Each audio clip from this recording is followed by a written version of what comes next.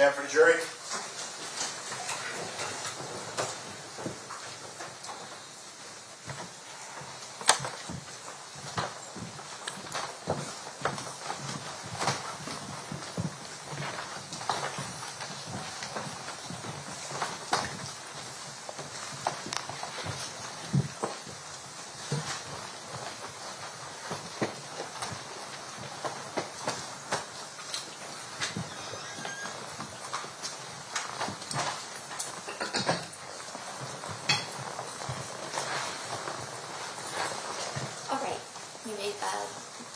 Did the party stipulate to the presence of the jury? Yes, Your Honor.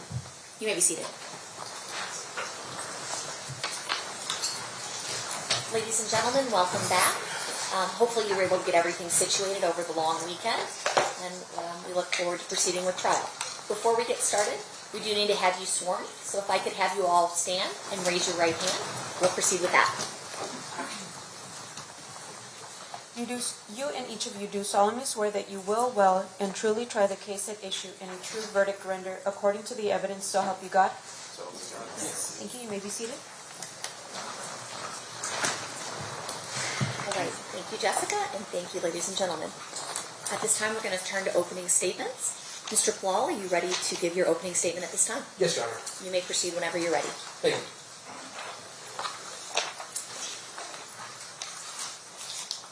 Good morning. On September 7th, 1996, Tupac Shakur came to Las Vegas to attend a Mike Tyson fight.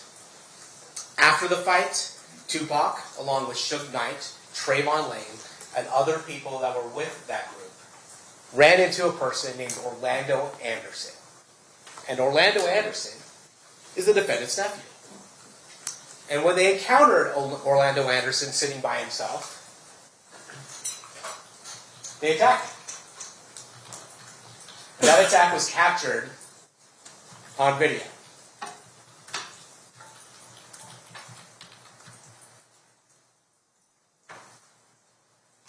Then, a few hours later, Tupac Shakur and Suge Knight drive down Flamingo Road to Club 662, where Tupac is scheduled to perform a concert.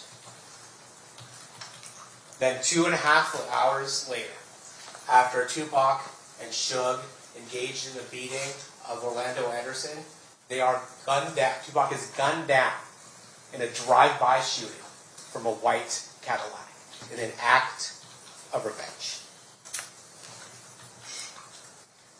During those 2.5 hours, you will learn that the defendant was escalating and planning the retribution for the beating of his beloved nephew. Now, let's be clear. Dwayne Davis did not pull the trigger. But what he did do was plan the retaliation for the beating of his nephew. You will learn that Dwayne Davis got the gun. You will learn that he got into a white Cadillac. You will learn when the opportunity presented itself for retribution, Dwayne Davis made sure that the shooters were armed and ready to execute their revenge. And remarkably, you will learn that from Dwayne Davis himself. But to understand what happened on September 7th, 1996, on the streets of Las Vegas, we need to go about 275 miles west to the city of Compton, California. What you'll learn is that Compton is about 10 square miles.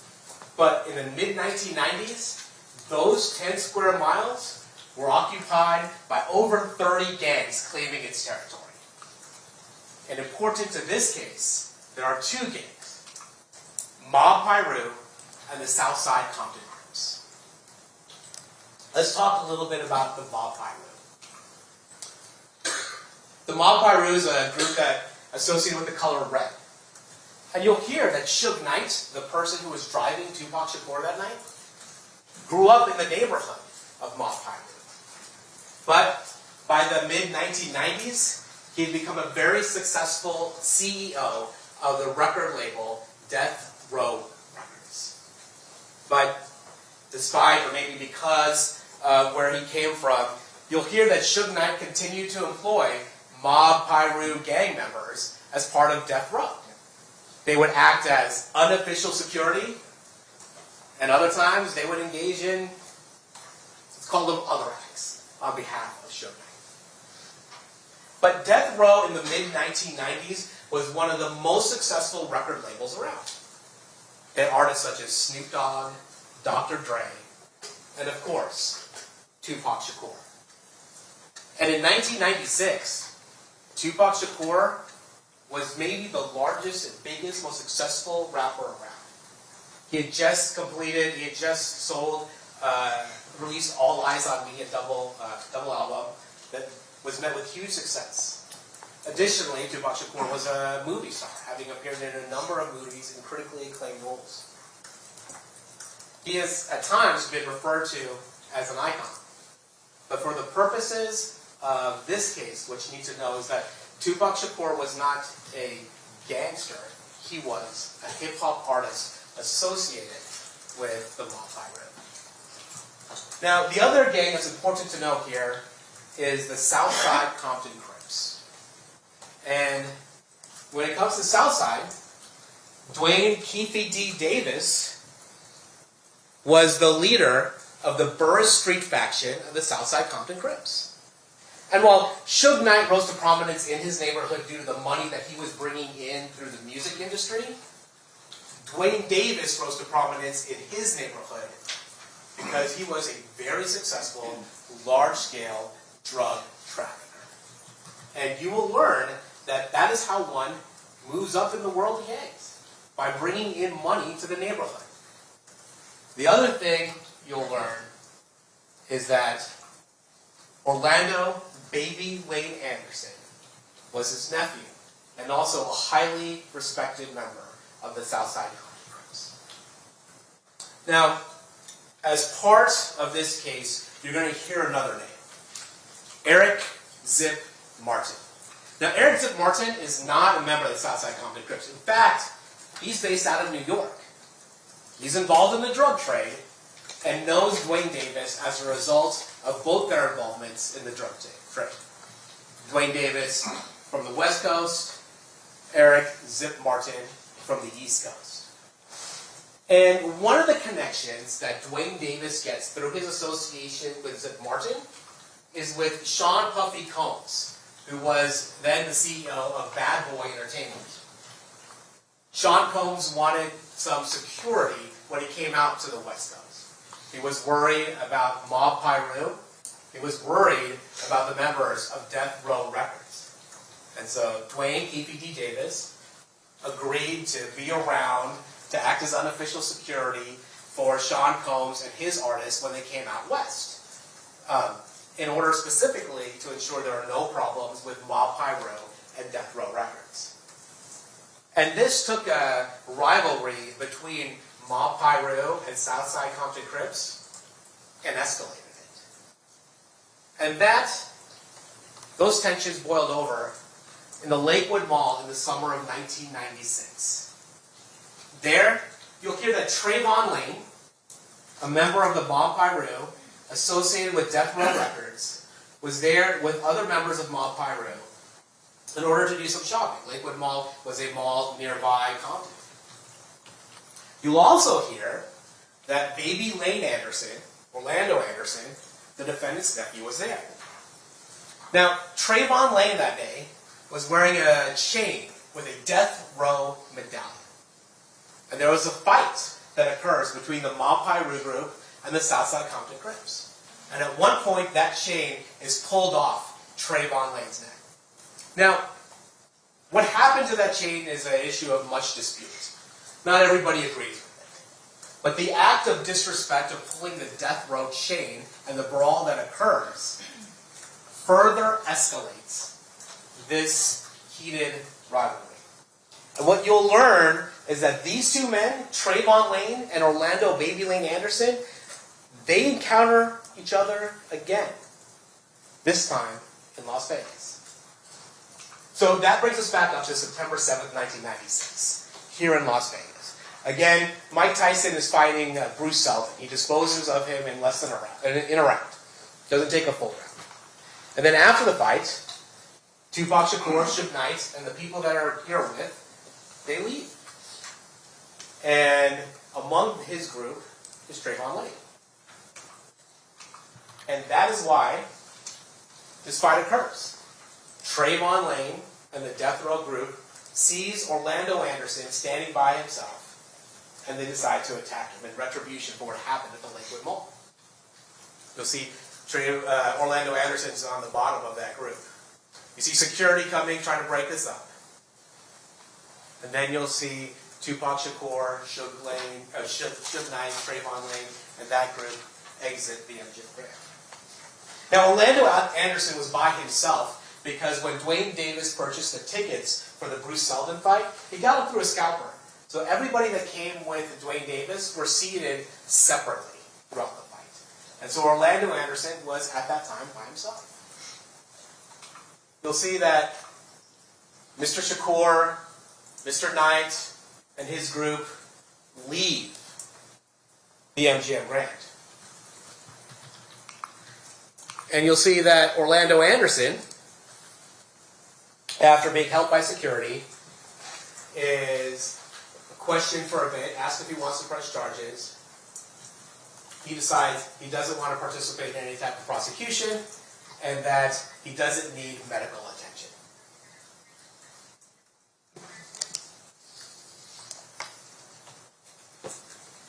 Dwayne Davis hears about this beating. And what you will hear is that in his world, there is no question that a response is required. And you will hear from Dwayne Davis what happens next. Because what happened over the next 2.5 hours is something Dwayne Davis would later describe himself in a secret 2008 interview from his attorney's office with the federal task force. And we'll talk about that interview and the circumstances surrounding that later. But we'll hear about what the next 2.5 hours was. So,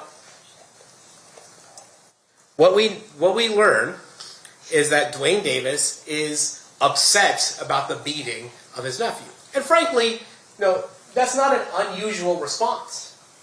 What's unusual is the next steps Dwayne Davis takes. Unusual for the normal person, maybe not unusual for in gang culture. Dwayne Davis decides he is going to organize a retaliation, that this beating cannot go unanswered. Then he runs into a person named Zip Martin. Remember the Zip Martin that was a connection with Bad Boy Entertainment from New York? And Zip Martin tells him that he has a gun and that he can come help him out. Well, okay, where do you go to? What do you tell Zip right then? You tell Zip, hey, we're going to go handle this shit or whatever? Yeah, like, if y'all want us to come, I'm like, you know what I'm going to do? They was they going to get 662 club. Who's saying that? Everybody. Everybody out there? Yeah, everybody. You want to come? Well, how do you know that Zip's got a gun? Does he tell you? It was in the lobby, I mean, in the lobby. I got one. Did you ask him? Do you have one? Or just tells you, hey, I got one? Yeah, that's when they asked me, we need some help. I got some things. I'm like, yeah, okay, cool. I don't know what he gave you. Yeah.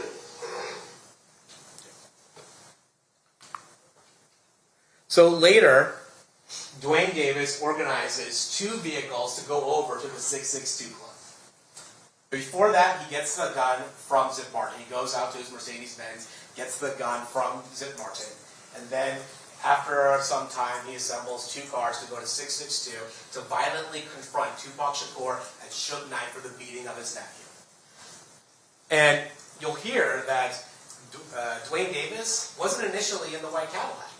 He goes into a van, and Orlando Baby Lane Anderson, they go in a white Cadillac, and they go to Club 662, waiting for Tupac Shakur, waiting for Suge Knight, waiting for this violent confrontation. And what you'll learn is that Tupac Shakur and Suge Knight don't show up while they're there. We went, I was in 626, they didn't show up. We waited about 15, 20 minutes, they didn't show up. So, it's like, let's go get some liquor. We stopped at the liquor store, So what you hear Dwayne Davis say is he got out of the van and goes into the Cadillac.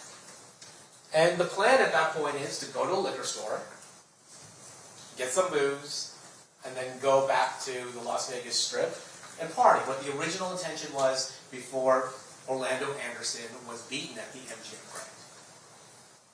But on the way back to the Las Vegas Strip, they see a caravan of cars. And that caravan included Tupac Shakur and Suge Knight.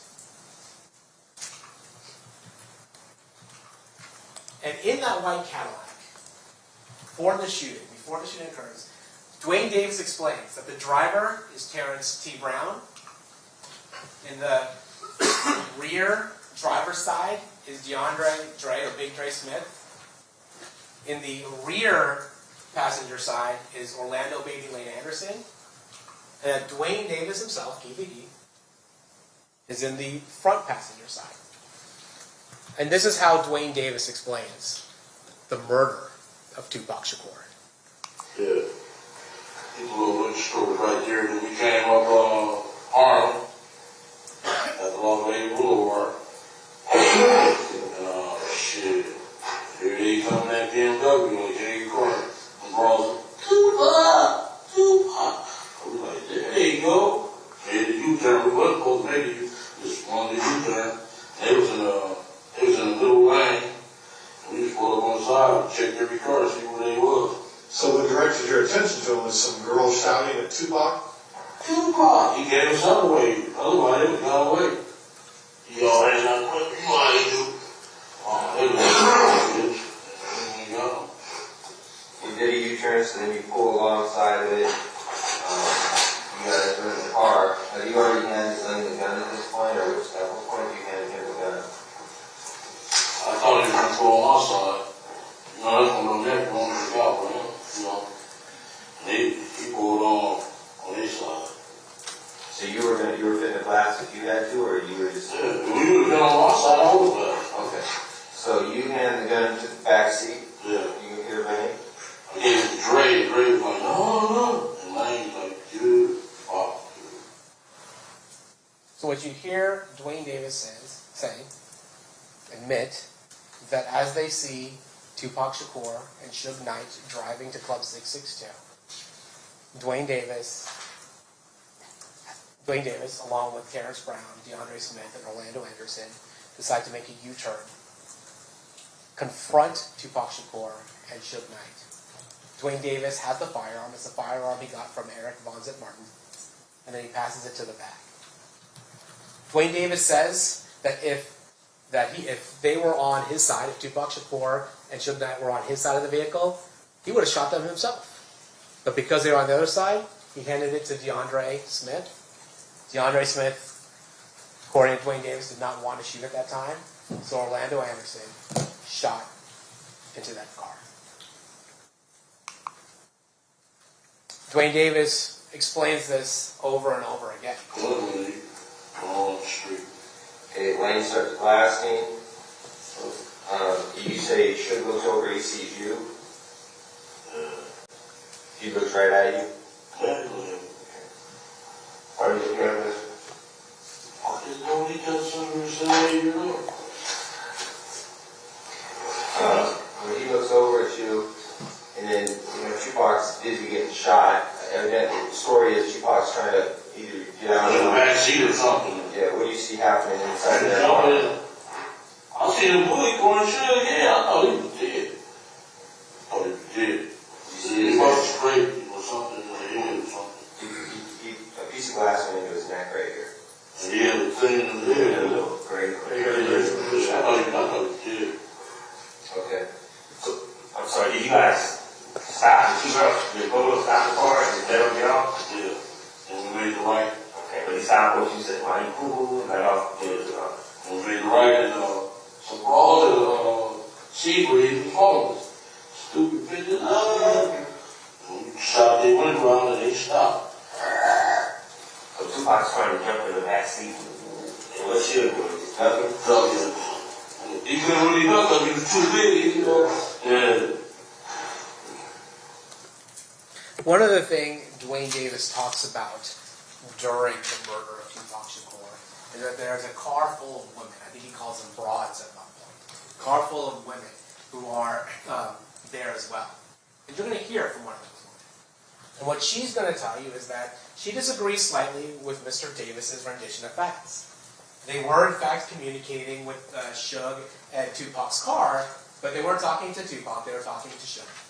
And what she says is she hears gunshots, she sees the white Cadillac flee, and then what Dwayne Davis interprets as them chasing her, she'll tell you is them just panicking and trying to get away. But she will say they inadvertently follow Dwayne Davis and the other people in the white car as they are fleeing. After Suge Knight and Tupac Shakur's vehicle is shot, Suge Knight makes a U-turn and heads back to the Las Vegas Strip. The car ultimately can go no further and stops. Police arrive, medical arrive, and you will hear that Suge Knight was grazed in the head and had some glass going in his neck. He ultimately survives those injuries and is released fairly quickly. You'll also hear that Tupac Shakur was shot multiple times, that he was brought to UMC, and that 6 days later, he succumbed to those injuries. And within 24 hours, the Cadillac and the assailants are back in Compton. They stay the night, and they drive right home as though nothing happened. But a war followed them back to Compton. Because while people were afraid to come forward to police, the police knew and the streets knew that Southside Compton Crips were responsible for this murder. And the war that follows at Compton is a bloody one. You'll hear that Mob Piru and Southside Crip members start shooting at each other. Within 10 days, 3 people are killed.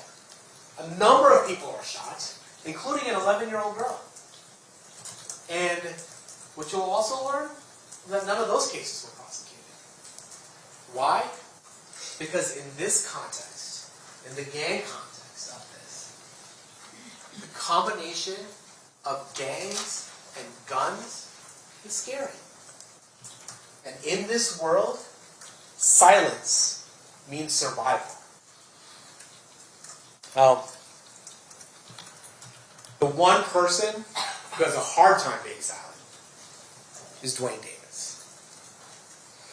You're going to hear from 1998 to 2023, Dwayne Davis has given a number of statements regarding this case. So, as early as 1998, Davis spoke to the FBI. He admitted he was in Las Vegas during Tupac's murder, but he denies being responsible.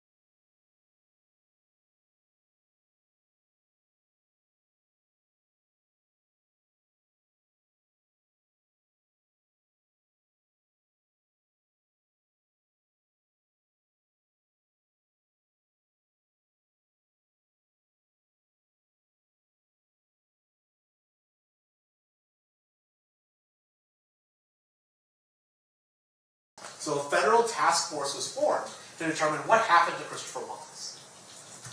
And the interesting thing about the murder of Christopher Wallace is that Christopher Wallace is killed leaving a party in LA. Also at that party Party? Dwayne Davis. Christopher Wallace there was a suspect vehicle that involved a Chevy SS Impala, and Dwayne Davis happened to own a Chevy SS Impala.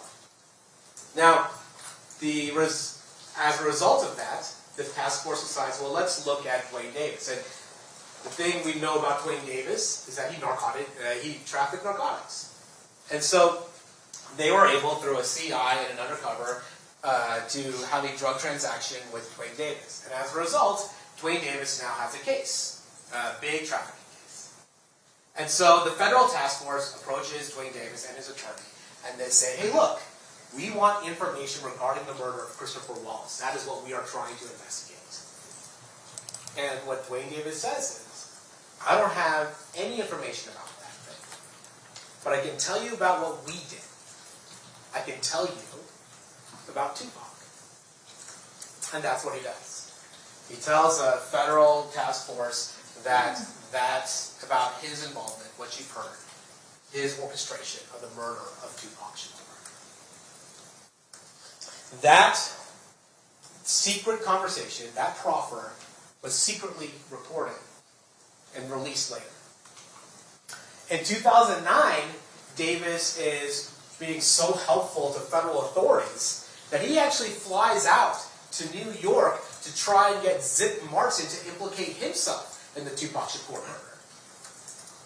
Zip Martin at that time was dying of cancer, was out of the game, and really did not engage with Dwayne Davis. In 2009, though, Dwayne Davis gives an interview to Las Vegas Metropolitan Police Department Detective Dan Long. Now, Dwayne Davis is more guarded in that interview. It is a different setting than the interview of 2008. It's not a secret proffer agreement. But Dwayne Davis does admit a number of things. That he was in Las Vegas, that he was mad about Orlando Anderson getting beat, that he was the boss, that he was in the white Cadillac, and that he procured the firearm that ultimately killed Tupac Shakur. Then, in 2011, the landscape changes. Because in 2011, Greg Kading, the guy who was leading the task force in 2008, the guy who organized the secret proffer between Dwayne Davis and the federal task force, he leaves law enforcement and decides he's going to publish a book about his investigation into Biggie Smalls, the guy who was killed 6 months after Tupac, and Tupac Shakur. And what he puts in the book is that Dwayne Davis confessed to the murder of Tupac Shakur. The book tells the story about Davis' admission, about himself, but it also tells the story of Dwayne Davis telling about his nephew's involvement in the murder, about Big Dre's involvement in the murder, about Terrence Brown's involvement in the murder. And this is a problem for Dwayne Davis, because that meeting was supposed to be secret. And now his cooperation with federal authorities is open to the world. Not only that, Greg Kading is now profiting off Dwayne Davis's life story.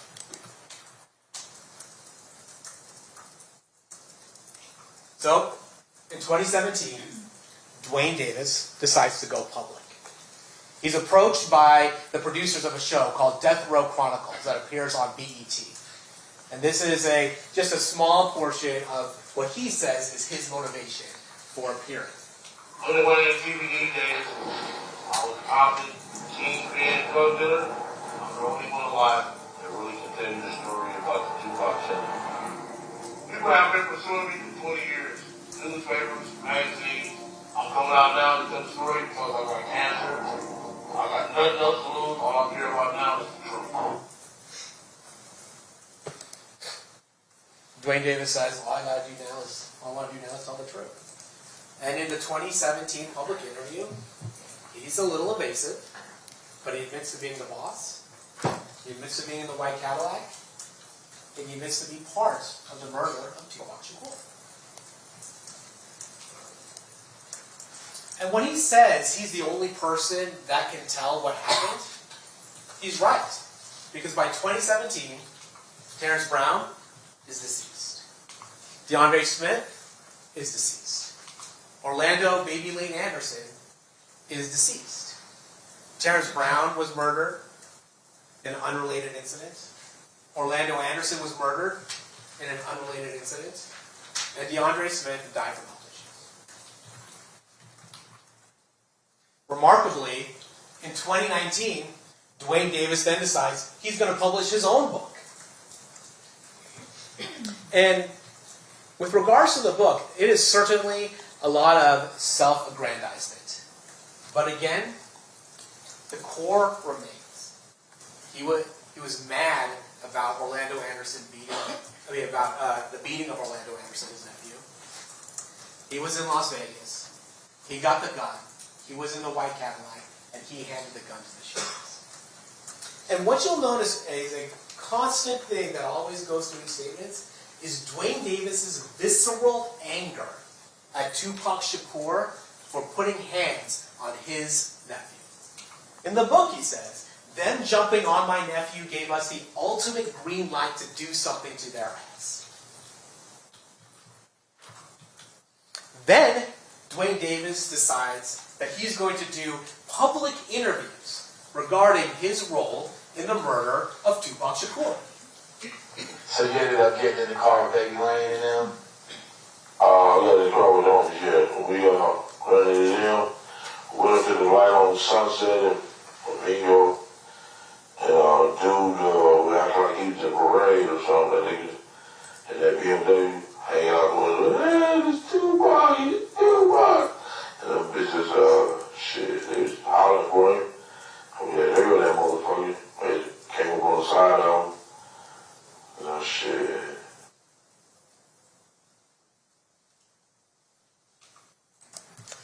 Davis's public admissions mirror his private life. He admits to being a leader of Southside Crips. He admits to the significance of the fight over the death row chain at the Lakewood Mall. He admits to being in Las Vegas the night of the fight. He admits to being angry that Tupac stomped Orlando Anderson at the MGM. He admits that he was hunting down Tupac and Suge, first going to 662. He admits that he got a Glock 40 from Eric Zip Martin for the purposes of hunting Tupac. He admits that he was in a white Cadillac with his gang members looking for Tupac.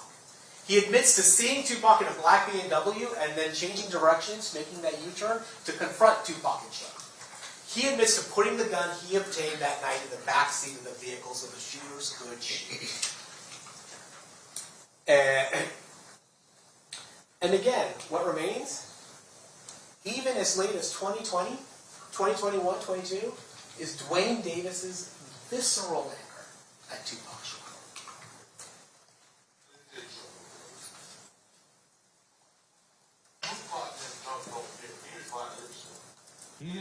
My nephew never jumped over fucking Tupac. Come on, man. Tupac was wrong with two motherfucking shoes. I mean, don't you think he was wrong? Honestly. Yeah, I think he could have, reacted in a better way. You listen, you don't think that man is wrong? He could have reacted in a better way, I guess. I'm talking, Vlad is his fucking biggest fan. He admitted that man is wrong, man. He was wrong, man, but that was only done out of loyalty, man. Okay, thank you. I appreciate that. He never jumped, my nephew didn't jump on him. He jumped on my nephew was a kid, man. My nephew was a fucking kid. He was a grown-ass man, so, you know what I'm saying? He was a fucking kid, dude. That's why he had on the channel. He's a fucking kid, dude. You know what I'm saying? They was wrong. My nephew never jumped on him. They jumped on my nephew. My nephew didn't throw a punch, man. Shit was wrong, dude. Jumped on the fucking kid, dude. And this anger is not just demonstrated publicly, but you will hear as recently as 2024, privately, in a conversation with his son, he talks about his feelings about Tupac Shakur, nearly 30 years after the murder. What I do is I'll way out in the morning, dude. So you stop drinking and put them on. Oh, we need to go back. You know what I'm saying? Fucking prick. You fucking ass.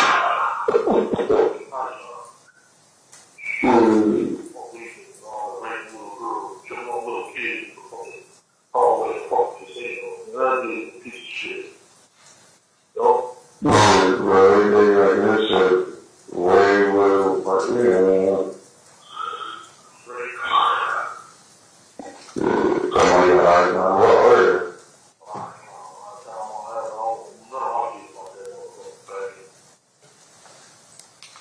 28 years later, that is the visceral anger that Dwayne Davis had for Tupac Shakur.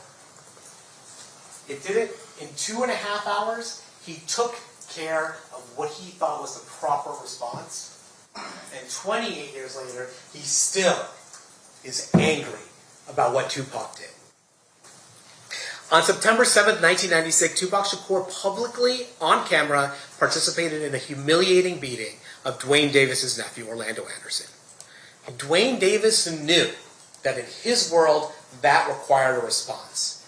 And over the years, in private interviews, in public statements, and even in private calls, Dwayne Davis has repeatedly told us, over and over again, about the anger he felt and his own role in the revenge drive-by shooting of Tupac Shakur. And now, nearly 30 years later, we're going to ask you to finally hold Dwayne Davis accountable. Thank you.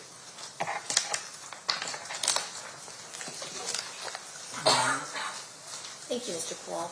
Mr. Stamps, do you wish to give your opening statement at this time? Yes, Your Honor.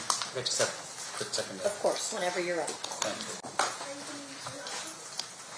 Yeah. I think this is the HDMI cable.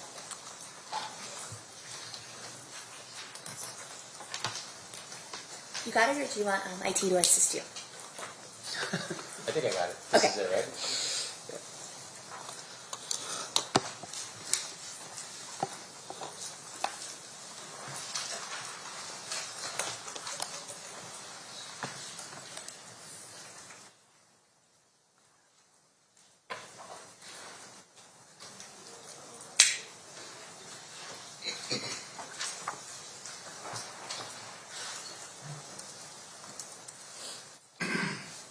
Whenever you're ready. Thank you, Your Honor.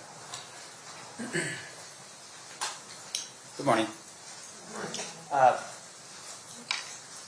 We spent a lot of time, I think, when we were picking a jury to determine who would be the right jurors for a case like this.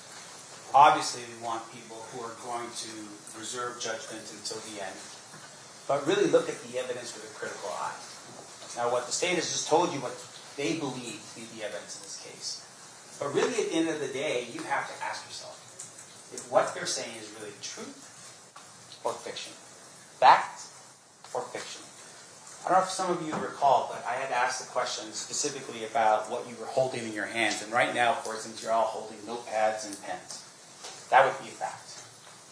Right? And in this case, for instance, I had asked before about the idea of, I can just do this right, microphone.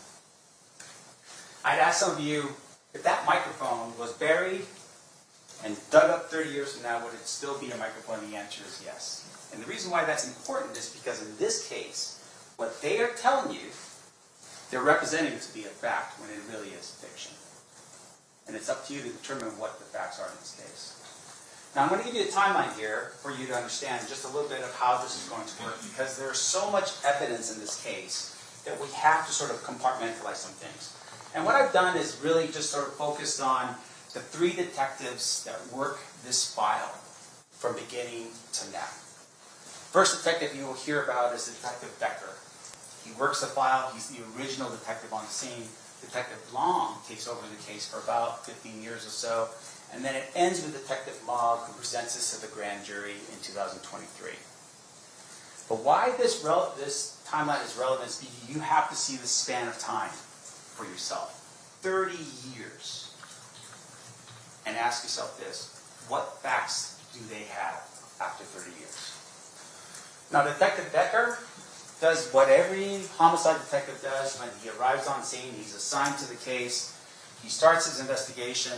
At that particular time, though, Tupac Shakur was not dead. He was critically injured. He was at UMC. And it isn't until 6 days later that he passes away. But Detective Becker starts his initial investigation because it's pretty serious. And as a result, he just takes over the investigation. What he will testify to is that Flamingo and Coble on a Saturday night in the middle of a fight between Mike Tyson and Bruce Seldon, it was very busy when he arrived. And he arrived at a time where he was able to determine cartridge casings, 40 caliber, that was found at the scene. That's another fact for you. But at some point they're going to learn, he learns that potentially it was a Glock 40 that was the actual firearm that was used in this case. And then when crime scene analysts arrive on scene, they document the evidence. And they document the cars. That will be important, and you'll determine at some point why the cars are documented. And with regard to Detective Becker, what he'll tell you is police officers write reports. Critical. Hugely important. Why? Because at some point in the future, like in this case 30 years later, Detective Becker will not remember details like he would if he had what? His report in front of him. And that's going to be important for you to consider in this case. Now, what Detective Becker does, though, is because of the outcry, the attention, the media focus on this case, he took his file and he secured it in his office under lock and key. Because he was worried about leaks in Metro, leaking information out to the public, because so many people wanted to know answers to the question as to what happened and who did this to Tupac Shakur. Now, what you're going to find is, when Detective Becker testifies in this case, that a lot of his reports are now missing. They're gone.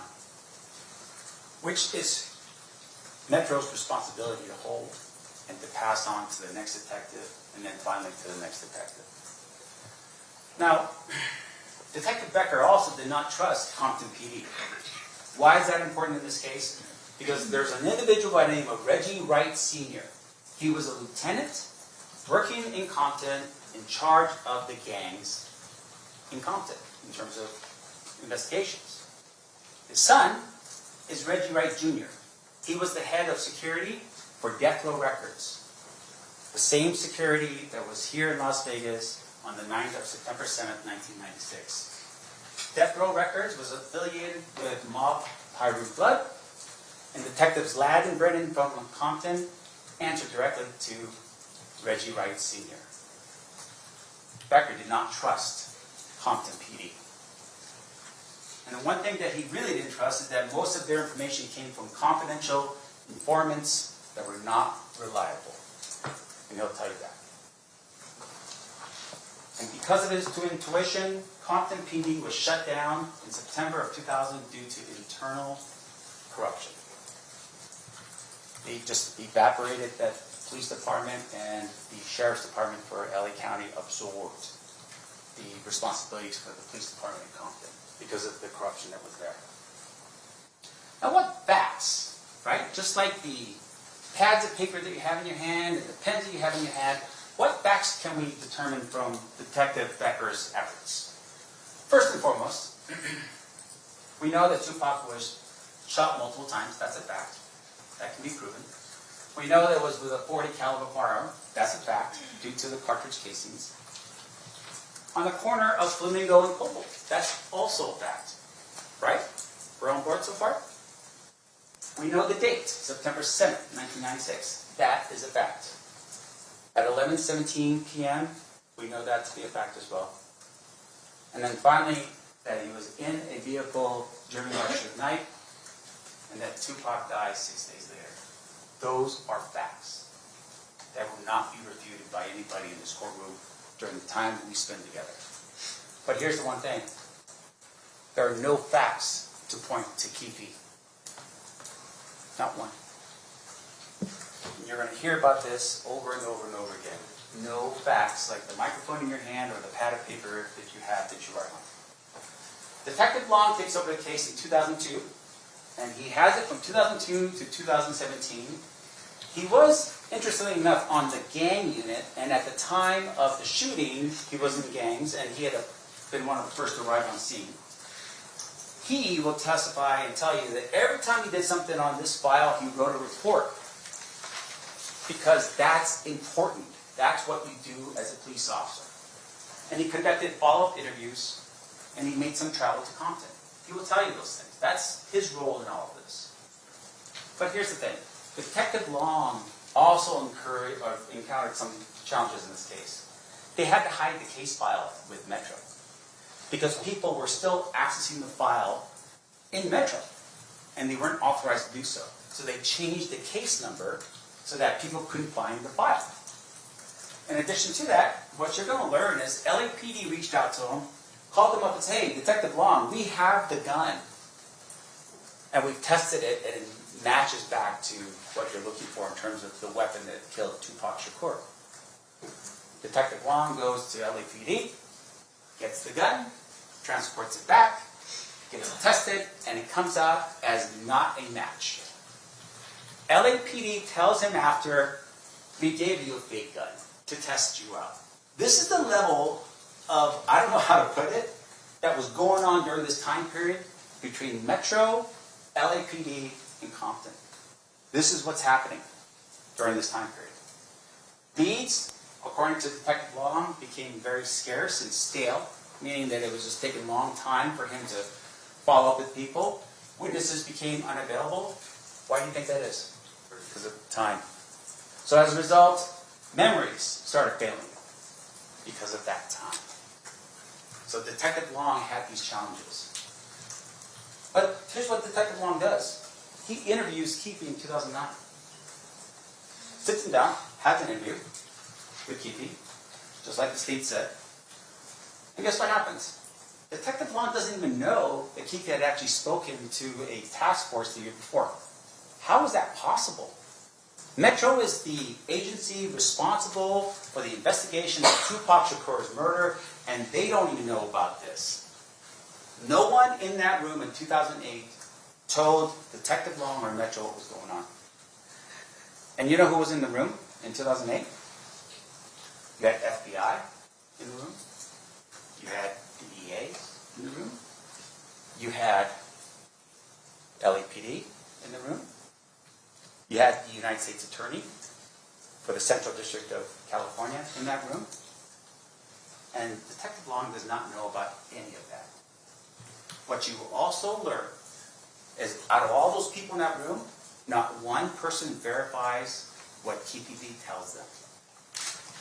That the FBI, the gold standard of investigation in our country, did not go out and follow up on what was said. Now, one of the things the state showed you was a picture of a car and indicated there was 4 individuals in that car. And he tell you that at some point, 3 of those individuals are dead and Keepe's the only one that's remaining. But at the time that he gives his statement to the task force in 2008, there's another individual that's still alive. They never interviewed that individual to verify if that information was true. Why not? Because the FBI just fell asleep? That the LAPD just didn't care? Keefe was never charged for any of what he said during that time period. And it's because they knew he was full of crap. Otherwise they would have. Why wouldn't they? When Detective Long comes back to Las Vegas, he goes and he talks it over with the Clark County District Attorney's Office. And you know what happened then? They didn't charge the case either. In 2009. Ask yourself the reason why that is. Is it because they just didn't care about Tupac Shakur or his life? Or is it because they looked into it and realized, we can't verify this information, we don't believe this to be true? Why would the Clark County District Attorney's Office not charge it in 2009? Now, what facts do we get out of Detective Long based upon what he did for those 15 years? We don't have any facts. Outside of statements made, allegedly by KPD and other people, we don't have anything to verify any of that information. Not one single thing to corroborate the statements made by that man in 2008 or 2009. Not only by Metro, but by the FBI, by LAPD, by the DEA, by the United States Attorney's Office. No one corroborates any of this. So, 2017 comes along, and in entity called the Center of Investigative Reporting, they file what's called a FOIA request with Metro. And what that means is, FOIA is the Freedom of Information Act. It allows or requires government agencies to give up information if you ask for it. That's the goal, is to be transparent. And people wanted to know what was going on with the murder files. This is 2017. This is years after any of the statements that were made and anything else. Where's the investigation? What's going on? Well, Metro said, no, we're not going to give it to you. So in 2018, the Center turns around and files a lawsuit against Metro to force them to give them the file, to show them what work had you been doing over, at that particular point, I don't know, what's that, 20 years? That's when Detective Mogg enters the picture. What you will learn is that Detective Mogg basically says, I'm here just to close out the case. He's not here to solve the mystery of who killed Tupac. So with everything you have in front of you, that you're now hearing for the first time in terms of the statements that were made in 2008, 1998, 1990, whatever, Detective Mogg comes along and says, I'm just here to close out the case. That's his role. And what you're going to learn is, Detective Mogg received a copy of what's called the Death Row Chronicles in 2018.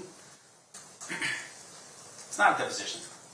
It's not testimony under oath. It's edited, and it's done for instrument purposes. He receives a copy of it. You know what happens when he receives that copy of the interviews that the state has basically shown you in this case? No charges filed. Why? So, Keefe writes a book, allegedly. Right? Allegedly, he writes this book called Contradictory Legend in 2019. You know what happened with the book? Right? Even he confesses to it. What you find is, no charges filed. What is going on? District Attorney's Office doesn't want to charge the case. No charges filed when the interview happens. No charges are filed when the book is written. What is going on? 5 years goes by. And nothing is going on with the case. But Detective Mogg says he's closing it out. Detective Mogg turns around and applies for what's called a search warrant. Now what a search warrant is that in July of 2023, around that time period, a search warrant requires a police officer to get permission from a judge to basically violate the sanctity and privacy of your home. Right? There's got to be legal reasons for it. He's got to go through that process, and he's got to ask permission from a judge in order for him to get that. And what he does in that search warrant application is he assures the judge, hey, what we are looking for is in the home. The thing that's going to help us solve this crime, who killed Tupac, is in the home. And he signs an affidavit, and that's important. I want you to remember this. He signs an affidavit attesting to what he's saying to this judge to be true and correct. What he says is, I think we have evidence in Keefe D's home that will solve the murder of Tupac. So up until this point, they've got all these statements. They can't be corroborated. So now they're saying, we have evidence in this home that we think probably is in the home. And as a result, we're going to find this evidence. It's going to help us solve this case. What I'm going to tell you right now is they don't find it. And in the meantime, Detective Mogg retires. He now becomes Mr. Mogg. And Mr. Mogg goes to the grand jury. And in the grand jury, it's a secret proceeding. We're not there. But the defense, isn't sitting like we are here. It's just the prosecutors. There's a panel of people called the grand jurors. And you have people come up and they testify under oath. And there's really no way for the defense to challenge any of it because it's done in secret. We don't really know about it. But in this particular case, Mr. Mogg is sworn to testify truthfully. And you know what Mr. Mogg does? He just reads pages of the book into the record. He doesn't do any more in terms of an investigation than read pages of a book into the record. He never documents in any of his efforts any verification of the book before he reads it into the record. He walks up, gets on the stand, and reads the book as if it's the gospel truth. And that's what he does. He treats that book like it's fact. Now, what you're going to find out about Mr. Mogg is that he never wrote a report. So when he took over the case in 2017, all the way up until when he retired in 2023 and was in front of the grand jury, he never wrote a report. Not one time. Not like Detective Becker, and not like Detective Long, and not like any other police officer who does their job. This man never writes a report. In fact, what happens is he transitions, right? He's a Metro detective, he retires, and then he gets a job working as an independent contractor for the district attorney's office as an investigator. And as an investigator, he doesn't have any police power. He continues to work as a lead detective on this case. Even though the procedure is you hand your file and your officer's report to the next detective in line. That's how this works. But he keeps the file for himself and he starts billing against the file after he retires as a detective with Metro. Because now he's an independent contractor. That's important to know. Why is that important? Because what the evidence is going to show you is that he backloaded his work. And when he finally writes a report, it's not an officer's report, it's an investigative report that spans from 2018 to current, and we just received it about 5 weeks ago. The importance of capturing everything you do, the accuracy that you would need to be able to be in court on a murder case, not some type of college paper that you forgot to do and then the last second just put something together and, get it out the door.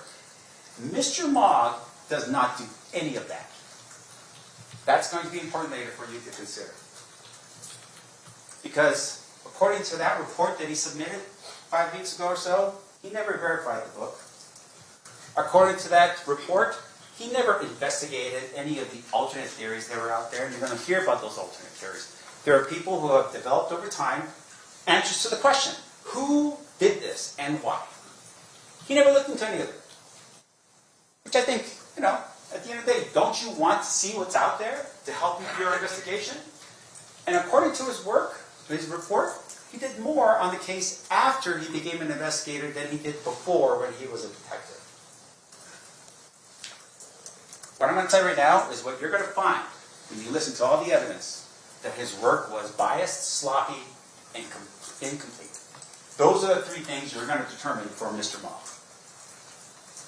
Now, because of the fact that in terms of the evidence itself, he doesn't have much, the state's going to lean pretty heavily on their witnesses. And I'm going to give you a sampling of the type of people you're going to run across in this trial based upon their witness list in this case.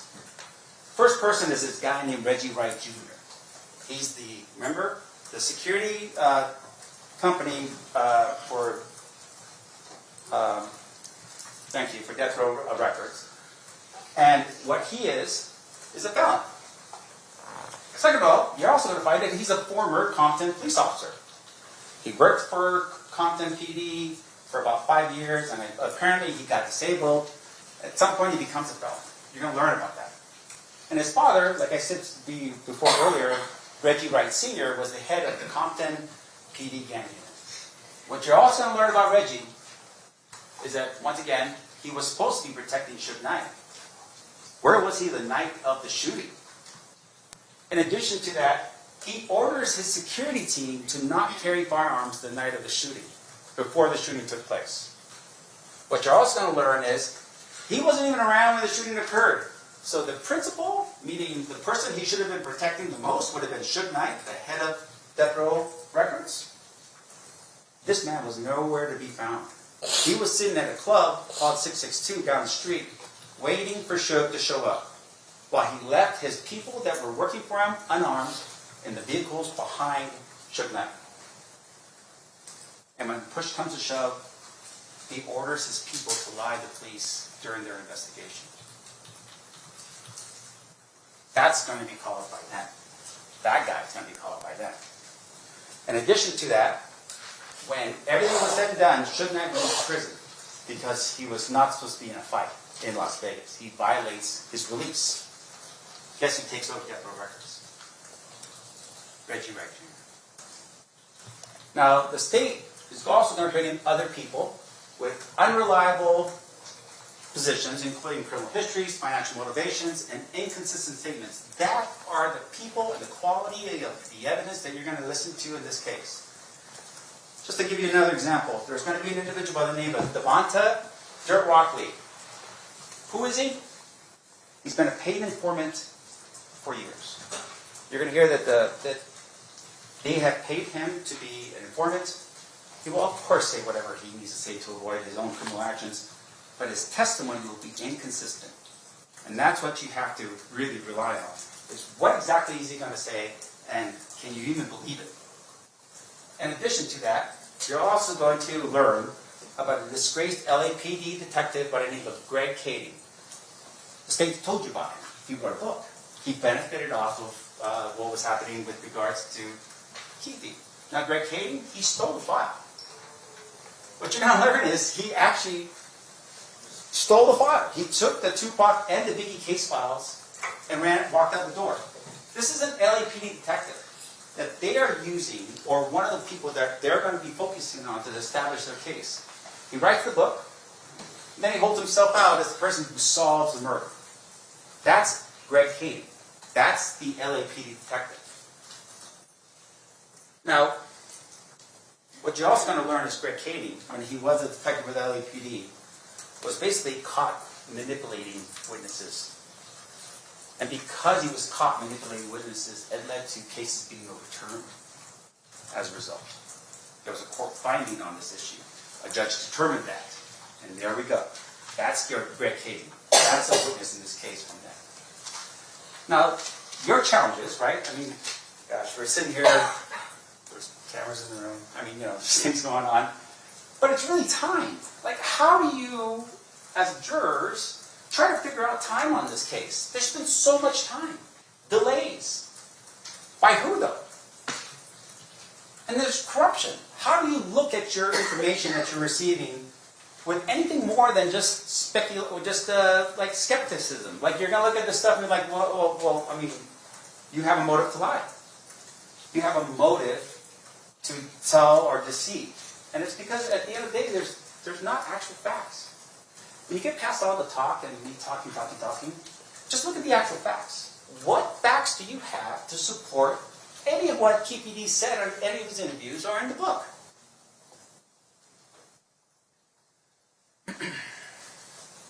When you look at this relevant timeline again, and you see the length of time, ask yourself, what facts do they have to even put KPD in a car in Las Vegas on September 7th, 1996? What facts? When you look at the video that happened at the MGM, look for them. Try to find them in there. Try to find any of the other individuals. Remember, he said there's 3 individuals in the car with him and Orlando Anderson. Orlando's in the video because he's getting beat up.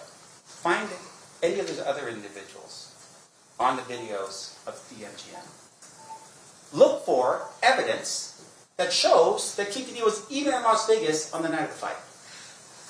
Receipts, credit cards, a picture of him standing next to somebody else, maybe watching the fight from another casino. Something. Give me something. In the book, you're going to learn that KPD says that he was at the fight. He was sitting on the second row. He was sitting with all the celebrities, and he's dressed in his finest gear. There's not one iota of proof that he was ever at that fight. But you know who does show an iota of proof that he was at the fight? Suge Knight. Suge Knight was raided, and at some point, there is a ticket stub to that fight, the Tyson versus Selden fight with Suge Knight's possession. Because he went to the fight. And you would think, a fight like this, you want to show everyone that you were at the fight. There's no evidence at all that man was even at the fight. When we look at fact versus fiction, really at the end of the day, what you're going to hear from witnesses that will testify to this is that KPD was known to do this. That's the testimony you're going to hear in this case. That's what you're going to hear about that man right there. And so you have to ask yourself the question, if I just say things, is that going to end up being one of those things where I'm going to be hemmed up for a murder if I just keep repeating a fiction? I keep repeating that? The answer is no. You have to corroborate everything I say in order for it to be true. Otherwise, it's just that. Or fiction. And at the end of all of the time we spend together, what you're going to find is that the state cannot prove to you beyond reasonable doubt the claim that Keefe had anything to do with a first-degree murder with use of deadly weapon. There's no facts to that matter. Thank you. Thank you, Mr. Sandford. State, at this time, are you prepared to proceed with your case in chief, or did you need a brief break? Just need a break to bring the evidence in, so maybe give the jury a few minutes. Sure, we can do that. All right, ladies and gentlemen, at this time, we are going to take a 15-minute break.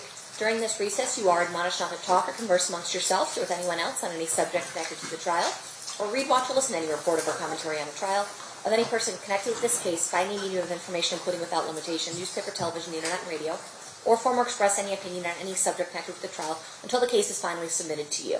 We'll have you guys back here at 11 a.m. Please rise for the jury.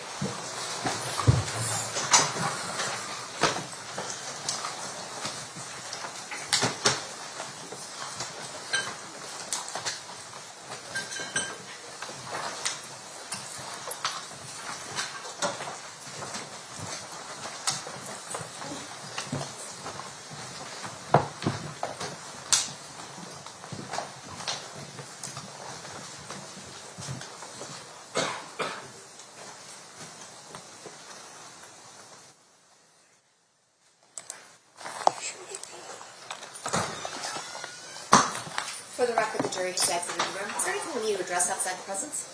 No, Your Honor. Okay, you guys are just going to work on marking those exhibits so it goes a little smoother? I was going to bring the box in. We've already given our list and marked, and then I just need to grab the exhibits for the witnesses tonight. Sounds good. All right.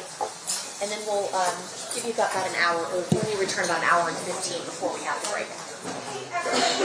We're still on the record, so everybody still needs to remain quiet. I have to stop at 12:15. No, I'm just saying, we may be done before 12. Oh, God. Okay. Please, Mark. We'll be in business.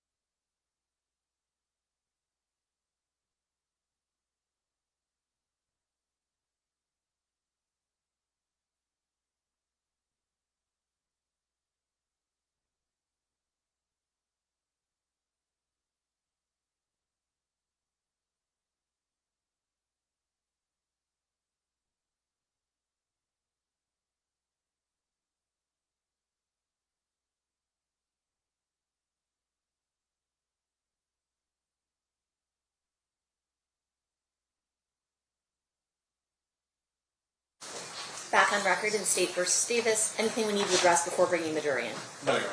All right, let's bring them in.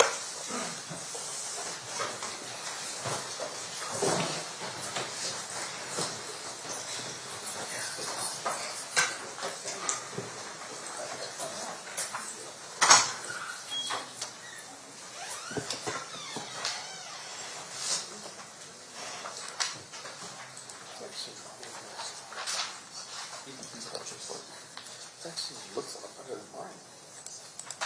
So this is Rufino's. Oh, no, that's not good. Yeah, you don't want, do you want Rufino's? No. Just that one. This one? Yeah. Okay. Thank you. Yeah. And that's Rufino's over there, slowly off there, which is why the cops are next to the garage. Gotcha. It's the same person building it. No, it's Rufino in the corner. Dan Ford, Dick Rufino. Oh, okay. Different guy. The handwriting on them. Yeah, well, I guess maybe they get taught how to do that. Yeah, it's like almost a test. Yeah, see, that's Rufino. Architect. All right. He goes out and processes the stolen Dodge Caravan. I see. Thank you. Hey, 30 years later, we'll figure out the facts. Don't worry. We'll get there. As long as they're fast. What are facts? What are really facts? What are really facts? Have a jury?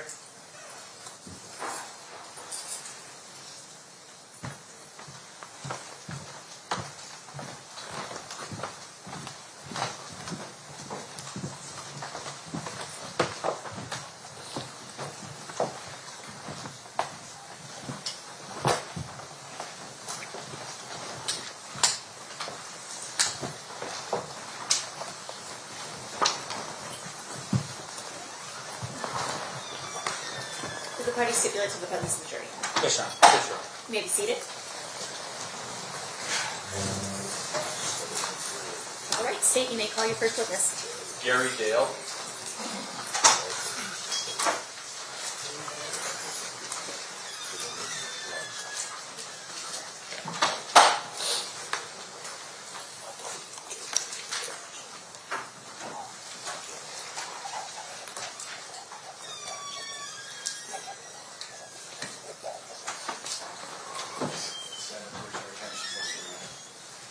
You do solemnly swear the testimony you're about to give in this action shall be the truth, the whole truth, and nothing but the truth, so help you God? Yes, I do. You may be seated. Thank you. May I please have you state and spell your first and last name for the record? First name is Gary, Garry. Last name is Dale, Dale. Thank you, sir. Whenever you're ready, Mr. Giacomo, you may proceed. Thank you. Sir, back in September of 1996, how were you employed? I was working for the Las Vegas Metropolitan Police Department at that time. And how long did you wind up working for Metro? 25 years total. On September 7th of 1996, what was your assignment? I was assigned to a bike team on bicycles on the Strip, Las Vegas Strip area. Is the uniform similar to the ones they have today where you're wearing the yellow shirts or were you wearing something different? Yellow shirts and black pants. Direct your attention to right around 11 p.m. What part of the Strip were you working? I was working the little bit further south end, south of Flamingo. Did you have a partner? Yes, I did. What was his name? Richard Golgart. While you were working on that area of the Strip, did you cause there to be some sort of car stop of a vehicle? Yes, sir, I did. And what was the purpose of stopping this vehicle? I initiated a car stop on a black BMW that had no license plates. May I approach the judge? You may. First, I'm going to show you what's been marked in State's Proposed Exhibits 1 and 2. Now, there's some obvious markings on here, but these appear to be two aerials of the Las Vegas Valley from, well, generally around the time period of the 2096 area. Yes, sir. Accurately reflect kind of the locations that they're describing on there. Flamingo, Harmon. Yes. Move to admit 1 and 2, Judge. Any objection? No objection, Your Honor. So admitted. You may publish. I'm going to start with exhibit number 1. And right next to you, don't click it, but there is a mouse that you can roll around with a pointer. Can you generally tell me where this car stop occurred?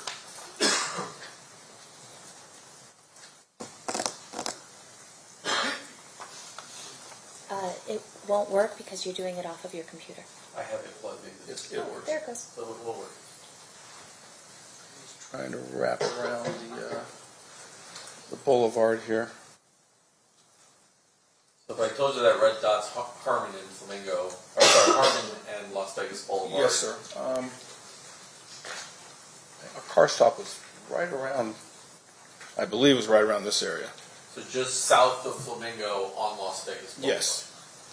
When you approached the vehicle, did you recognize the occupants? No, I did not.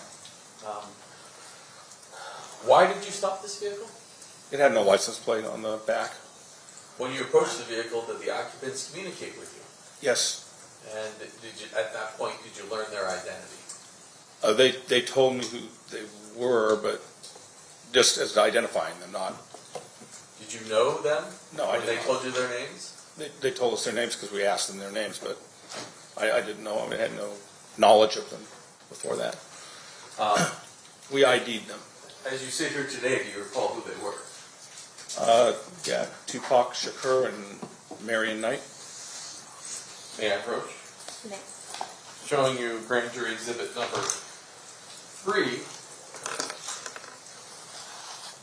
Is that how the two of them appeared to look that evening when you approached them? Yes. In particular, Mr. Shakur is wearing, or has on, a very large gold necklace. Yes. Did you talk to him about that necklace? Yeah, we talked to him for a few minutes out there, and I just remarked to him, "Wow, man, that's a huge piece of gold," or something like that he had around his neck. Would you describe your interaction with them as congenial? Yes. Okay. Did you ask them about the license plate, why their vehicle had no license plate? Yes, I did. And what was the response? They stated that they were filming a video, so they had taken the license plate off because they were filming a video going up and down the strip. Move to admit 3, Judge. Any objection? I'm sorry. No objection, Your Honor. So admitted, you may publish. And this large gold medallion is what we're talking about, correct? Yes, sir. How did that interaction with Mr. Knight and Mr. Shakur end? We told them that they were going to have to put the plate back on their car, and we warned them and released them.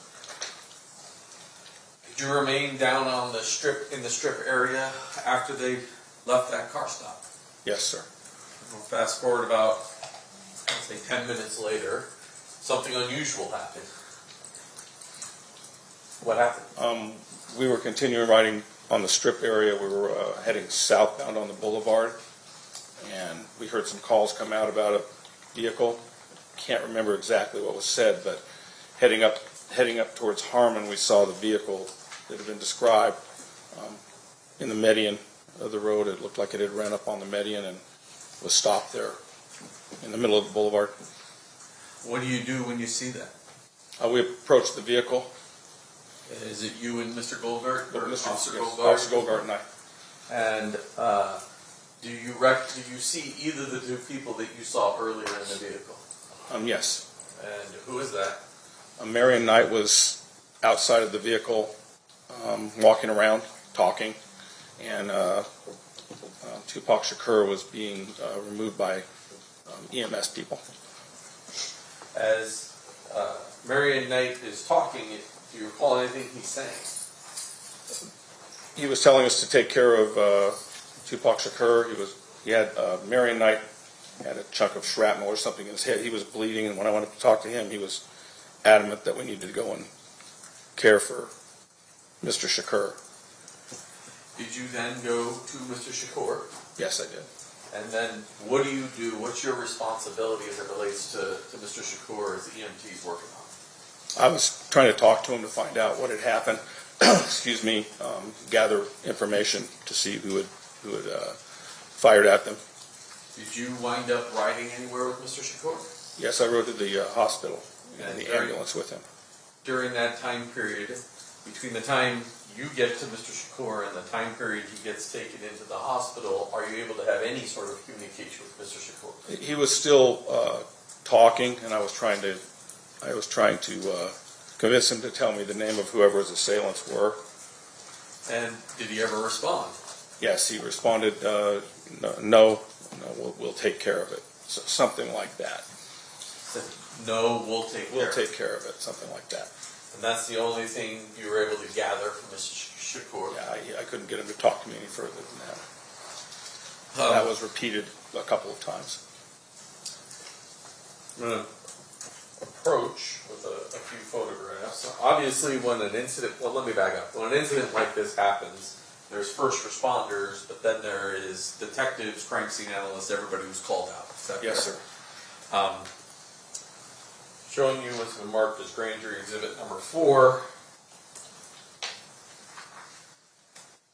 You recognize the individual who appears to be inside that vehicle at that time. Dan Ford. Do you know what he did for Metro? At the time, he was a detective. I was not there when that photograph was taken. But at the time, he was a detective. I'm not sure what he was, homicide or general assignment or Could he be a crime scene analyst? crime scene analyst, CSI. And then I'm just going to show you a few other pictures of the vehicle itself. Showing you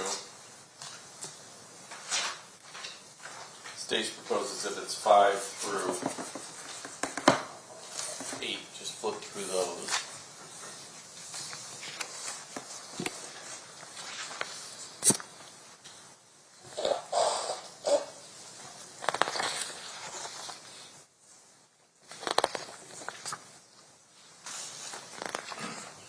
Okay.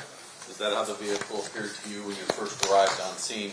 Obviously without people in it. Right, on the scene of the, where it stopped in the middle of Harmon Boulevard. Move to admit 5 through 8. Any objection, Mr. Stamp? No objection, Your Honor. So admitted, you may publish. And then finally, while you were at UMC, did you collect some personal items off Mr. Shakur? Yes. I'm showing you what's been marked as state's proposed exhibit number 33. Do you recognize that? Yes. What is it? That's the objects I removed from Tupac Shakur. I impounded those into evidence. There should be a property report for those. Let's talk about that large gold chain we see in that photograph right there.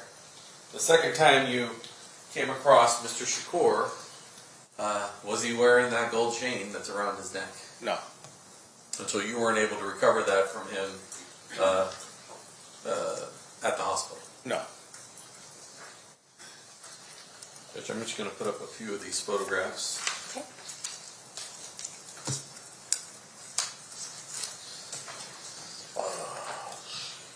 My clerk's letting me know that 4 was not admitted. Move to admit 4. Any objection, Mr. Stamp? No objection, Your Honor. So admitted. Showing you 4. That's Mr. Ford appearing like he's inside that vehicle. Okay. 5.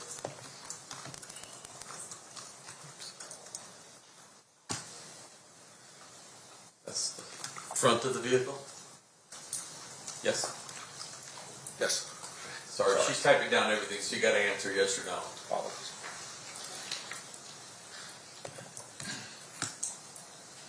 That's the rear of the vehicle without the license plate still. Yes.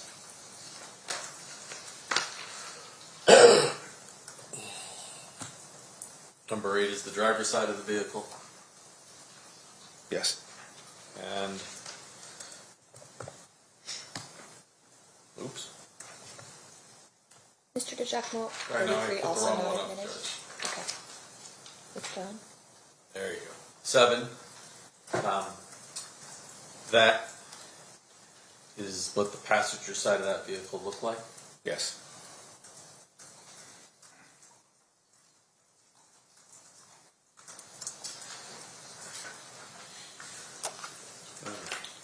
finally for you, 33.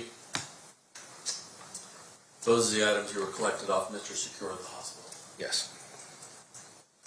Judge, Mr. Samt has requested, and I've agreed, to also offer Dan Ford's CSA report, as Mr. Ford is not physically capable of coming to court to testify. So that'll be admitted via stipulation? Yes. What exhibit did you want it to be? I guess we could just make it next in order, which I believe is 143. All right, that'll be admitted via stipulation as 143. Thank you, Your Honor. No problem. I think 33 has been worked on. They have not been pointed out. And based upon that agreement, This is 33? 33 is also not admitted. move to admit 33. Any objection? No objection here. So admitted. And based on that agreement that we've reached with Mr. Samt, I believe he has no objection to the rest of Mr. Ford's crime scene photographs at this particular scene, which is State's Proposed Exhibits 9 through 32. That is correct, Your Honor. All right, 9 through 32 will be admitted via stipulation. You may publish. I'll pass the witness. Okay.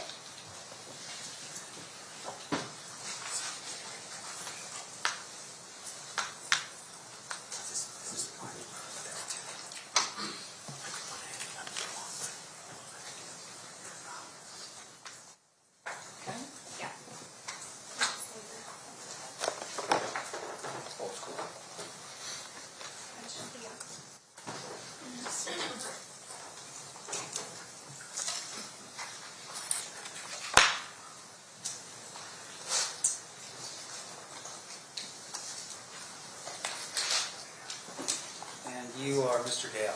Yes. Well, welcome back to the courtroom. Thanks.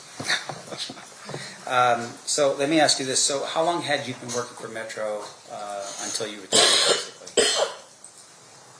Like 13 years? I see. And at the time when you were on the bicycle on September 7th, 1996, how long had you been working for Metro at that point? Yeah, I thought that's what you asked to begin with. Oh. I started in '83, so it would have been, right around 13 years. I see. And obviously, when you are first a police officer, you go through an academy before you become an actual police officer. Yes, sir.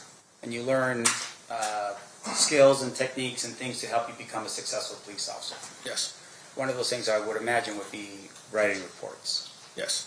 Now, fair to say, though, in this particular case, what you had seen, or what you had done was basically you saw a license plate that wasn't on a vehicle, you stopped them, you asked for their ID, and at some point you just allowed them to continue on their way. Yes. So there was no need to write a report about that. No. Okay. Did you write a report and with regards to that stop? No. Okay. Now, when you were present at the scene and you saw the vehicle stop, do you know of any other vehicles were behind it? No, I did not see any other vehicles behind it, so I don't know. So there wasn't like a caravan or a line of vehicles behind the black BMW when you stopped the BMW? No. Can you describe for us a little bit about what the area was like on the night of September 7th, 1996?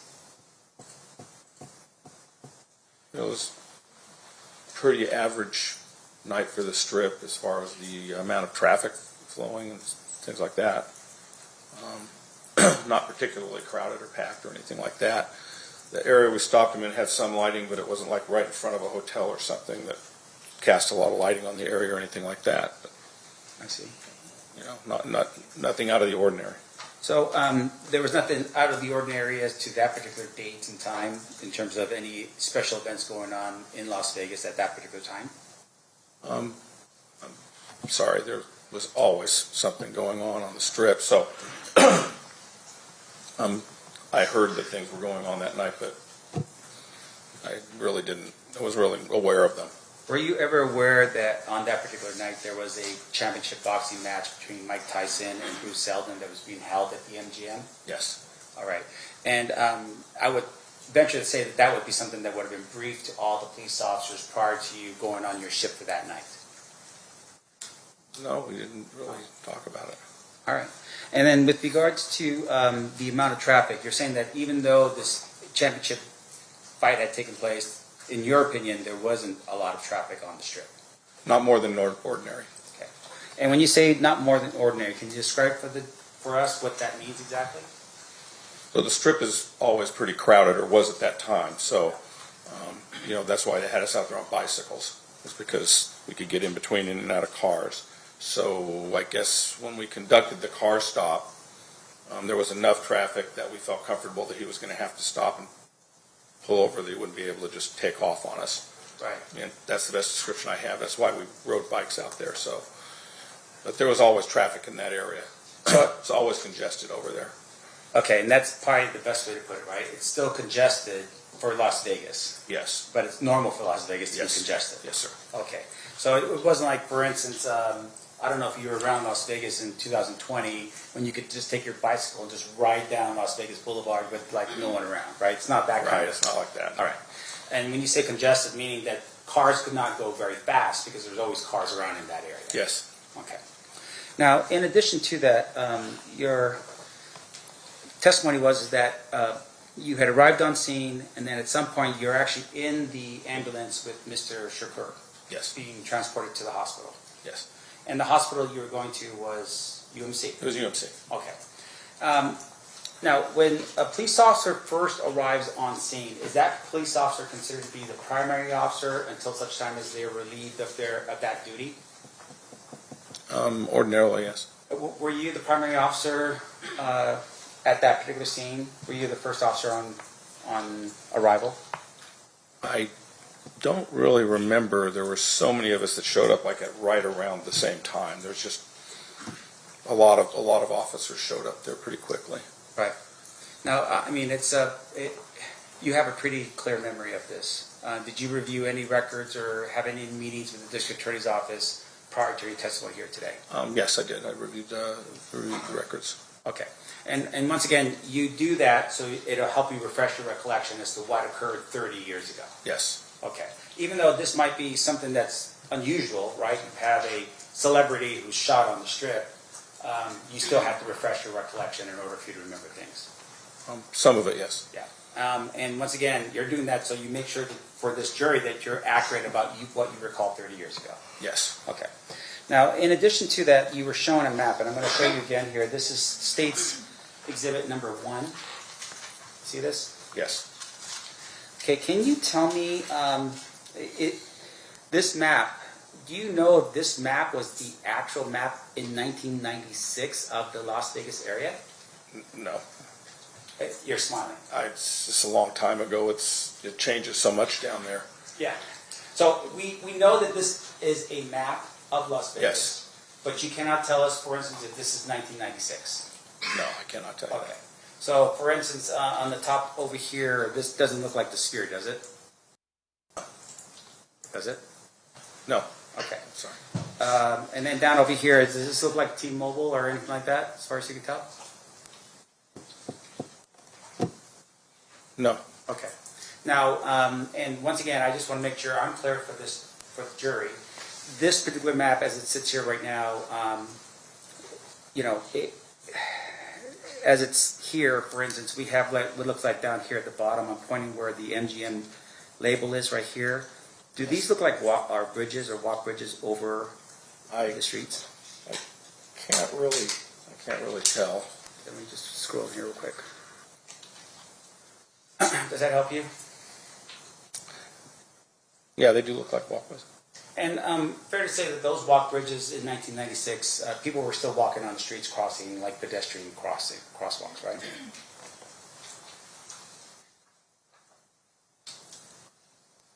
I'm trying to recall. I couldn't honestly recall. Yeah, I remember them taking the crosswalks out and putting those walkways in. Right. I remember when they did that, but I don't remember the year they did it. And once again, I'm not trying to. It's not a catch-a moment. No, I'm I not trying understand. to get you Yeah, I trouble. understand what you're saying. I don't want to say something that I can't be sure of, but I remember when I was down there working, they no longer allowed traffic to cross on foot across the strip because of all of the accidents that we had. So they put those walkways in when I was still working. Right.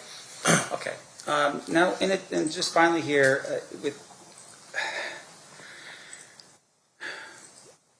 with regards to the when you're riding on the strip and you're riding with your with the other person that's with you, you said at some point you were made aware that there was a shooting that had occurred, and the radio traffic indicated that the vehicle you had stopped was potentially the vehicle that was being involved. Remember that line of questioning? Yes. Okay, can you tell us just really quickly here, based upon State's Exhibit number 1, and once again, we're not looking at it in terms of an accurate 1996 view, but just in terms of the streets. Can you tell us where you were at when you took off to wherever the vehicle was? And I'll just pull that here real quick so you can. Thank you. Sure. I couldn't really tell you where we were because my memory serves me, it was called out right around the same time as we were rolling up on that vehicle. Okay. There was shots fired call and vehicles involved, and then we rolled up and saw that vehicle in the middle of Harmon, And on when the boulevard. And when you rolled up and you saw the vehicle, can you tell us other vehicles that were behind that vehicle? Were there any other, like vehicles in an entourage behind the black vehicle? There were several vehicles stopped all over the strip. It looked cluttered with cars, so I couldn't tell you if they were with them or not. Sure. Did other police officers aid in terms of just securing the scene and making sure that anything of evidentiary value was going to be kept in that area?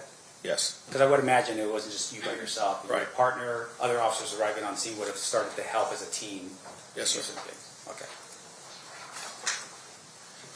I have no further questions. Thank you. Any redirect examination, Mr. DiGiacomo? No, Your Honor. Ladies and gentlemen of the jury, do you have any questions for this witness? If you do, please raise your hand and I'll walk you through the process.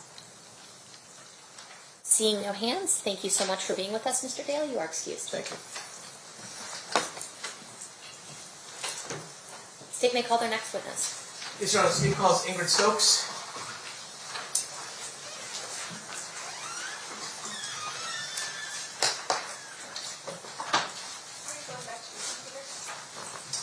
Yes.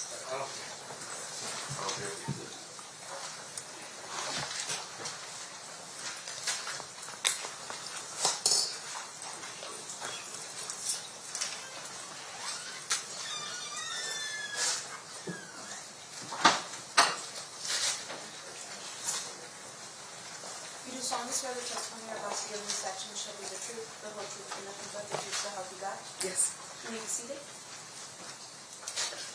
May I please have you state and spell your first and last name for the record? Ingrid Stokes, INGRIDSTOKES. Thank you, ma'am. Whenever you're ready, Mr. Paul, you may proceed. Thank you, Your Honor. Good morning, Ms. Stokes. Good morning. Back in 1996, did you have a different last name? It was Johnson. Okay, so you went by Ingrid Johnson back then? Is that a yes? Yes, sorry. Did you come to Las Vegas on the weekend of September 7th, 1996? Yes. Who'd you come with? My best friend and some girlfriends. Okay, can you tell me who they were? Shalane, Tanisha, and Lauren. And why'd you come to Las Vegas that weekend? Well, when you live in LA, you go to Vegas all the time. It's just a party city. So we decided to go for the weekend. We were all off work. And so we went to come hang out, have fun. And were you aware, and well, first let me take a step back. So you guys were living in LA at the time? Yes. What part of LA? I may have been living at my dad's, which is Carson. Okay. And then and you came out for the purposes to party. Were you aware that there was a Mike Tyson fight that weekend? Yes, that's one of the reasons. There was always a Mike Tyson fight. But we were coming because my friend knew one of the managers or coaches, I forget what they're called, and we had planned on going to the fight. Did you end up going to the fight? No. What happened? 4 women in a bathroom did not work. We took too long. We missed the fight completely. And so, where were you staying that night? I believe we were at the Lexor, or the Rio, but I think it was the Lexor. Okay. And then, did you ever actually make it to the MGM where the fight was? We made it to the let out, is what I call it, because the fight was already over, so everyone was kind of hanging out. So we went to see what was going on for the night. And did you hang out there for a while? I don't remember, but it would have been enough time to run into a few friends and say hello and hang out, and maybe drink or two, maybe. So, what did you do after hanging out at the MGM Grand? Well, we had met one of my friends, and they had mentioned there was somewhere they were going to go. So we decided, okay, we'll go there first and see what's happening before we decide, where we're going to end the night. So we all got back in our car, the rented car we took from LA, and drove. And do you recall what kind of car that was? It was a convertible Supreme. And did all four of you go into the car? Yes, all four of us were in the car. And what happened once you guys started driving? That's a loaded question. A lot happened. We got in the car. I believe we left the MGM parking lot, and then we went to the main street, Las Vegas Boulevard, I guess. And we were driving, and I believe we were, I don't know, about 10 minutes after leaving the parking lot, and then we ran into Suge and Tupac in the car.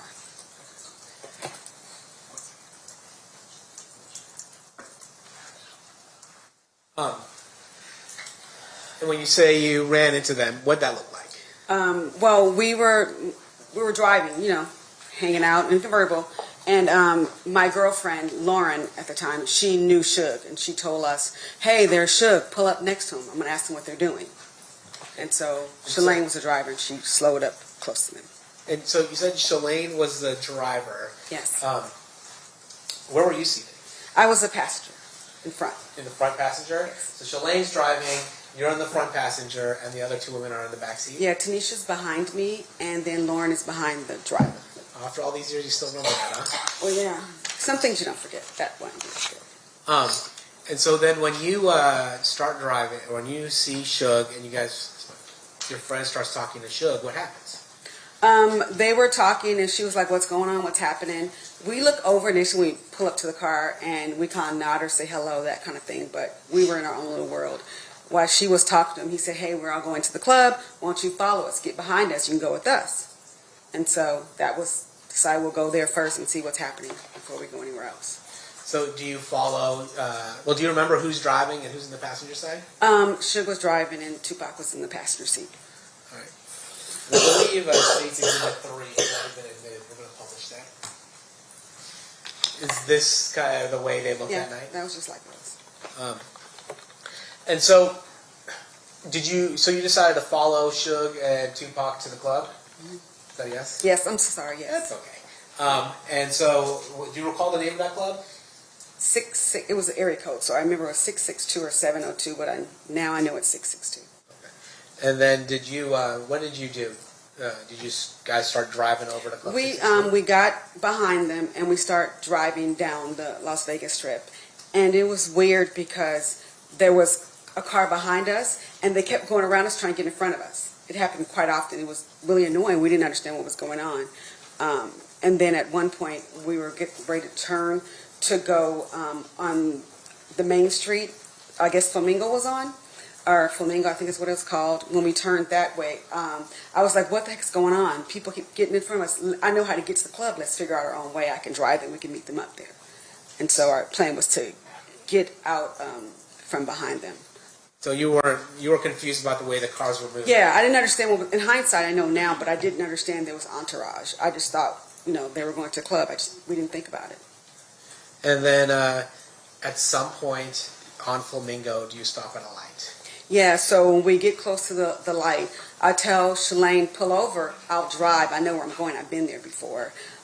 So we pull from around them, and then we stop at the light, and before, that's my fault, not yours. So before, when you guys are stopped at the light, where is your car relative to Suge Knight's and Tupac Shakur's car? So I believe there was 4 lanes, a turning lane, the lane next to it, the middle, and then there was one for like the outside lane.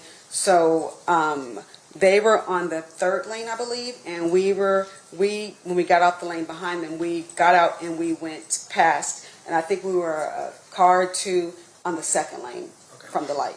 And so were you behind or in front of Suge Knight's car? We were in front. So you're in the lane next over, a car, or maybe 2 in front.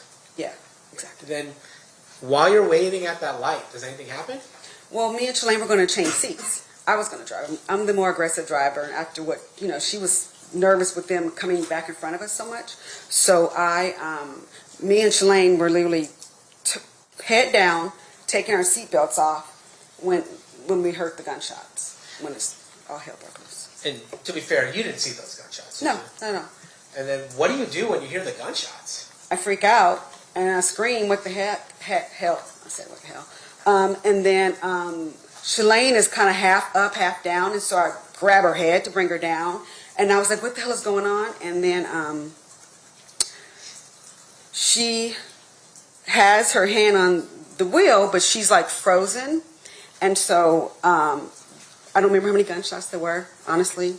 But I know I put the car in drive, and I told her to get the hell out of there and drive.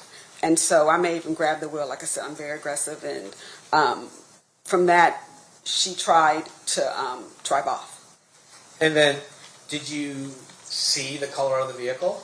Yeah, so we almost hit the car. When we were trying to drive off, there was a car in that last lane, that was the turning lane, and it was a white four-door. Can't tell you what kind, but I just know it was like white-ish.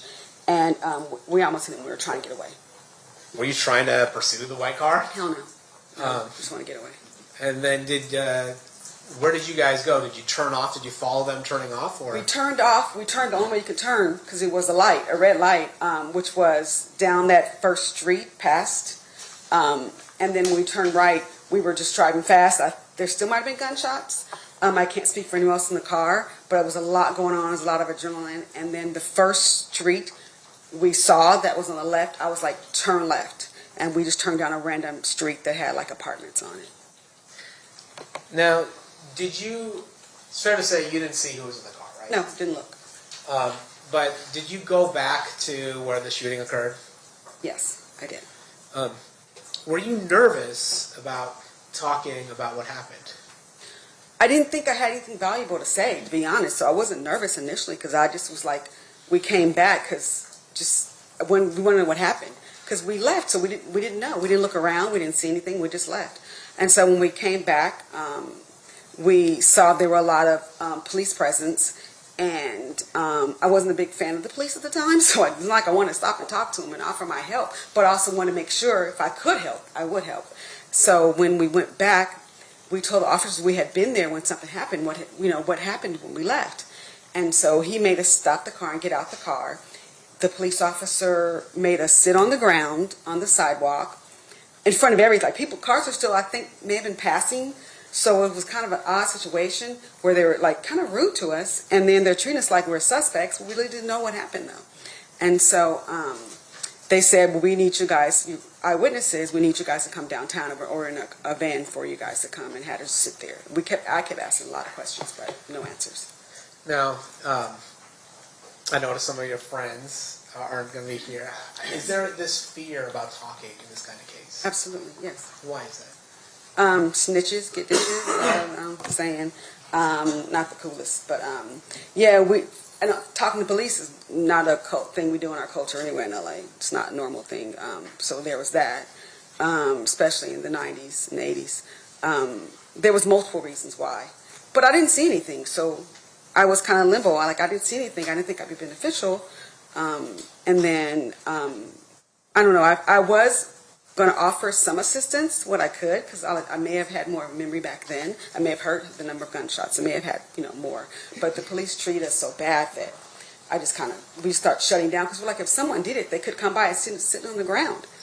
They can see we're sitting here telling people, even though we're not saying anything. So this was a really bad situation. And is it fair to say that that was something that also would scare you, is that if somebody was seeing you talk? Absolutely. Objection, Your Honor, is the leading. What's your response, Mr. Paul? I'm just following up on her question that she's going to lay the foundation to. I'll sustain if you could rephrase. Okay. Is it fair or unfair to say that you are concerned about people seeing you talking to police? Yes. All right. No further questions, please. Cross-examination, Mr. Sands. Thank you, Your Honor. Hi, Mr. Hello. Obviously, I would imagine you've never testified before about this particular situation. No, I've been in the grand jury. Okay, so you were at the grand jury. And with regards to your testimony, when you were in front of the grand jury, did you meet with the district attorney's office prior to giving that testimony to the grand jury? Not except outside the door when I got to the courthouse. I mean, the door of the grand jury. I see. And with regards to that testimony, did you review any documents, records, anything like that in preparation for your testimony in front of the grand jury? No. All right. Now, asking you again for today, did you review any documents in preparation for your testimony here in front of this jury? I looked at the grand jury testimony that I said, but other than that, no. Okay. Now, when this thing had occurred, I would imagine it would have been a very traumatic experience for you. Yes.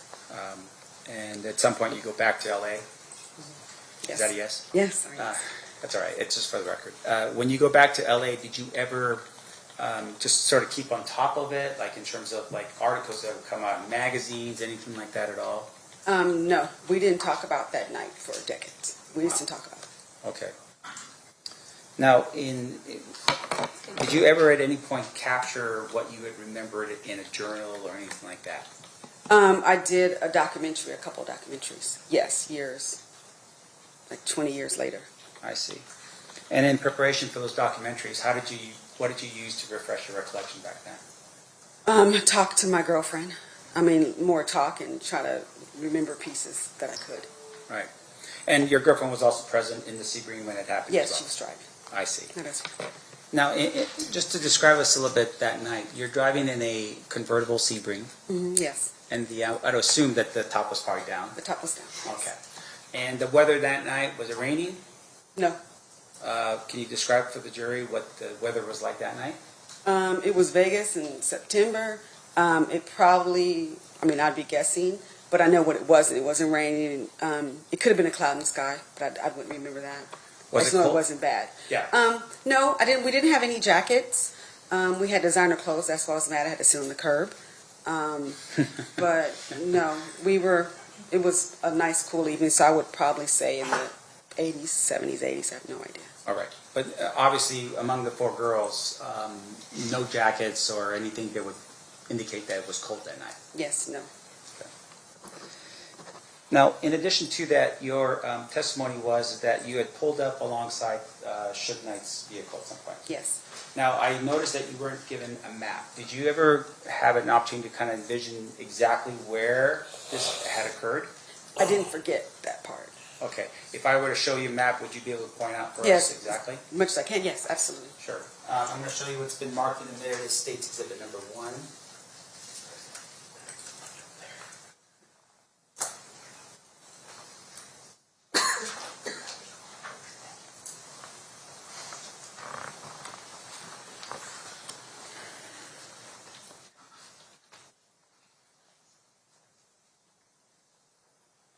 And just for the record, I'm showing you states exhibit number 1. It's just an overview of Las Vegas. Can you? Yeah. Does that help you at all?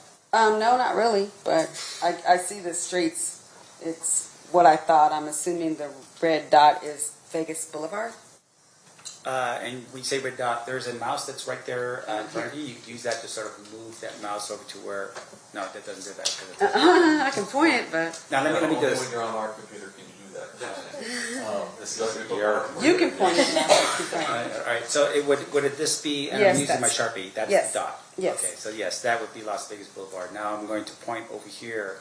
Do you recognize this particular area? Yeah, that's where it happened. Okay. And this I'm pointing now once again for the record, Flamingo, and it looks like this would be Koval. Koval, that sounds about right. Now you were describing for us a little bit about where the cars were. If I were to give you a piece of paper, can you draw for us just a little bit better so we can have a better view? And I can try. Okay. You want me to approach? Yes, you may.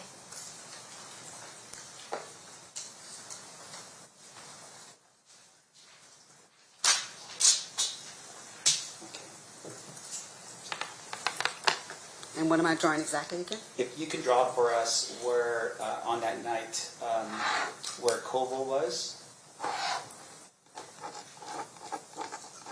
And just for the record, you're writing Koval. Is it for the horizontal line or the vertical line? It is the horizontal line. Okay, so that's Koval. And then can you draw for us where Suge's vehicle was when you pulled up to it? Well, we were behind it. Okay. So it would have been, I'm just going to make lanes and like, don't quote me, I could be off by one, of course. So I'll say this was Shug and we were behind, so this was, I'm going to put I for me. And then we moved and went right here, so this is where we end up parking. I'm not parking, but stopping at the red light. That's fine. And just for the record, you have made a mark that looks like an S, and I would assume that would be for Shug's vehicle. Yes. And then there's another I, it looks like right there, and that would be for your vehicle. Yes. And then you have an arrow pointing to the next lane over where the I is now at. Yes, that's where it ended. Okay, great. And then when the shots, when you're, I guess, trying to change seats, can you tell us where you were at that particular point? You mean in the car? Well, not in the car, but where the car was. It was here when the shots happened. Okay. And when we were trying to flee, we were trying to get in this lane to go around to get the turn. I see. And that's what we ended up doing eventually. I see. So when the shots were fired, you were still in that I. The I, yes. And then you pulled off onto Cole. Yes. Okay. Now this area right here, what is this? What street is that? What do you mean? This Flamingo? No, is this Flamingo, I'm assuming? I'm guessing. Like I said, I'm bad at direction on places I still go today. That's right. And then here was like a gas station or something right there. And then here was where we turned off right, which is where that first left was. So I don't know the name of the streets or anything. No problem. I'm going to show this. Thank you so much, ma'am. I appreciate it. All right. Your Honor, if I could have this marked as defense exhibit, opposed defense exhibit A, Any objection? No, Your Honor. and move for admission. Any objection to its admission? No, Your Honor. All right, so admitted. Did you want to publish? I would like to publish it. Okay, feel free. Thank you. Now, showing you what's been marked and admitted now as defense exhibit A.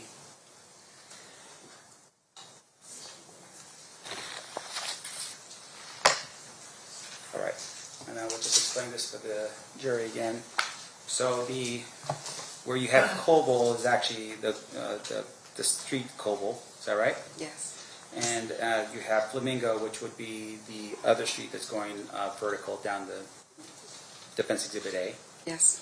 And then on the corner, it would be one of the corners. There's a gas station. Yes. Now over here, this S, that would be what you would call a Suge Knight's vehicle. Yes. And you were directly behind that vehicle at some point. Yes. And you pulled up, and that's the arrow pointing up to the next lane over, and that's where you were at, right next to Suge's vehicle. In front of, not next to. That's why it's a little above. I see. So you're slightly in front of Suge's vehicle. Was there another vehicle over here in front of Suge's vehicle? I'm assuming yes, because we weren't at the front of the line. So yes, maybe two. I see. Maybe two vehicles, but presuming that there would be at least a vehicle in front of Suge's vehicle. At least two, I'd say, because there was one in front of me. Okay. And then this lane over here, what lane is that? That's a small lane that you can turn off. Turning lane? Yeah, it didn't say, but yes. Yeah. And so at some point when the shots were ringing out, you just immediately just gassed the car and made a right-hand turn on Coble. Yeah, into the turning lane. Okay. And your testimony here right now, for instance, is that the top was down, but you didn't see... No, I was looking down because I was initiating changing my seat. So I would thank God I was all face down. Okay. And when you pulled off and you made that right-hand turn, did anyone shoot at you? Probably. I honestly don't know. There was a lot of gunshots. Sure. Did any, after the event had occurred, did you ever observe any bullet holes in your vehicle? There was no bullet holes in my vehicle. Was there any shattered windshield as a result of anything No. happening on the scene? No. Okay. And then with regards to where you were at, when your testimony was that you were talking to Suge. Suge was saying, "Hey, come to 662." Is that what was happening? Yes. And during that time period, you said, and I want to make sure I'm clear, that while there was a conversation about going over to Suge's place, but it seemed like everyone was sort of talking. Like it was like the girls in the back seat maybe were having a conversation or something like that. No. Lauren was the only one talking to Suge because she's the only one who knew him. I see. So nobody, we were just like, oh, okay, looking like, because it wasn't our conversation. Right. And when that was happening, did any of your people in your vehicle yell out, Tupac, Tupac, anything No, like that? absolutely not. Oh my gosh, it's Tupac. No. Okay.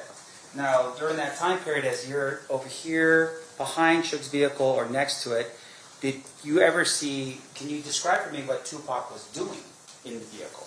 When we pulled up on the side of him and she was talking to Suge, he was relaxed, like sitting in the sitting in the passenger seat. And Suge was relaxed talking to Lauren. Nothing, like there was no engagement. Okay, so as you're sitting there and you pull up, Tupac was not hanging out the window and doing something out of the window? Absolutely not, no. Okay. No. His torso was not sitting on top of the window yelling to his fans, Tupac, Tupac. No, anything like there was that. no fans around. They were just driving in the car listening to music like we were. All right. And during that time period, when you were here during this time period, there's a red light. Yes. Preventing you from moving forward. And once again, going back to Defense Exhibit A, there's no green light allowing traffic to move in the direction of Coble. No. Okay, so everyone was stopped at that particular point. Everyone was stopped.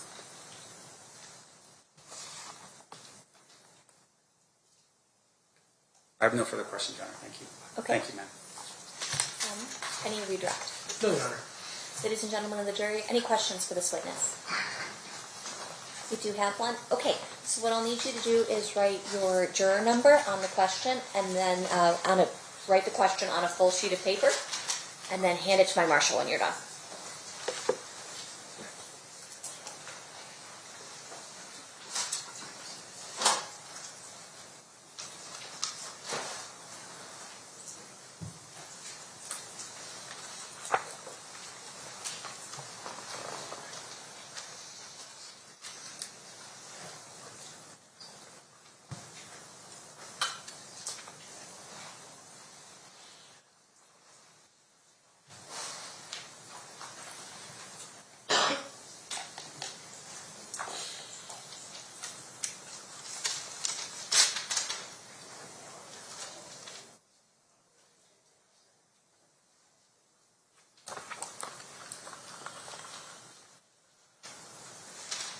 Any questions from anyone else? Okay, perfect. Can I have the party's approach?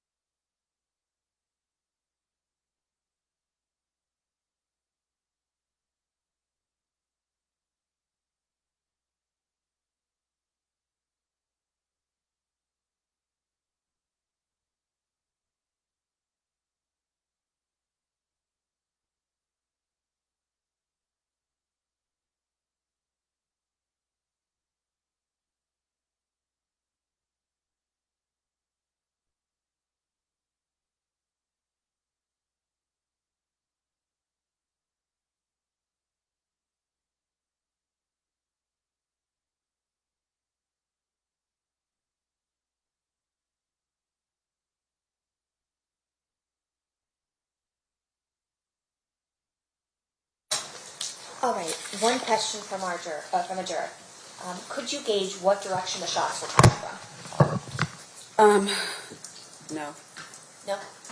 Any fault? Oh, go ahead. Sorry, I'm not saying it was just You're okay. it was too chaotic, and you're not, thinking about that, but no. Okay. State, any follow-up based on that question? No, Your Honor. Defense, any follow-up based on that question? No, Your Honor. All right. Thank you. You are excused. That was fast. State, any quick witnesses, or are we prepared to take a lunch break at this time? Lunch break, sir. Okay, sounds good. Ladies and gentlemen, we'll take our lunch break at this time. During the recess, you are admonished not to talk or converse amongst yourselves or with anyone else on any subject connected to the trial, or read, watch, or listen to any report or commentary on the trial of any person connected with this case by any medium of information, including without limitation, newspaper, television, internet, and radio, or form or express any opinion on any subject connected with the trial until the case is submitted to you. We'll have everyone back here, let's say 1:15, so that everybody has enough time to get everything done over the lunch break. We'll see you guys back at that time. Please rise for the jury.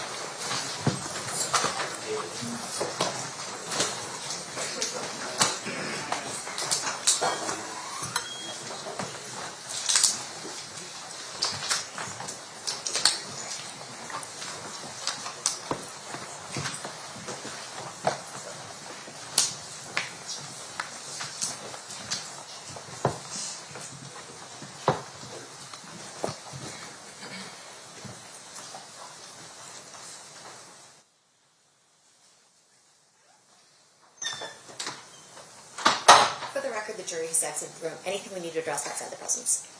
Nothing from the state? Okay, we'll be in recess. We'll see you guys back right around 1:15. Thank you. If you need any more time, just let us know. It should be. He did indicate that you could go over whenever, and so if you want to go over now, you can get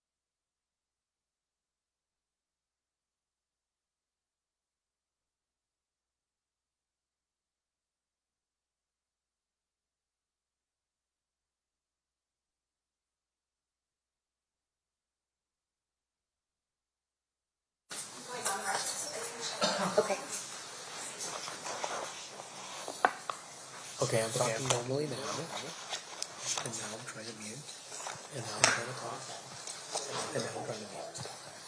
Any difference?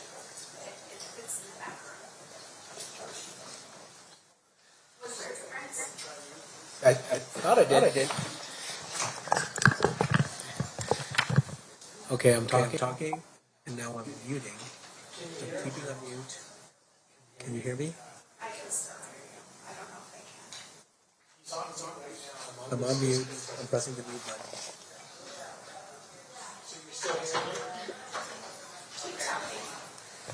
The mute button's working. The mutes are not working.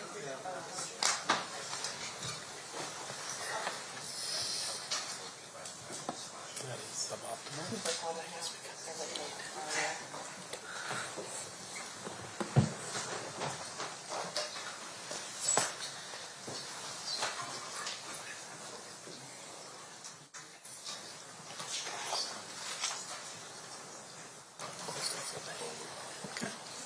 I'm sure the mute is working when you hold that side yellow.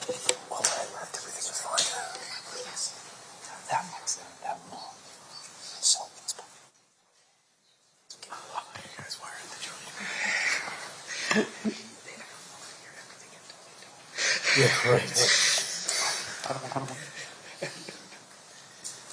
Okay, we're on record in State versus Davis, C-337-407. We've gotten through some of our technical issues. Anything else we need to address before bringing in the jury? Okay, let's bring them in. Stand for jury. It's fine.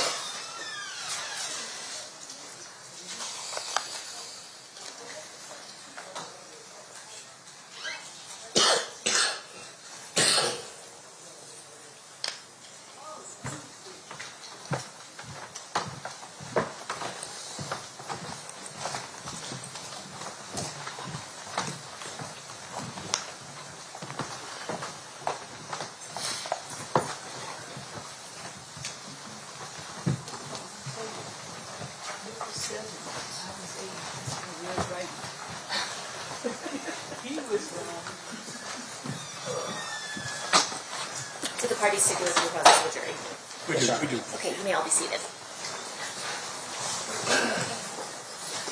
At this time, the state may call their next witness. Becker. All right, Mr. Becker, can you hear me? Yes, ma'am. I'm going to have my clerk swear you. Please raise your right Yes, hand. ma'am. You do solemnly swear the testimony you're about to give in this action shall be the truth, the whole truth, and nothing but the truth, so help you God? Yes, I do. May I please have you state and spell your first and last name for the record? Brent Becker, BRENTBECKER. Thank you. Sir, Oh, sorry. Go ahead. thank you. Sir, you're retired these days. Is that correct? Is that correct? Yes, sir. And what'd you do for a living before you retired? I was a police officer for the Las Vegas Metropolitan Police Department. And what years were you with Metro?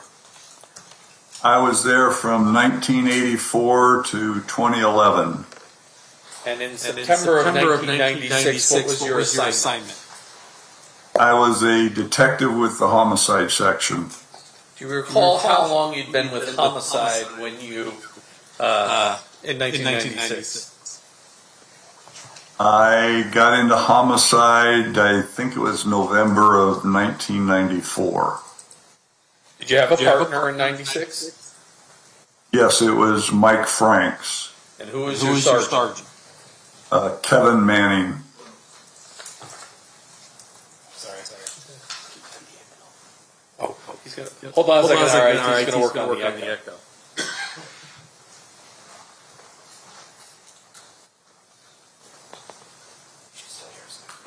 Can you still hear me? Yes, sir. Okay.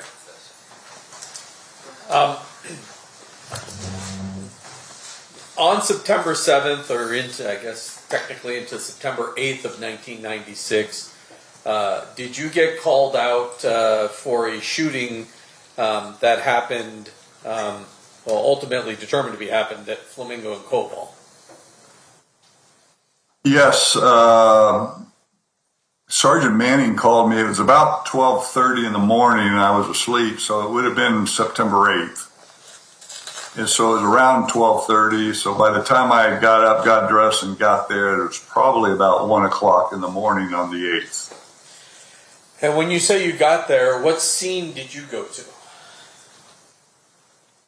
Initially, from what I recall, I went to Harmon in the Boulevard because that's where general assignment and everybody was at to get debriefed on things and get some of the notes.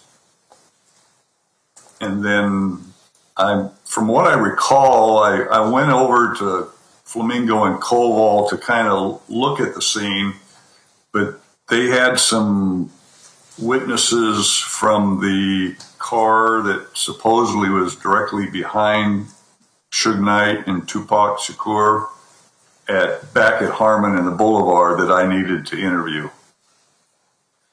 Can we talk a little bit, first of all, Tupac Shakur is still alive on September 8th of 1996, correct? That's what I was told. He had already been transported. He was not at the scene when I got there. Is it somewhat unusual for homicide to be involved in a situation where there isn't a deceased victim yet?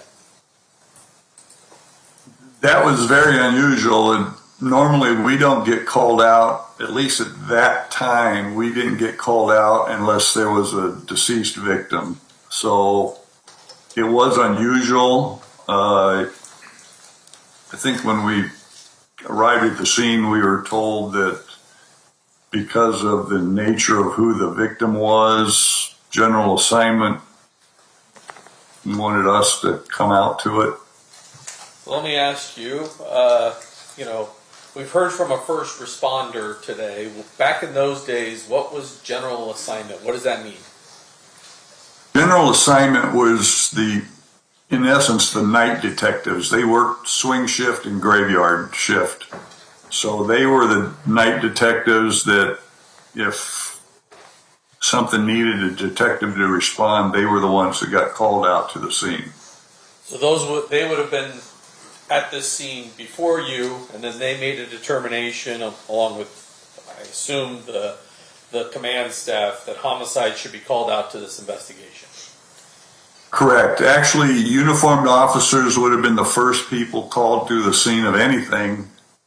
And general assignment, I'm sure, was monitoring the traffic. So if they had heard the call, they may have been responding, but they would have gone out, assessed the scene, and eventually determine if someone, the type of scene it was and if someone needed to come out to it. And in this case, I guess someone must have called Sergeant Manning because he's the one that called us. And your partner, Detective Franks, do you recall where he responded to? I believe he got sent directly to University Medical Center, the hospital, which is where Shakur and I believe Suge Knight got sent to. And your responsibility, was there also crime scene analysts that were called up to the scene?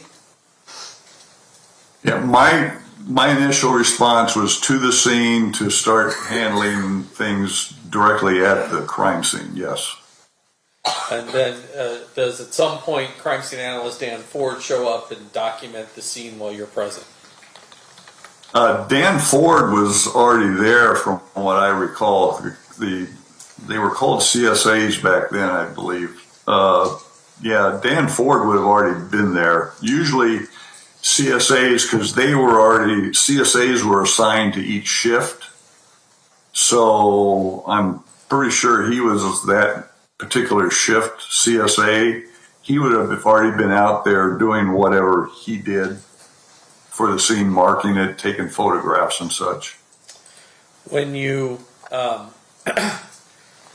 the end of sort of both the two scene investigations, so the Harmon and Las Vegas Boulevard, as well as the Flamingo and Koval investigation, essentially, what was the facts you were dealing with? Well, according to the witnesses that I had interviewed, Frank Alexander, Malcolm Greenidge, Katari Cox, and Yafu Fula, and I'm just doing what I remember the pronunciation was. They were in the car behind Suge Knight and Tupac Shakur, and what they described was that a white car, and from what I recall, they described a white Cadillac pulling up alongside Knight's car, and someone inside that white Cadillac opening fire or shooting into the car that Knight and Shakur were at. Their descriptions varied a little bit, but from what I recall, I believe they all said it was a white car and more or less agreed that it was a Cadillac. And there might have been a little bit of a variance between 2 and 4 occupants. And what direction after the shooting does the vehicle head? After the shooting, it would have turned south on Koval. That was at Flamingo and Koval, because the Knight group was heading eastbound on Flamingo, and the Cadillac would have originally been heading eastbound, but then it turned southbound on Koval. And the nature of the bullet holes that are in the BMW that's located at Harmon and Las Vegas Boulevard, all those bullets appear to be coming in from the passenger side of the BMW?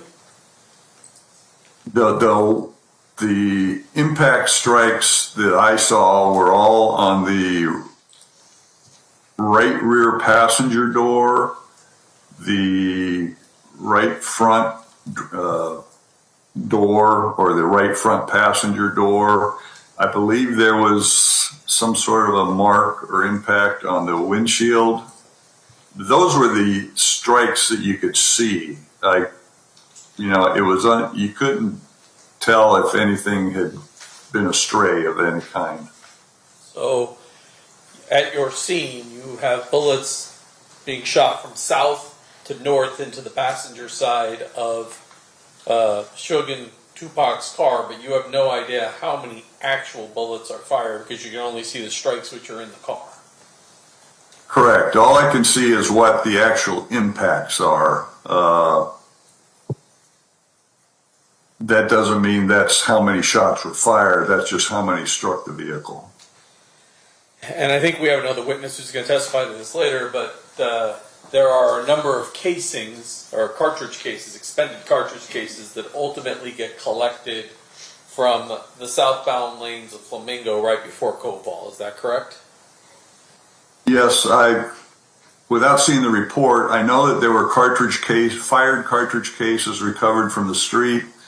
I do recall that the number of fired cartridge cases recovered from the street did not match the number of impact strikes on the vehicle, which wouldn't have been surprising considering what traffic probably was on Flamingo on a Saturday night and probably the delay of anybody arriving there, at least from law enforcement.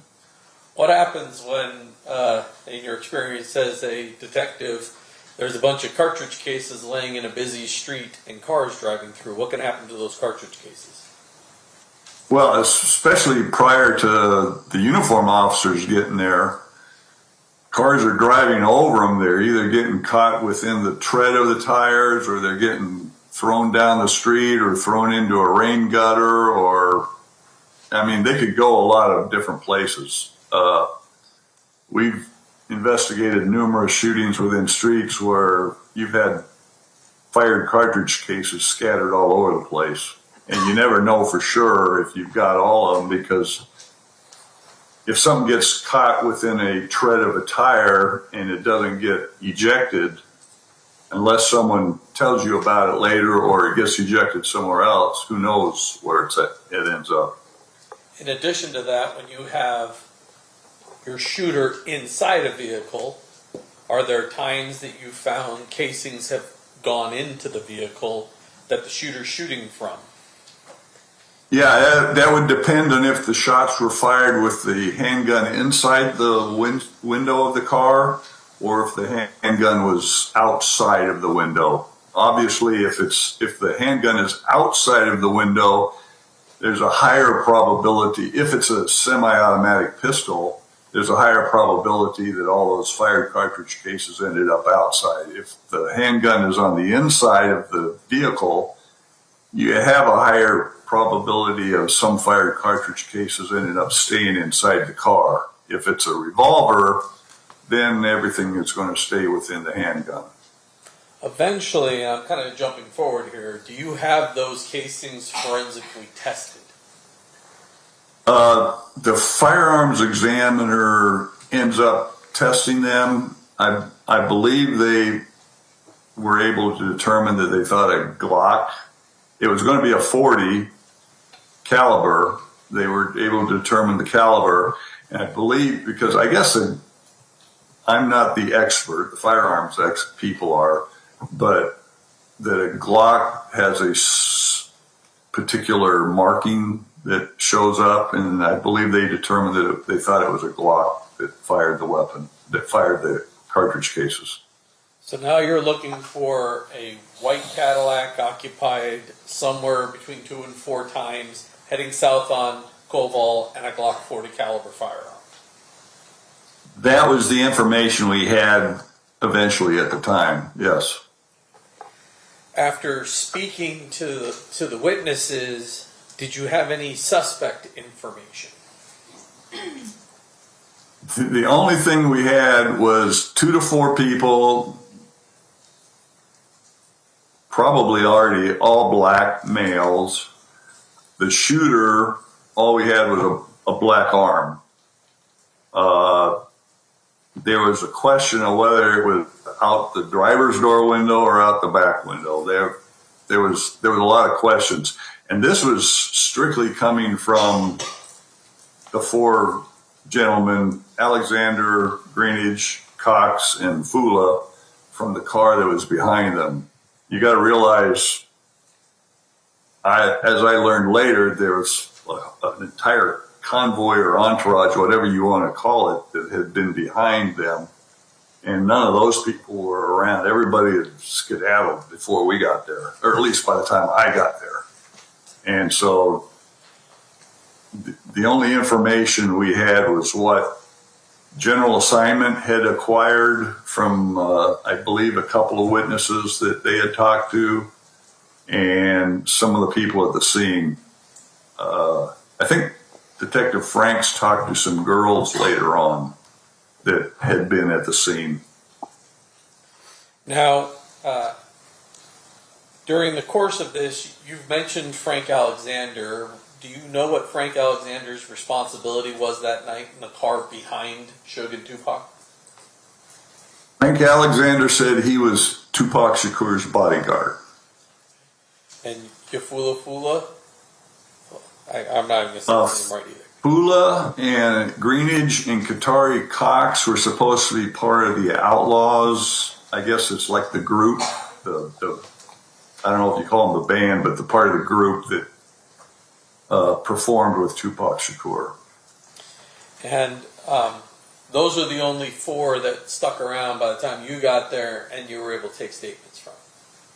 I believe they were the only 4, plus I know there were a couple other guys they're mentioned in the report. I think Kevin Woods was one of them, and I think they must have got stopped by General Assignment or somebody when Suge Knight had made the U-turn to flee or drive away and ended up at Harmon and the Boulevard. Everybody else was gone. I want to fast forward a little bit. Did you learn of an incident that occurred at the MGM casino shortly after the Tyson-Selden fight? We eventually learned that.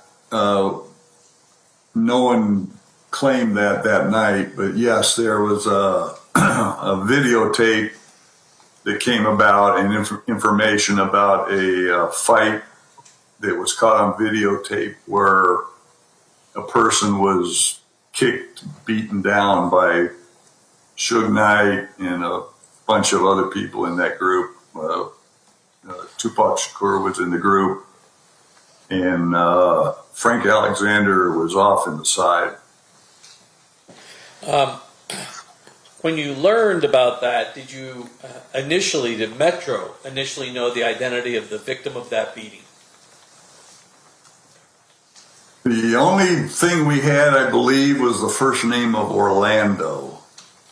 One of the officers that was at the fight that night, I think they were working off duty, because we also saw some video where they had talked to the person. He was wearing a football jersey, and I don't believe there was a written down ID where the ID was obtained, but the first name of Orlando was on there. That was all we had at that time. Did you make efforts to talk to Suge Knight? I know that night at the hospital, Detective Franks attempted to, he said, and then I know that for 2 to 3 days after that, we attempted to, and finally were able to get him in and conduct an interview with him. How did that come about? How does Suge Knight wind up at Metro? Well, the first couple of attempts weren't very successful, put it this way. He didn't want to come, he didn't come in. In fact, I think the one time he was supposed to come in, he didn't show up. And then the night he did, I think it was 3 nights after, it would be in the report. When he did arrive, he showed up with David Kenner, David Chesnoff, and George Kalisis, who were all 3 attorneys, who were his representatives, which we thought was weird because Suge Knight was a victim. And I think Reggie Wright Jr. might have been out in the lobby waiting. And then that's when we were finally able to conduct a taped interview of Suge Knight with his 3 attorneys present. And what were your impressions from that interview? Suge Knight was not the Suge Knight I expected. Everything, we had done a lot of research in the short time we had been involved, and Suge Knight was not a very timid person in the previous interviews we had seen of him. He was a very boisterous, in charge kind of guy. He was very timid, and to us, his interview was very practiced, and he was very timid, and I thought he lied to us. He just didn't know anything. Your impression was he was withholding information about what happened. He just basically said he didn't know anything. He couldn't recognize anybody. A few days, or maybe a week even, does there come a point in time when you get contacted by law enforcement in Los Angeles area, whether it be LAPD, LASO, or Compton PD, that assists you in your investigation? Tupac Shakur passed away on September 13th. We attended the autopsy, and we were later contacted. Well, I think there was probably some contact with other people within the homicide section. You got to realize there are people higher up than us, but eventually Tim Brennan from Compton PD, I think a Mike Coette, and Fontenot, something like that from Los Angeles County Sheriff's came down to exchange information, and that's when we showed them the videotape from the MGM.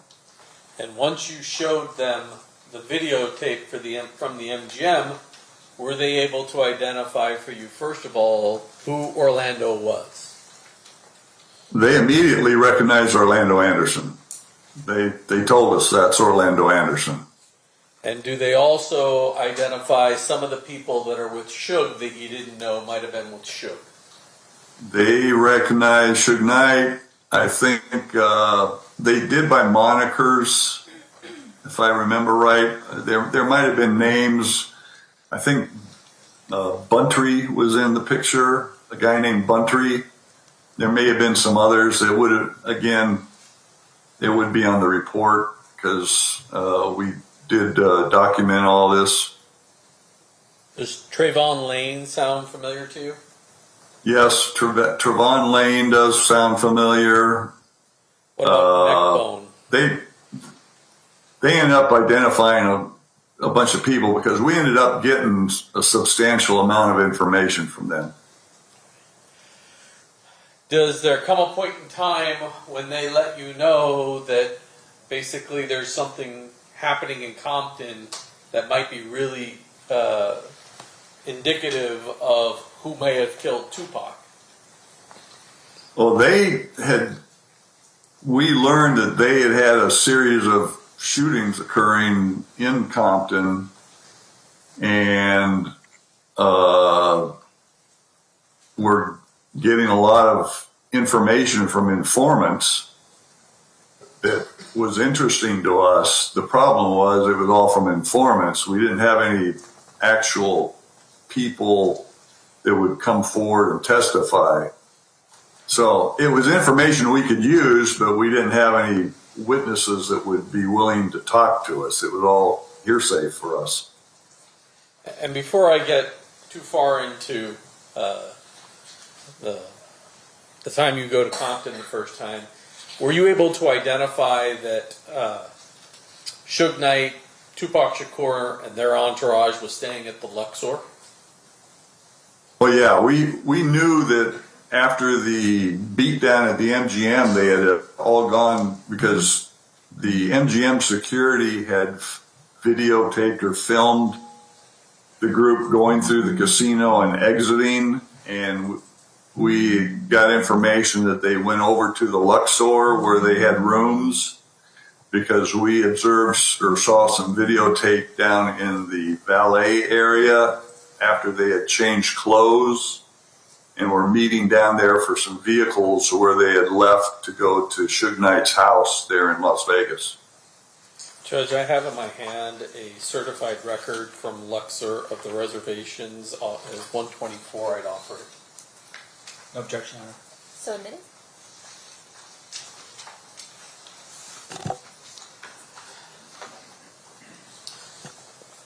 So you mentioned something that I guess I should get to.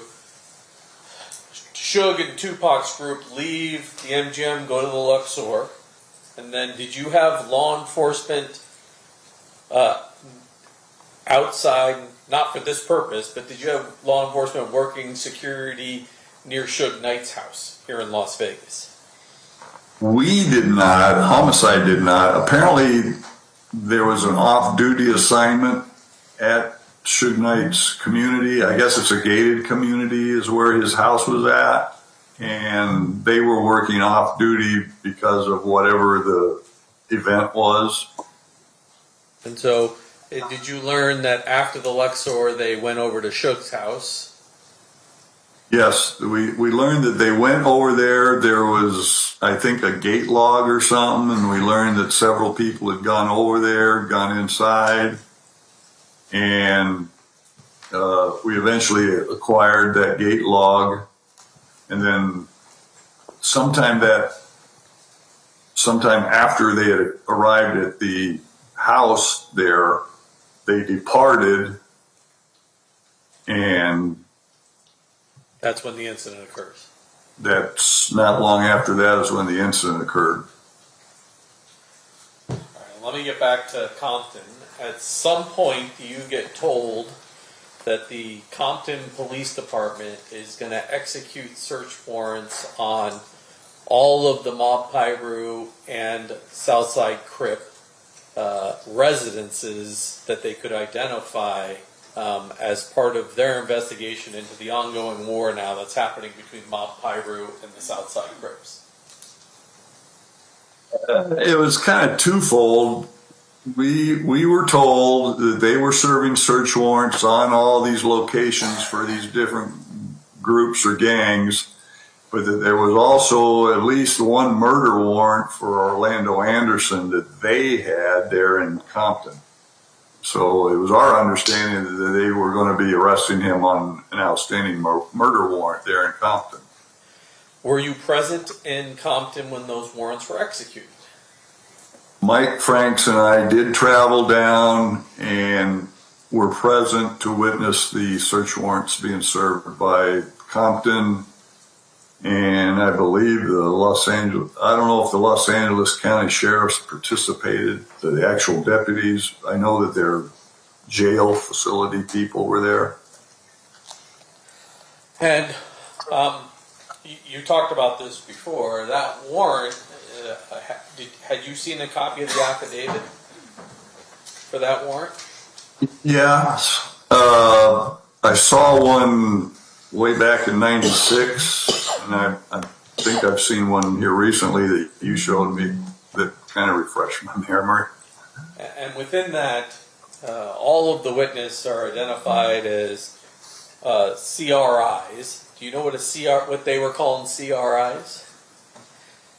What I was told is that it was called a confidential, reliable informant. I don't recall any person being named as a testifying witness to anything. It was all based on confidential, reliable informants that the search warrant was being based on, which I guess in some cases that's not unusual. I know narcotics cases do that quite often, but eventually if you're going to successfully prosecute a case, you need to have somebody willing to testify.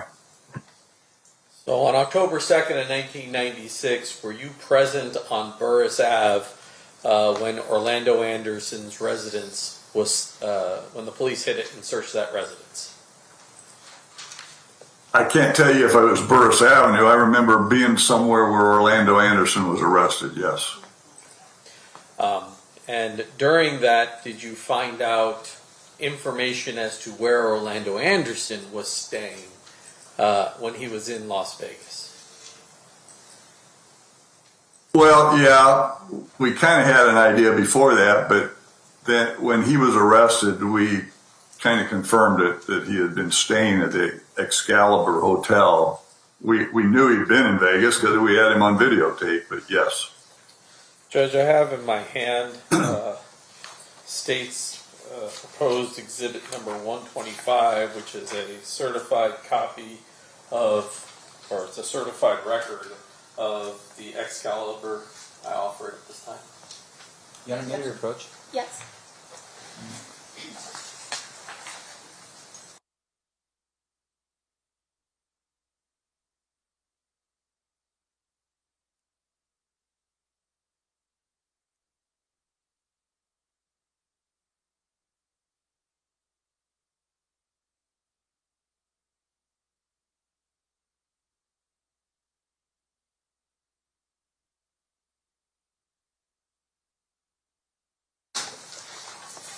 That will be a minute. Okay, now I'm going to try my best here to share my screen with you and see if we can. I want to show you just one little portion of this particular record. All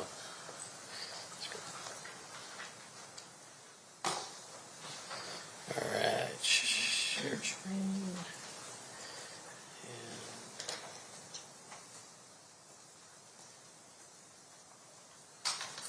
I guess I should have it up.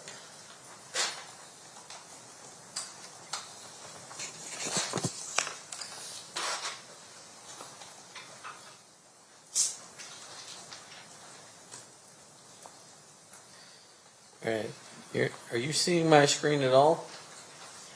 I see you. I don't see the document. Oh, wait a minute. It just flipped. You see that document now? Okay, yeah, I do see a document. It's a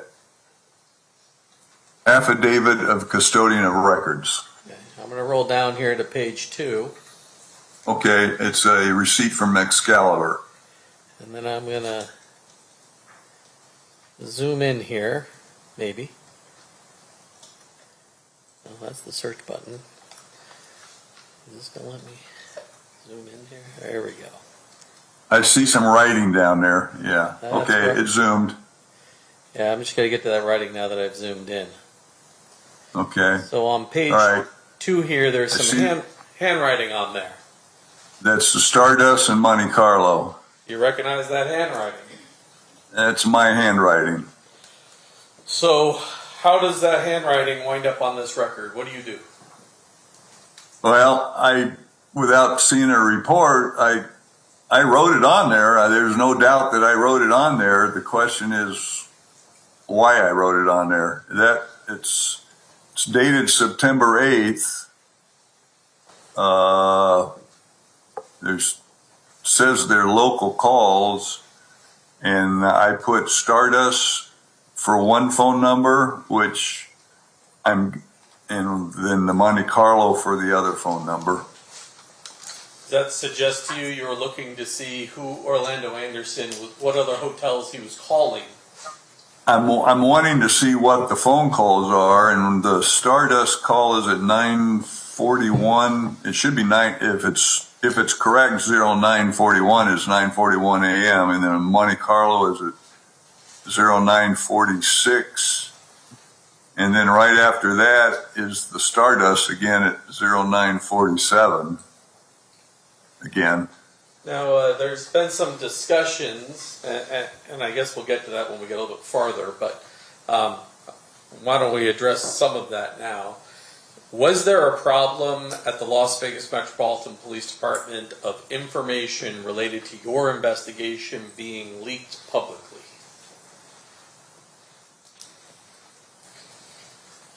Well,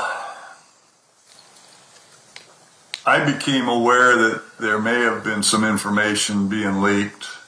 I couldn't say who specifically was doing it, but I was becoming concerned to the point that in our office we had shelves not behind my desk, but there were some shelves where a lot of the case files were stored.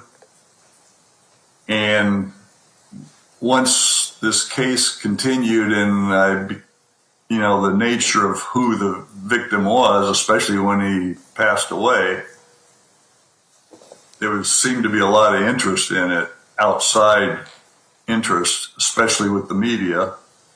And I became concerned about it, so I started locking my case files in my desk because I didn't want them to be available. Because I had left things on my desk, and a couple times I had found things different than when I left them, and it just bothered me. So that's why I locked them up. Did there come a point in time when you started saving your reports to a different type of medium than just the computer? Well, yes, there were some reports that I ended up not sending off to records because I was putting them on what we had then was called a floppy disk. I guess today they've got a lot different technology, but back then we had a thing called a floppy disk. Because we actually did some reports early on that I still don't know where they are. We did a pen register early on that I guess nobody can find. We went looking for a vehicle on another guy that nobody can find. There's just a lot of things that disappeared. And some of them are reports that were before I even put them on floppy disk. So yes, I had some concerns. Were you aware that some Metro employees sold a Polaroid of Tupac on the autopsy table to the Daily Mail? I was after we did the autopsy, I was outside the autopsy room. I cannot say that I saw a person take the Polaroid photo of Tupac Shakur's body. I saw somebody walk into the autopsy room where his body was at with a Polaroid, and then I don't remember how long after that a book was published by a Kathy Scott that had, it was a Polaroid photo of his body. It wasn't one of our photos of his body from the autopsy. It was quite obvious it was a Polaroid photo afterwards, because it was not a photograph that we took. We didn't take those kind of photographs at an autopsy. We had no reason to. But needless to say, you yourself had concerns about the security of the information as it relates to the investigation. Yes. Now, going back to exhibit number 125, it says on September 8th at 9:46 a.m. it appears the Monte Carlo was called, correct? Correct. And Judge, I have marked State's proposed exhibit number 126, which is a certified copy of a record from the Monte Carlo I'd offer. Any objection? If I can have a moment, please. Yeah.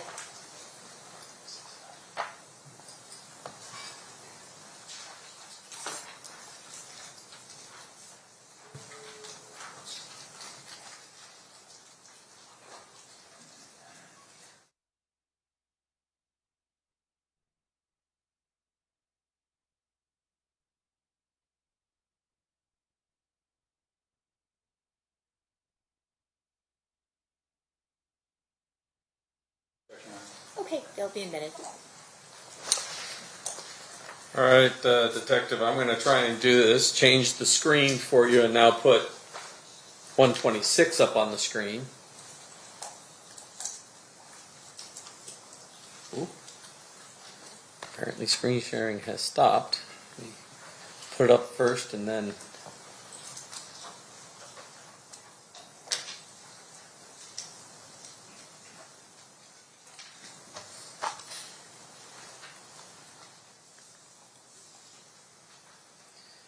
Now I gotta go back to you and hit share.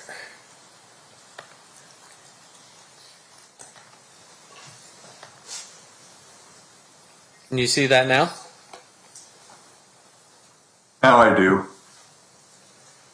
There's a little delay, but it's a affidavit of custodian of records again. Now this is the Monte Carlo, and I'm going to jump down to the first page. There's a name, Corey Edwards. Corey Edwards. 1301 East Sloan. Okay.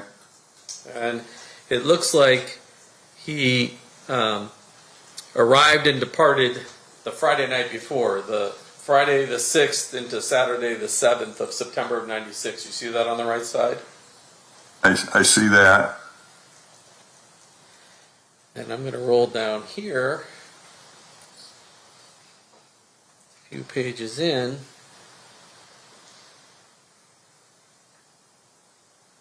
Do you see? I could zoom in a little bit here for you. No, I can see the writing. The Excalibur. Well, go back. Yeah, I gotta go back. It zoomed too much. There you go. Okay, Excalibur, Sahara, and Luxor. That's my handwriting.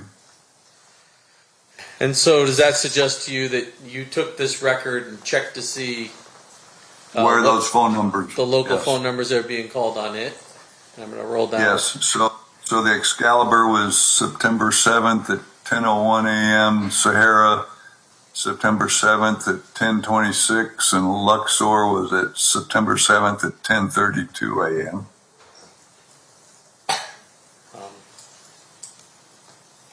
Now, initially,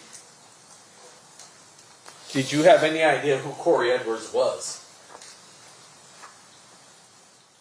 I did not have Corey Edwards' name until Compton gave us that name. So now you're in Compton. You've executed search warrants.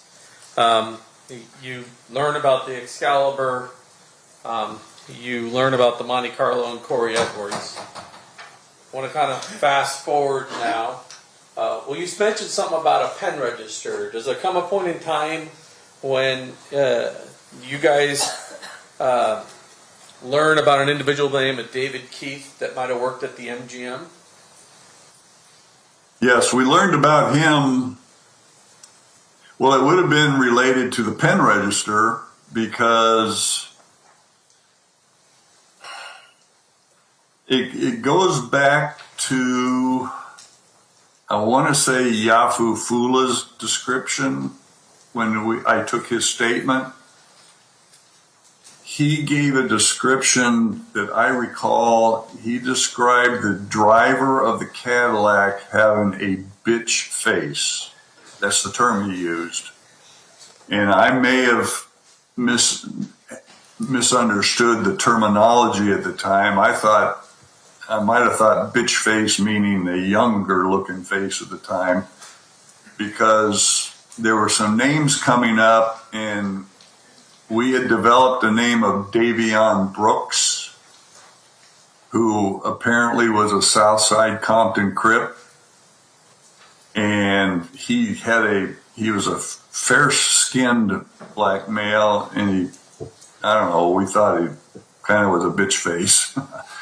And he was the person that the pen register was related to in a place, it was south, I can't tell you the address right off the bat.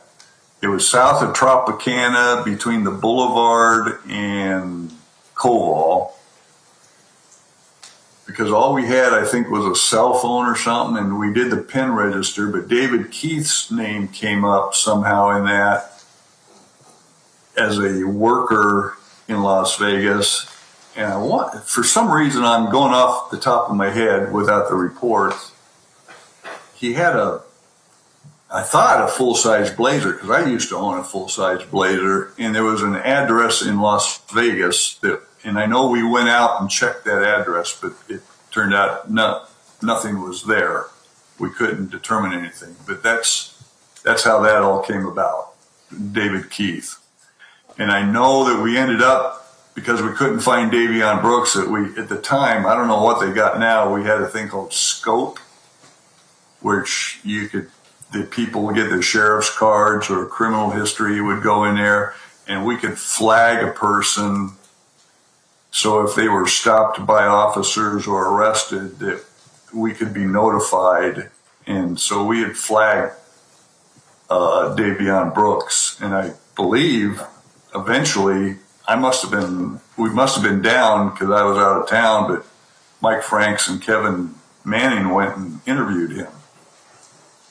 So at this point, we have the names of Orlando Anderson, you have the name of Corey Edwards, you have the name of Davion Brooks, you have the name of Davion Keith. Kind of fast forward, but in November of 96, well, let me ask you this. Of all the people you interviewed in that car behind, was there anybody who said he thought he could make an identification? Yafu Fula, from what I remember, thought he could ID someone possibly. I thought it was the driver, but I'd have to look at the report. He's the only person that thought they could possibly identify someone. I don't recall anybody saying they could ID the shooter. Frank Alexander, Malcolm Greenidge, and Katari Cox were more or less more of the dark arm kind of thing. When in November of 96 in New Jersey, does something happen to Yafula? Unfortunately, Yafu Fula was murdered. We were notified, I want to say it was Orange, New Jersey, somewhere in that area. We learned that Yafu Fula had been murdered. This was after we had made several attempts, because Death Row Records, David Kenner, who was the attorney, they had told us that if we needed to talk to anybody from the Outlaws or anybody, that we needed to contact them to make arrangements. And somewhere in the reports that there's several attempts were made to try to get a hold of Yafu Fula, and we got the runaround on that. I want to fast forward to March 9th of 1997, did you become aware that another famous rapper by the name of Christopher Wallace, also known as Biggie Smalls, also known as Notorious B.I.G., was killed outside the Peterson Automotive Museum in Los Angeles? Yes. And LAPD was responsible for that investigation. Correct. At some point, do you have contact with Fred Miller, one of the lead detectives from LAPD? Yes. And then shortly thereafter, March 17th or so, did you attempt to contact, well, let me ask you this, did you contact Frank Alexander to do photo lineups? Yes. Mike Franks and I went down and we met Frank Alexander. If that's what the report said, it was around March 17th down in Orange County, somewhere, California. And I had taken probably, I think it was 10 photo lineups that we had prepared, because I had since the shooting and all, Frank had kind of turned around. I think he had gone cross with Death Row Records, and things turned around, and he was willing to meet with us, and that's when I showed him the photo lineups.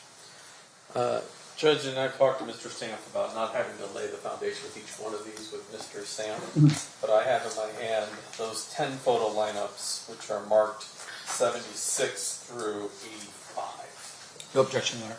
No objection to admission? Yes. All right, they'll be admitted then. And I'm going to start with number 10, which is 85. Oops.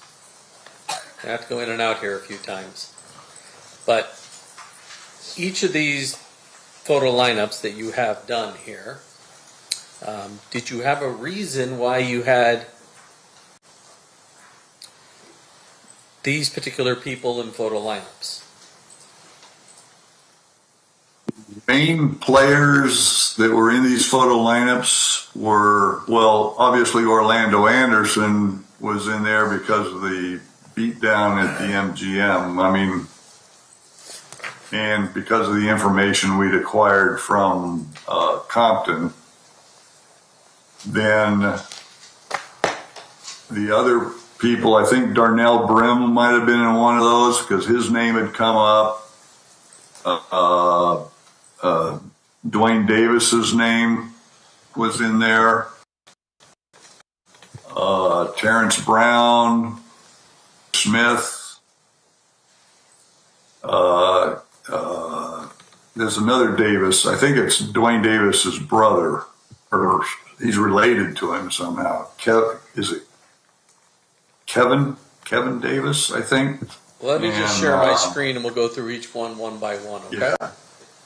I just remember there were 10 of them, and there was each person that was in the lineup. There was a reason for them being in there, just to cover our bases. We had particular people we were looking at, but we wanted to cover the basis of everybody that had come up. So on these lineups, this is page 1, page 2, and then on the bottom, page 3 has the names of the people that are in each of those positions. Is that fair? Those are the lineup records, yes. And so it shows on March 17th of 1997, you would have created the photo lineup record that's your name down there? Yes. And this one, the suspect is number 6, Dwayne Davis. Yeah, and I guess I probably spelled his name wrong. And if we go to picture number 6, that's Dwayne Davis. He's younger. I mean, obviously, it's been a long 30 time. 30 years ago, right? Yeah, it's been a long time. Now, at this point in time, when you're showing these photo lineups, did you have a theory as to who was in this vehicle? We had an idea from information. didn't have anybody stepping forward to say anything in particular. Okay. And who was it? Who did you think was in the car? Well, the four names that we were leaning on was Dwayne Davis, Terrence Brown, DeAndre Smith, and Orlando Anderson. Those were the names that we've been leaning on. But again, those are just the names we had. Right. You had no live witness to tell you. No. You all had confidential, reliable, the CRI we personally didn't even have that. I mean, I guess everybody else did, but we didn't have a name that would step forward to say anything. And I believe the CRIs were even throwing out Darnell Brim and other people. I'm going to kind of go through each one of these, but there's one I want to show you, and you've looked at these 10 photo lineups recently, right? Correct. And then there's another 6 photo lineups that you have where there's just a handwritten log that goes with them, right? Yeah, and after looking at those, I'm wondering if those are photo lineups that I did later, because the 4 girls that I think Mike interviewed that night at the shooting scene, I had attempted to get in touch with them, and I think I talked to a couple of them, and 1 or 2 of them lived in the LA area, and I think it was LAPD, we had sent some lineups to them to look at. Those might have been the lineups we sent to them, actually, because it was, 97 or 98? And I think technology might have got a little better by then. So let me click out here. Judge, I have in my hand the log of 86, and then State's proposed exhibits 87 through 91, which are the other 6 lineups. 5 lineups, excuse me. No objection. I'm sorry, no objection. They'll be there. So let me start with the log for you, and then we're going to go back to the other ones for just a minute, but let me pull up the log first. Oops.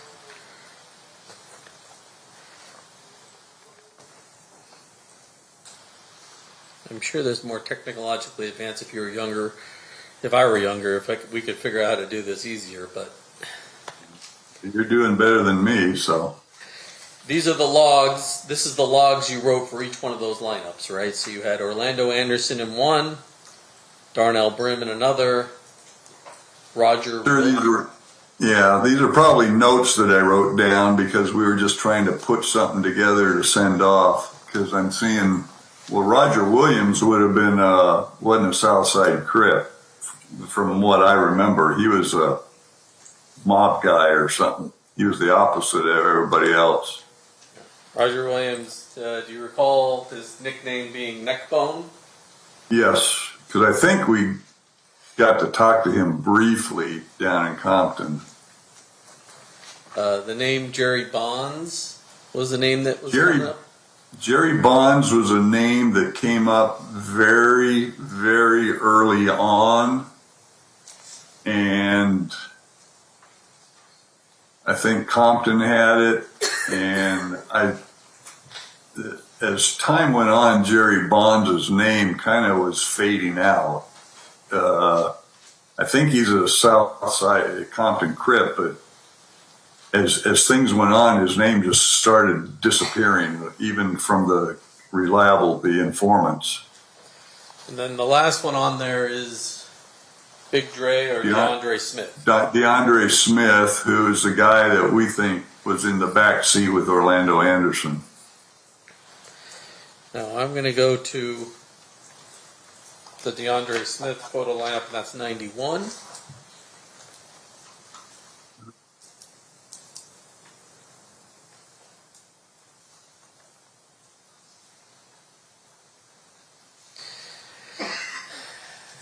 And he'd be in position number 3, correct?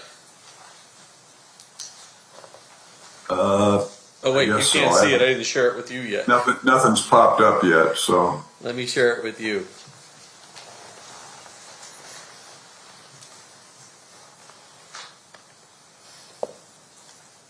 But if your log has him in position number 3, that'd be him in number 3, correct? Looking at it, yeah, that face kind of looks familiar. And that number 15 would be my writing. So this is one of the later photos. Yes. And this this is definitely one of the later photos. This is one we had early on. So now I want to go to photo lineup that you wrote as number 1, which is State's Exhibit number 76. Can't believe I have to stop the share every time, but.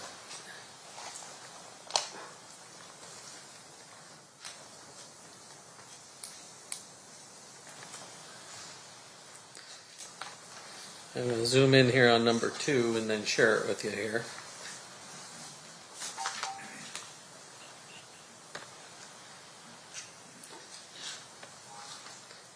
Maybe.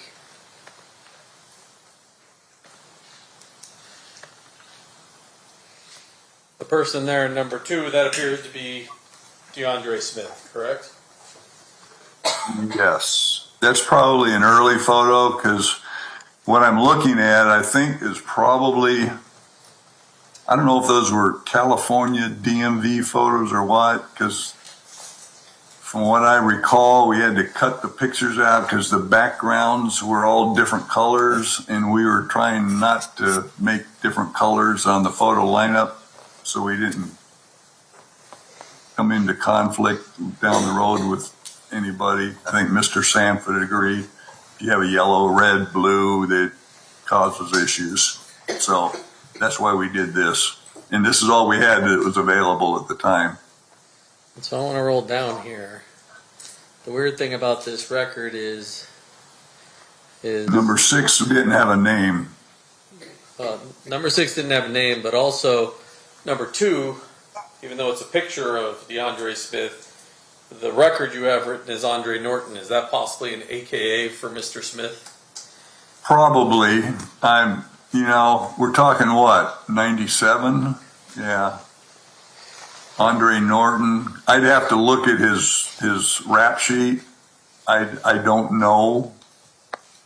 But because there's no ID number over there, that's probably what it is. Because usually if there's an ID number, that's a Metro thing. And DeAndre Smith, whatever, wouldn't have had anything, because I don't think he had a history with Las Vegas. Oops. Now, as I go through each of these photo lineups that you have,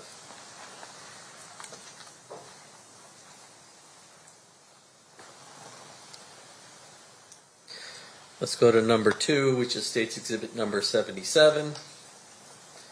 And we roll down here. Well, I guess I should share it for you so you know what I'm talking about.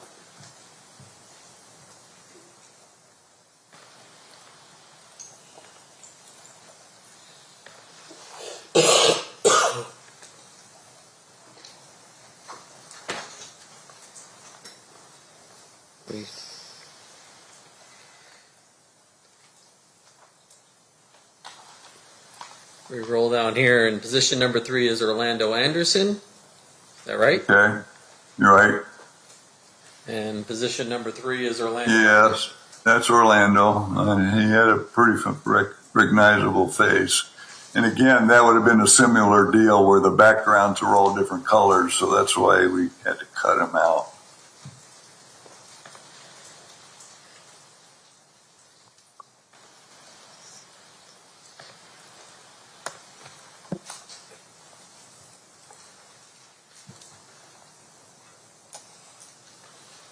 I'm going to share with you 78.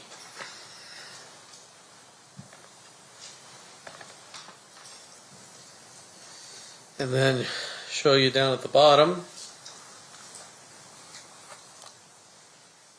Darnell Bren's in position number 1.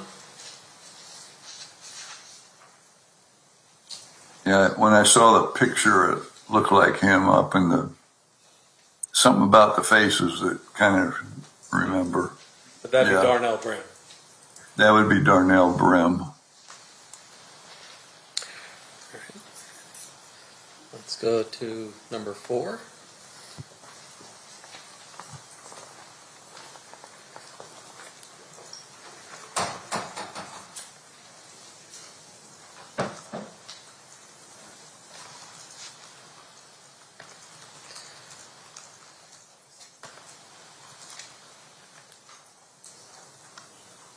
And if we roll down here, position number 5 would be Jerry Bonds. And if we roll up here, in position number 5 we have Jerry Bonds. Correct. Yes. Okay. Number 5.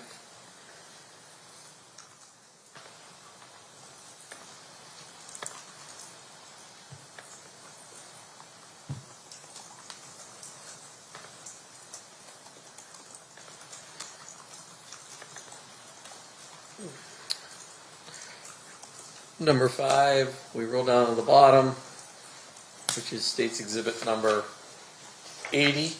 That's Davion Brooks. Yeah. Davion Brooks in position number 5, and if we roll up here, that's Davion Brooks in position number 5. Yeah. And that's the potentially young kid, based upon what Yafula said, that caused you guys to do the pen and all those other things. He's the guy who did the pen register on. Yes.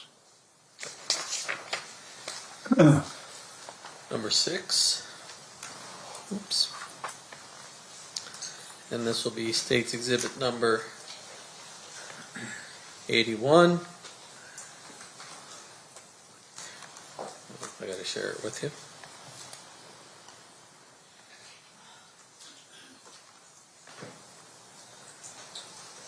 We roll down here. David Keith is in position number 1, and so that would be David Keith. Yes, and the reason we put the tape on there is I think those were probably ID numbers or something, so we were again trying not to create problems with the different booking photos or something. And I don't know if this is a booking thing or a sheriff's card, but we just covered them up to lessen the conflict. You learned during the course of your investigation that Mr. Keith worked at the MGM, which meant he must have a work card, ergo he must have a photo. At a minimum, he had to have a work card, yes.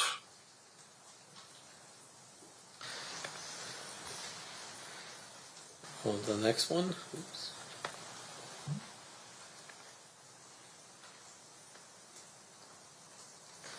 Number 82.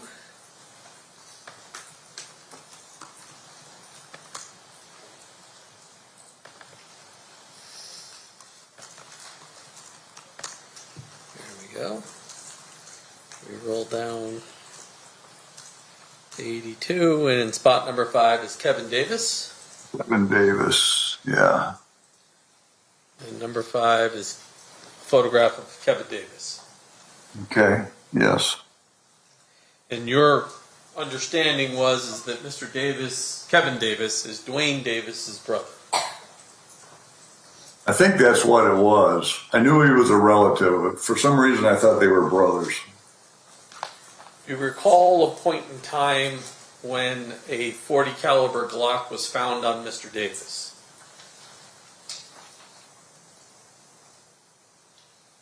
I don't remember if it was on him. There's 2 firearms that I can recall. I know that Mike Coette from the LA County Sheriff's Office had a firearm. If that was on him, then that would be it. He mentioned a Glock 40, and I had him enter those cartridges into what we had was drug fire then. I don't know if they still have it. And then I had our firearms people do the comparison on that. And ultimately, that wasn't your murder weapon. They firearms examiner said it was not the weapon. And so, drug fire, which is, I think, the jury will hear later, is now called NIBIN, but drug fire was a way for photographs of casings to be put into a computer, and then somebody somewhere else could check casings that were found and see if they matched the same gun, casing to casing. Yeah, the forensics guys that do all those firearms things, they know how to do all that stuff. All I know is if I get the information, I ask the people to enter it in to drug fire at the time, and then those firearms people know what to do. I depend on them. So we only got 2 more here.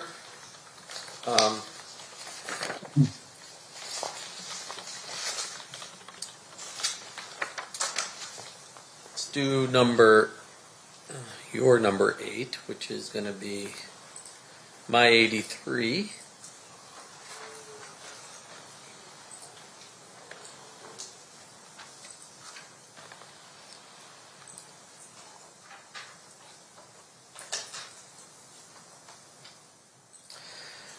In position number 2 is Terry Brown. Terry Brown. You see that right there? It says Terry Brown. I don't see the photo lineup yet. I just see the lineup record. Yeah. Haven't. Terry Brown would be in in position number 2, correct? Yeah, he's going to be in number 2. Okay. And I don't. Oh, there he is. And yeah. Photo number 2 is Terrence Brown. That's the old photo. Yes. And then the last record I have for you, Detective.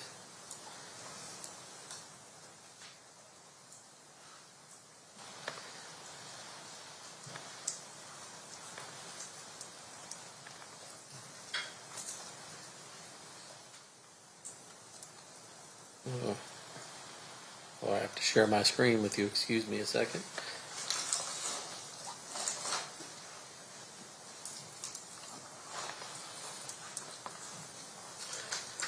State's Exhibit number 84. You have Corey Edwards in position 3. Okay.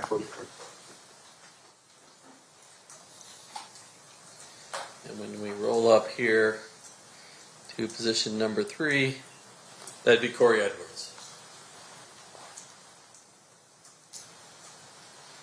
Yeah. Does he always have that beard? I don't remember. It's been so long, but yeah.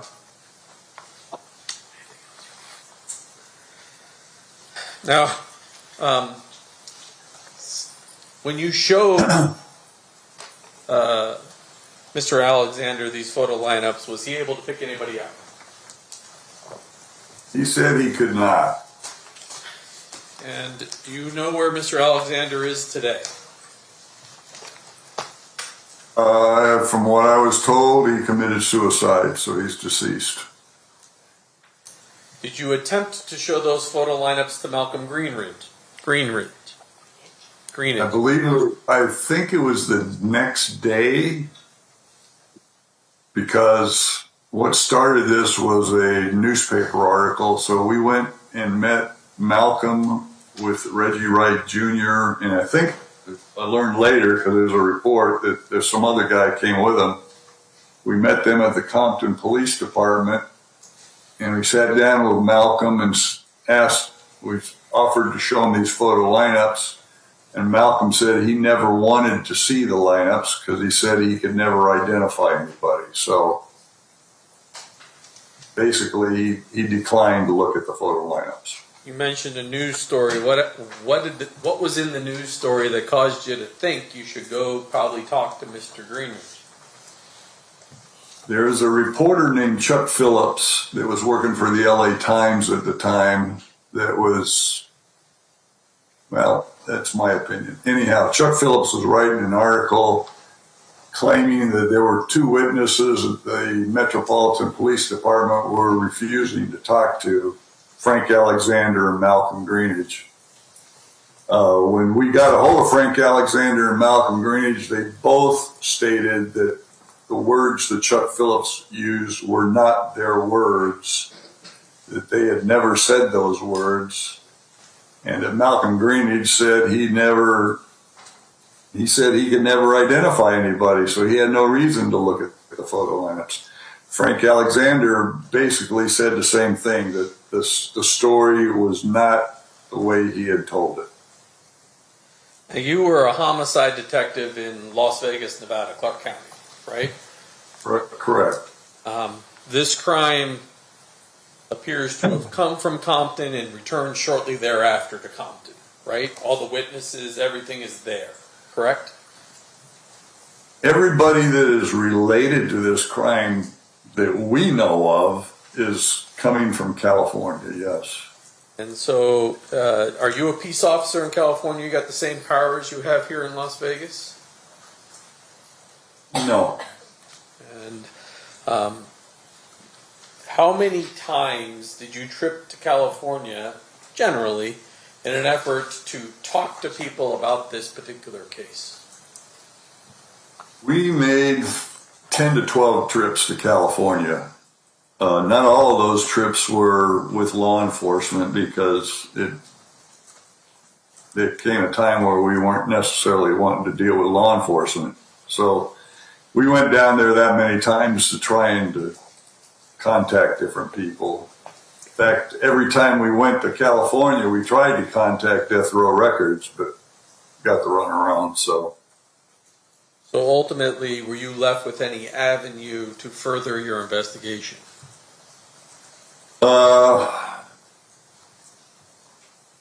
The only thing we ever got was we ended up the revocation hearing for Suge Knight, where I ended up providing a videotape of from the MGM for the DA's office down there.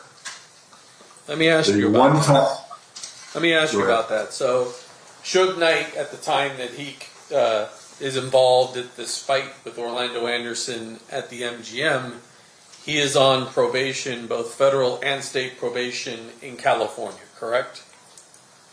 That's the way it was presented to us, yes. And at that particular hearing, did he call a witness in his defense to claim he was trying to stop the fight? Orlando Anderson was subpoenaed as a witness for Suge Knight, yes. And did he testify that Suge Knight was trying to help him, not hurt him? Orlando Anderson apparently, because I wasn't allowed in the courtroom, but apparently Orlando Anderson testified in court that day that Suge Knight was trying to help him. And then were you the witness that laid the foundation for the videotape that disputed that testimony at that revocation hearing? Because I had talked to Orlando Anderson in Compton the day of the search warrants, and he told me differently, I was there as an impeachment witness in case Orlando decided to tell the story that he did tell. And I testified that Orlando told me otherwise, that Suge Knight and Tupac had basically beat him down pretty good. Thank you, sir. Judge, I pass the witness. All right. Cross-examination, Mr. Sand. Detective Becker, can you hear me? Yes, sir. I just need to follow up with a couple things. Let me start off with this. So you talked a little bit about your powers as a police officer in Nevada. And you had mentioned that those police powers end at the border of Nevada. Is that what I heard before? Yeah, our basic law enforcement powers are within Nevada. And as a result, what that means is when you enter into another state, you're technically not a police officer per se. I mean, you are a police officer, but you don't have a jurisdiction. Is that how you would frame it? Correct. If we were, say, to want to arrest someone in another state, I mean, you could have someone arrest them, but you'd have to go through an extradition proceeding to bring someone over to Nevada. And that takes time. It's not like you can just go grab a guy and bring him back to Nevada. Right. Now, in terms of your work here on this case, I just wanted to make sure that I was clear on a couple things. We went through a lot of photo lineups, right? Correct. And you had referenced to me a little bit about the photo lineups, and fair to say, of course, as a defense attorney, you want to make sure that each photo lineup does not suggest the answer to the question, right? Correct. So back in those days, you're cutting pictures, you're actually cutting photographs out and just pasting them in such a way to try to eliminate backgrounds and so forth, so that the person that's looking at the photo lineup won't be suggested as to what the answer is. That's what our attempt was, yes, sir. Now, just for the jury's edification, when someone is being shown a photo lineup, they're in a room, they see the photo lineup, and then at that point, you wait for them to respond and see which one of the 6 people in there they recognize, right? Well, you'd show the lineup and ask them if they recognize anybody in the lineup. You don't say who in this lineup, do you recognize? You just say, do you recognize anybody in the lineup? Right, and the reason why you ask that question that way is you do not want to suggest an answer to your question. Correct. You don't want to try and make them lean towards anybody in particular. Right, because there are instructions that are part of those photo lineups that say there may not be a person at all that we're interested in the 6 people that we present to you, right? You could have a photo lineup with nobody in it that you would have as a target. Fair? That's a fair statement, yes, sir. Now, in this particular regard, once a person sees who that person believes to be somebody associated with whatever investigation you're looking at, they typically would circle the picture and maybe put down a percentage of how sure they are of that person being the person that's involved in something. Is that how that works? Yeah, typically what I would do anyhow is I'd have them initial the back of the photograph, the particular photograph of the person. Right.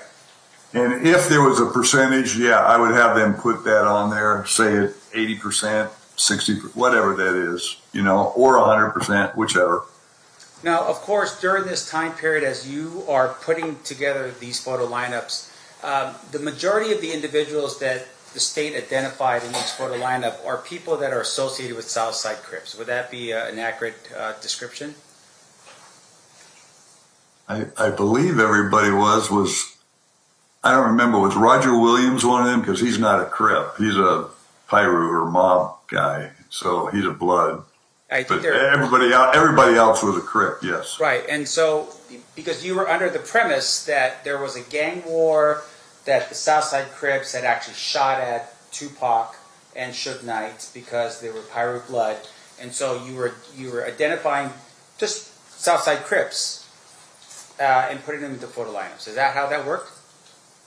Yeah, we were using Crips because that was the information. Again, we were basing a lot of things off the information we were getting from Compton.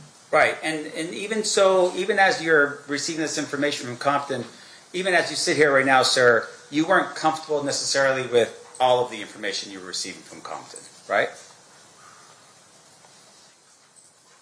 We weren't comfortable with certain things in Compton, yes.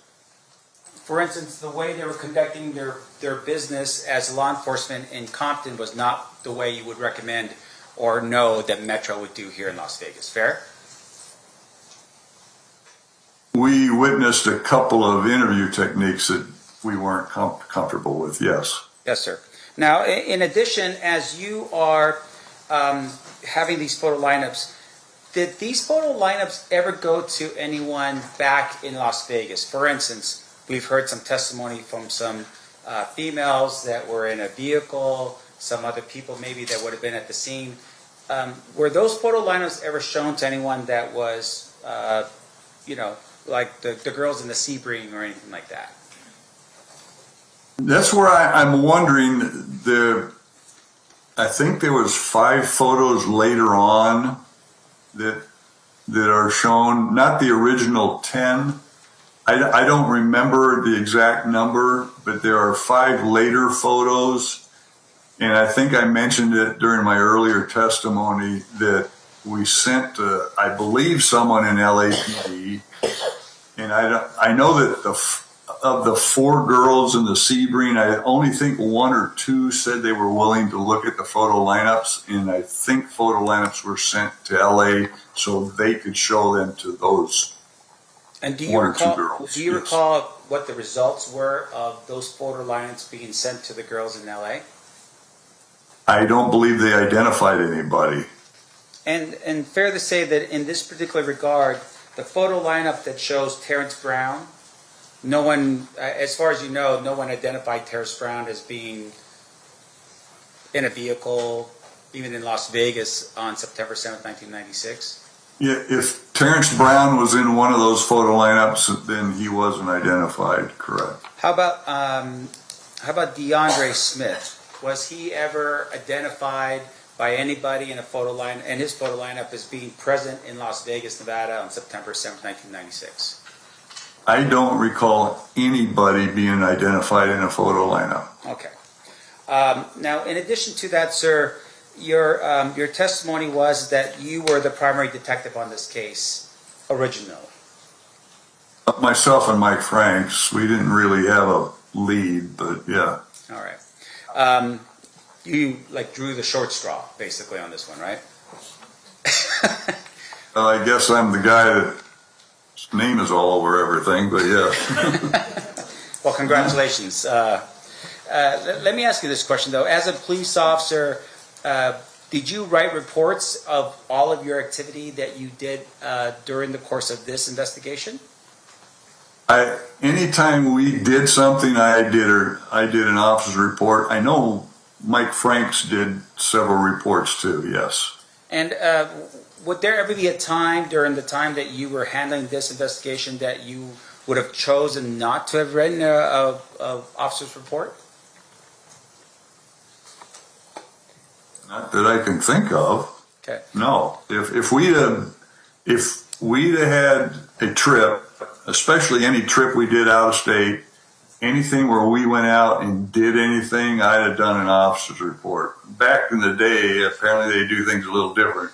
Even if it was a 1 paragrapher, we did officer's reports. And as far as you know, based upon your knowledge of what happened to your file after you left, is the file complete in terms of your reports and what you did in this case? When I left, it was, yes. Is it now? I don't know. I've never seen the case file, so I don't know what it looks like now. I've heard rumors. Now, the District Attorney's Office had forwarded over to you some documents to help you with your preparation for testimony here today, right? Correct. Were those documents all of the officers' reports that you wrote while you were on this investigation? No. Now, in addition to that, sir, you had testified a little bit about the Luxor, I think. You had mentioned something about there was some information that Tupac and Suge Knight had both had rooms at the Luxor. Is that correct? That's the information we had, yes, sir. Okay. In addition to that, was there any video that was captured of the vehicles that had gone to the Luxor to pick up Tupac while he was at the Luxor? I don't remember a specific video of the vehicles. I mean, there was hearsay of vehicles, but I don't remember specific videos. Now, off the top of my head, I don't. No. Right. And because you were the lead detective, of course, you're accumulating all of the information that's being gathered, sometimes from other police officers in furtherance of your investigation, right? Yeah, if it's given to me, yes, and it's put into the case file, yes. Right. And so with regards to the Luxor incident, you learned and you had put into your officer's report that Tupac Shakur was picked up with some people, looks like around 10 o'clock at the ballet. Do you recall that? I don't think I did an officer's report reference the ballet, no. I have a document here. Looks like your signature is at the bottom as the officer. If you could show it to me. Like I said, I've seen some documents from this that I don't recall, but if you have it, show it to me. I'd be happy. And do you want me to run it over for you right now? Yeah, if you could show it to me. Let me do this. Don't recall it. Now, I believe that we had submitted some documents for your review as well. Do you recall the documents that we reviewed? I remember, because I remember you showing me a document from LA that I didn't remember too. So, but it's been a while. So this would be titled the Murder or Attempt Murder Supplement. Do you recall that document? Okay. Wait a minute. Is this the report with Beard on it? Correct. That's right. Oh, okay. That report. Now I remember that report. Yes. And I apologize if I wasn't clear enough. Okay. I remember that report. Yes. And in that report, for instance, there was a discussion about the number of vehicles that had pulled up to pick up Tupac, and one of the vehicles that was there was a Cadillac that was white with 4 black males in it. Do you recall that? Correct. Okay. So the way we're looking at it right now is Tupac comes out of the Luxor, he gets picked up in a long caravan of cars, and the last car is a white Cadillac with 4 black males in it. Right? Correct. Okay. And that's based upon your investigation. Correct. Now, in addition to that, we talked a little bit about the pen registers. Can you explain to the jury what a pen register is? Pen register isn't the same as a pen register is more or less you're getting a number and you're more or less recording those numbers.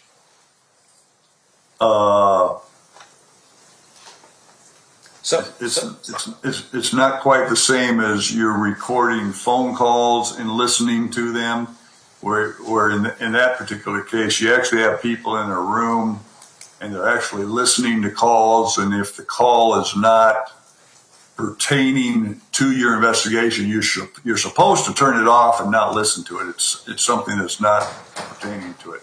And that a pen register is more or less information to record calls. It's a tool to assist you in your investigation if it turns out to be something that's valuable. That was the intent. Right.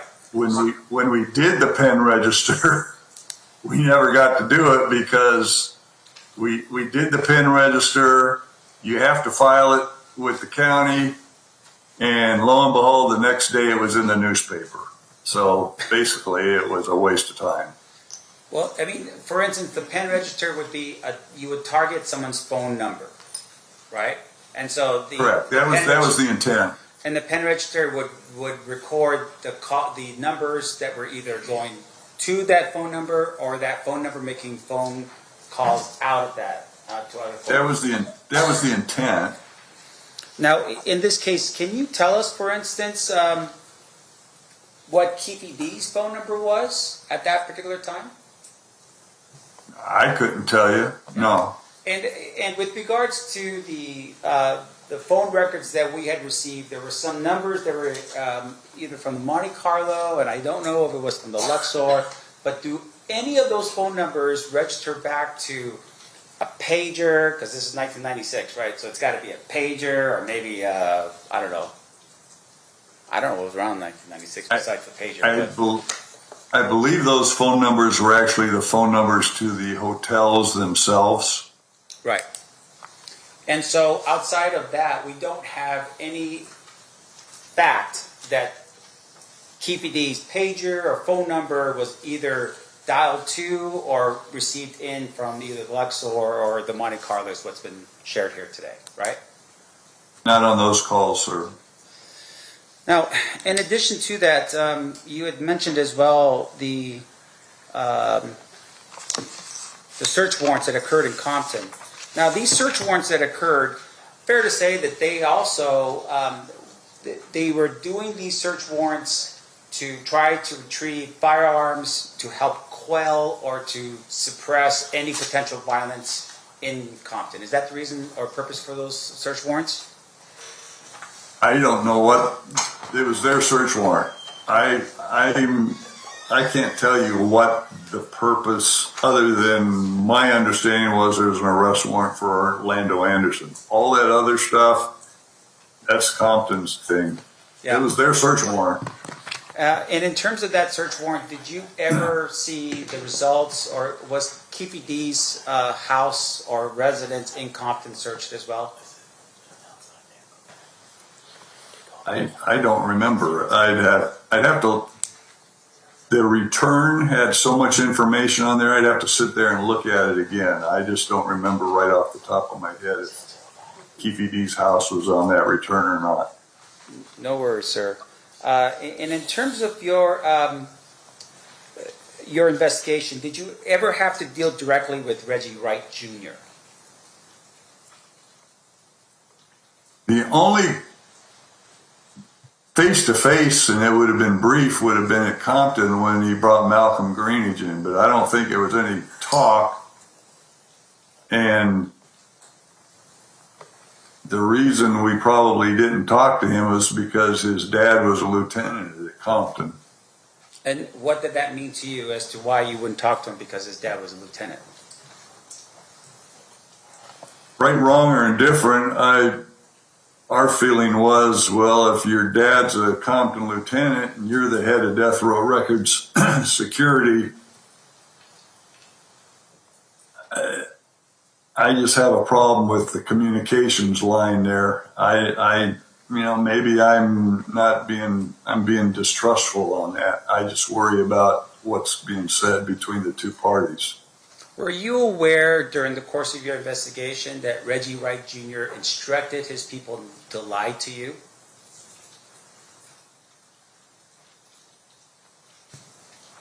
I was told later on by Frank Alexander that he said that, yes.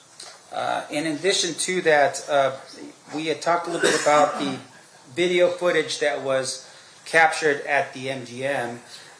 Did you at any point when you looked at that video footage observe or see Dwayne Davis, Keefe D in that surveillance video? No.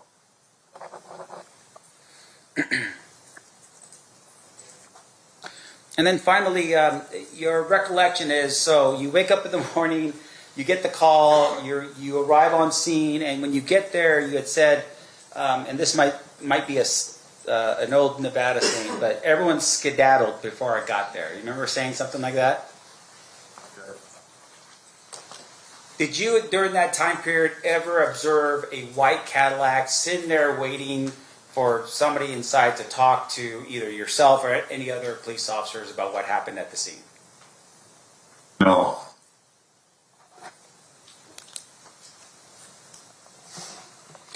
And then finally, you had mentioned a little bit about Suge Knight, and you had said that you believed that he was timid or afraid when he showed up with 3 attorneys to talk to you. Yeah, I think he was rather timid, yes. Sure. And it would be fair to say, of course, that you don't know why he was timid, right? I mean, he's walking in with 3 attorneys. I mean, is he worried that he's going to get caught doing something wrong, or is he there because he's worried about something else? You don't know, right? I don't know why he was. It's just I'm sitting there thinking, one, why the victim showing up with 3 attorneys? That was just an odd thing to me. Right. Thank you, sir. I have no further questions.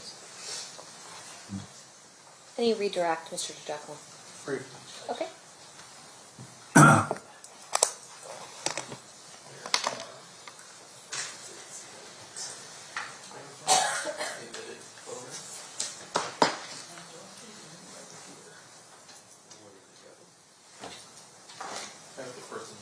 Of course.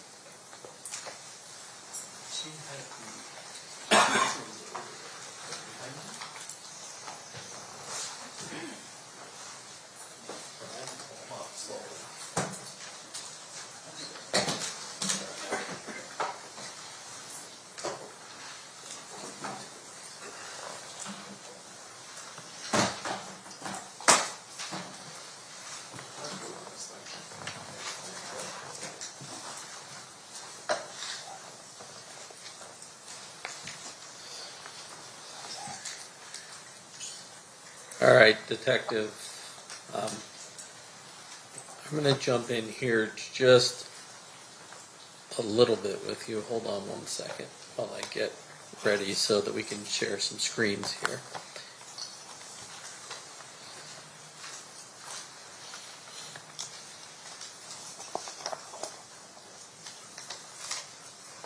And of course, now I can't get that thing to come up so I can share the screen because it is in the way.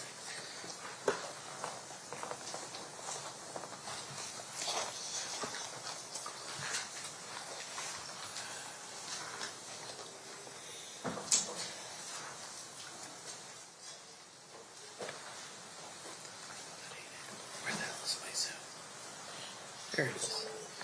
I found it. Here we go. I want to start with an aerial that's been admitted as State's Exhibit number 1. I'm going to put it up big for you here. Can you see that? Just a minute. Okay, yeah, now I do. So, your understanding is that Suge and the entourage were coming down this way, westbound on Flamingo towards the 662 Club. Yeah, Flamingo towards Cowell, yes. And after the shooting, what's your understanding as what Mr. Suge... Did you say westbound or eastbound?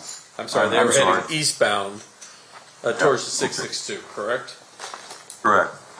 What's your understanding as to what Suge and the majority of that entourage do after the shooting? My understanding is once the shooting happened, they made a U-turn, went westbound on Flamingo, southbound on the boulevard, Las Vegas Boulevard, and came to a stop. If that red dot is at Las Vegas Boulevard and Harmon, that's where they came to a stop. And it wasn't just Mr. Knight's vehicle that was stopped at that location. There were a number of other cars that were part of that entourage that remained at the scene for photographing. Is that correct? My understanding, because obviously Frank Alexander and the other 3 gentlemen were there, so their car must have been there. If Kevin Woods got talked to, and I think there was somebody else, so I'm guessing their car was there. If there were other cars there, no one said anything about it. So I don't know how many. I remember the car that Suge Knight and Tupac Shakur were in was there in the intersection. Right. And 2 of the wheels have been blown out from hitting a curb. The rims were banged up from going over the median there in the middle of the Flamingo. So, and then the entire crime scene would have been taped off by initial patrol officers, correct? Yeah, I remember the street was pretty well taped off from what I recall. And when they put crime scene tape up, they put crime scene tape up around the entire area they're trying to protect. Whether or not the people that were in those vehicles stayed at that location, there are more than one vehicle that's taped off in this scene. Would you agree with that? They should be. They should be taping off a wider area than a smaller area. It's easier to come in than to go out. So this is going to make me kick me back in and out every time, but let's go through this. Well, what I'm saying is, if you're going to tape off an area, you'd rather make it bigger than start smaller, because it's easier to start bigger and close it than to start small and make it wider, because once you made it small, you got looky-loos, everybody coming in, and it's tough to get people out then. So now I'm going to share this photograph. That's the rear of Mr. Shakur and Suge Knight's vehicle, or at least appears to be, correct? This is at the scene, right? Yes. Yeah. Okay, I see the tape in the distance. Okay. And then that's exhibit number 6. Okay. Is this on the boulevard? I believe the testimony is that this vehicle is Las Vegas Boulevard in Harmon. Okay, I see the black and white up ahead just because I see the reflective from the door. So I'm going to go through exhibit number. What's that white car? Well, we're going to go through all of these for you in Okay, just a second. okay. Of course, I got to do this the hard way. So now I'm going to show you number 20. Give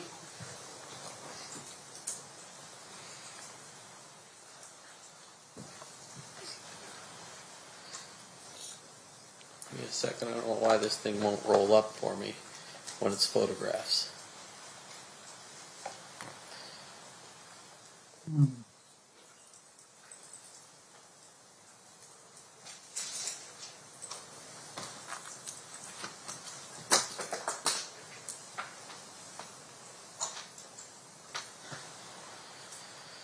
There's obviously a different black BMW that's inside. If you look real close on the right side, the crime scene. Okay.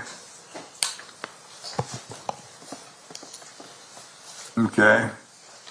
There is 22. Oh, I'm going to click out of this. I'm guessing that license plate number is on the report, so.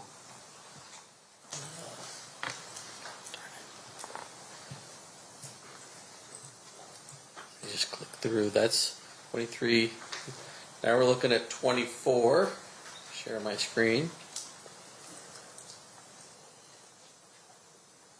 There's a black Lexus within the crime scene tape. Okay. Stop sharing. So all those cars that are in that line to the side is just regular traffic being going by, I take it. Then within the tape,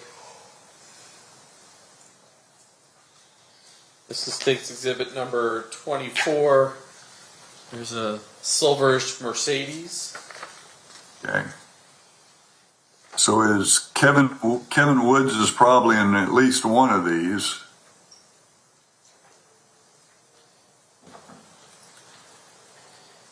And then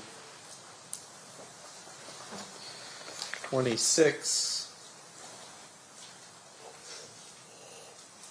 There, 26. Also in the tape, there's white. I think if you zoom in really close down here, which I don't know if I can do on here. Yeah. Oh, I can do this. There you go. It's probably the license. Oh, it's a Dodge Avenger. Okay. A Dodge Avenger. Okay, and the license plate number. Because I remember on the original crime report, there are license plate numbers on vehicles, and I'd have to look at it to see what they match up to. And then Mr. Stampt asked you questions about going to the Luxor. Okay. You recall those questions? Yes. Would it refresh your memory as to exactly what you found out at the Luxor to review that report that you generated?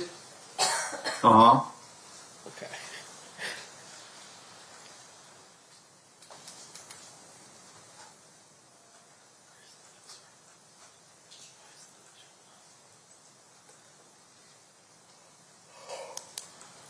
There we go.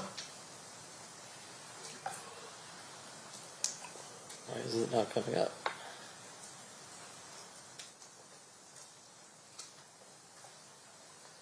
Stop.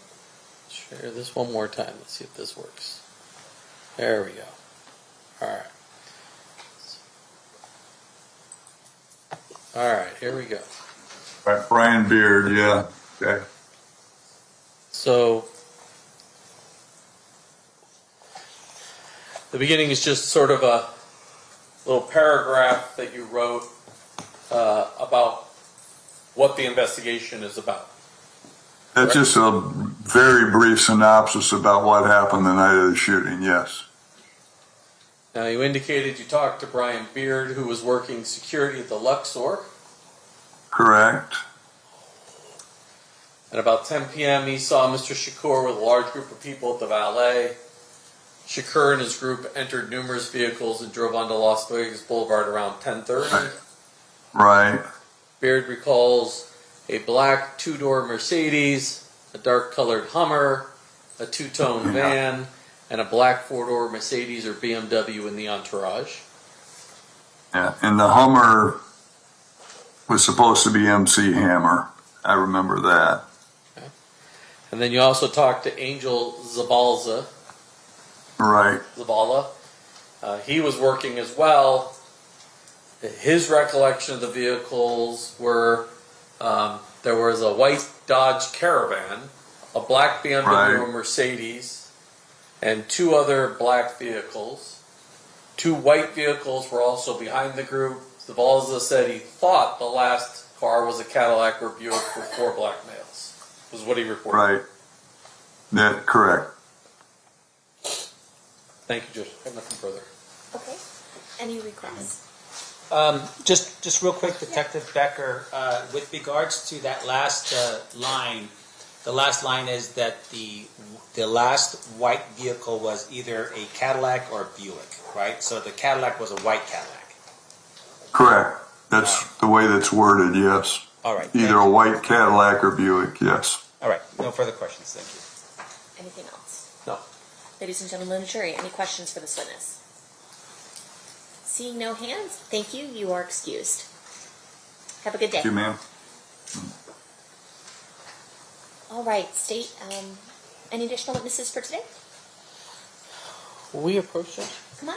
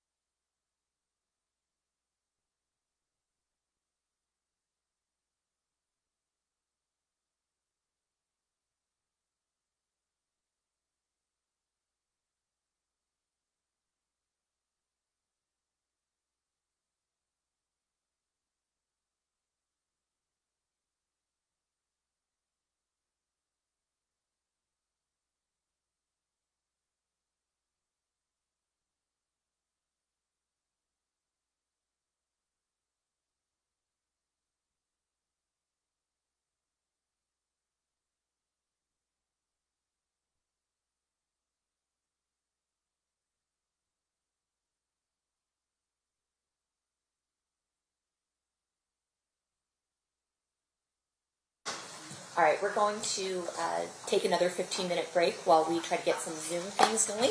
During this recess, you are admonished not to talk or converse amongst yourselves or with anyone else on any subject connected to the trial, or read, watch, or listen to any report or commentary on the trial of any person connected with this case by any medium of information, including without limitation, newspaper, television, the internet, and radio, or form or express any opinion on any subject connected with the trial until it is submitted to you. We'll see you guys back 3:30. Please rise for the jury.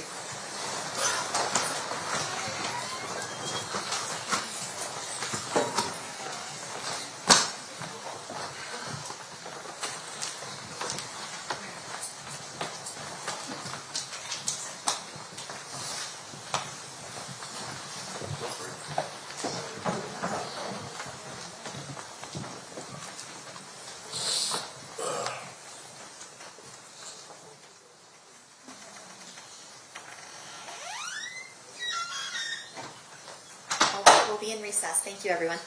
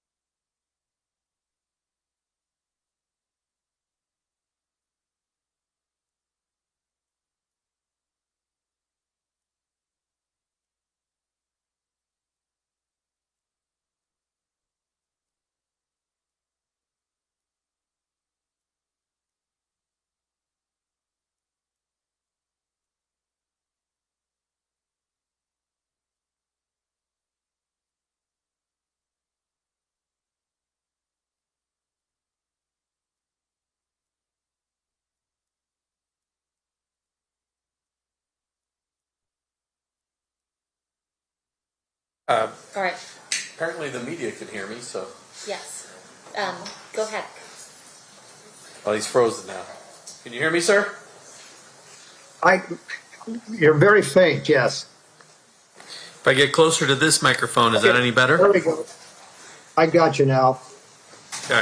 If you wanted to question him sitting, I have no problem with that. If that'll help with the microphone issue.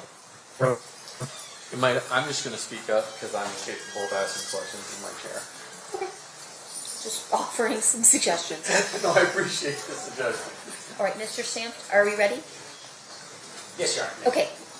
We have everybody. Anything we need to address before we bring the jury back in? Not from the state. No, Your Honor. All right, let's bring it in. Staff and jury.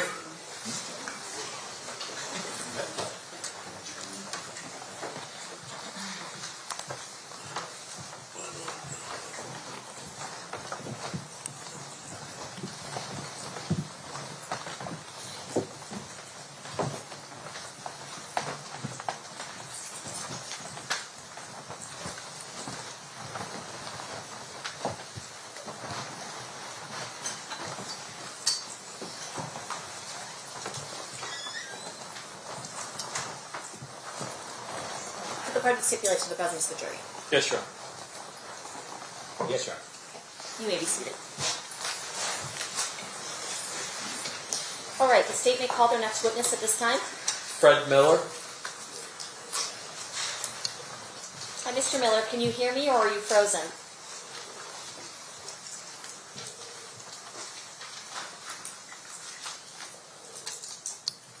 I can hear you, Honor. Okay, great. I'm going to have my clerk swear you, and then There Mr. seems to be a John's going to have pause. some questions. Good afternoon, Mr. Miller. If you please raise your right hand to be sworn. Do you solemnly swear or affirm the testimony you're about to give in this action shall be the truth, the whole truth, and nothing but the truth, so help you God? I do. If you please state your full name and then spell it for the record. Fred Miller, Fredmiller. Thank you, Mr. Miller. Mr. DiGiacomo, you may proceed. Thank you. Sir, how did you used to be employed? I used to be employed for the Los Angeles Police Department. How long you were with LAPD? Almost 30 years. On March 9th of 1997, what was your assignment? What section were you in? I've been assigned to Robbery Homicide Division, worked Homicide Special. Were you one of the two detectives assigned initially the investigation into an individual identified as Christopher Wallace, also known as Biggie Smalls, also known as the notorious B.I.G.? No, I did not receive the responsibility for the case until approximately 60 days later.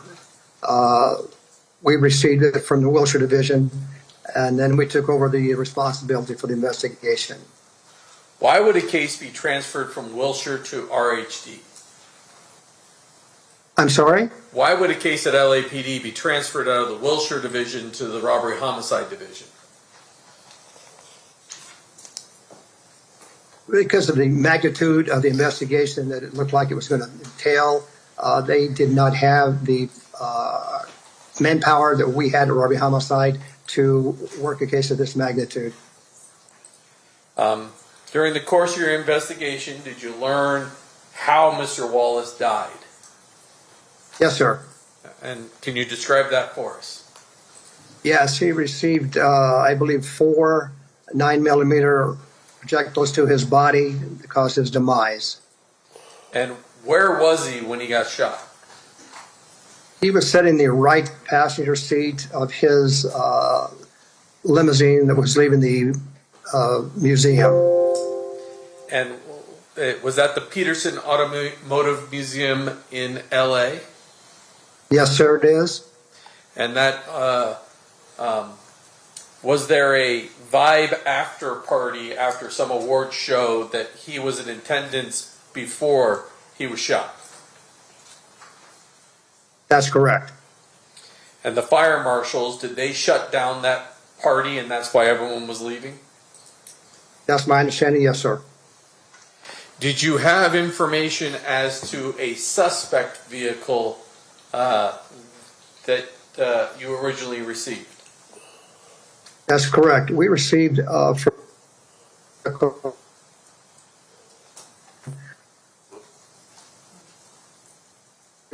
leave Aqua Dark, newer Chevrolet S-Hub, four-door. It had very fancy rims on it. It was last seen going north on Fairfax and then eastbound on Wilshire Boulevard. So I think what you just said was was a newer model Chevy Impala SS that was dark in color. Is that correct? Correct. That's correct. And the race of your potential suspect, how was that identified to you? Yes, it's a male black. During the course of your investigation, did you receive information that a person by the name of Dwayne Davis might be a suspect in this homicide? Yes, we did. I think he's frozen just a...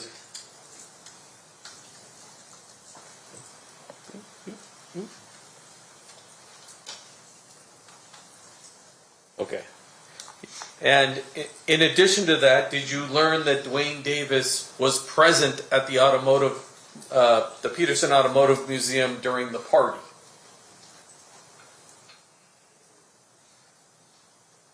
Yes, he was.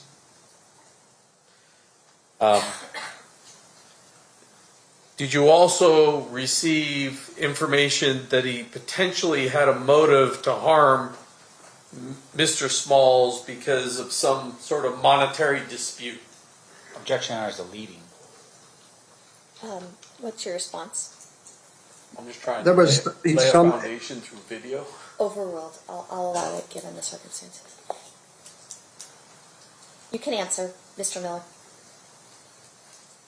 He's not frozen.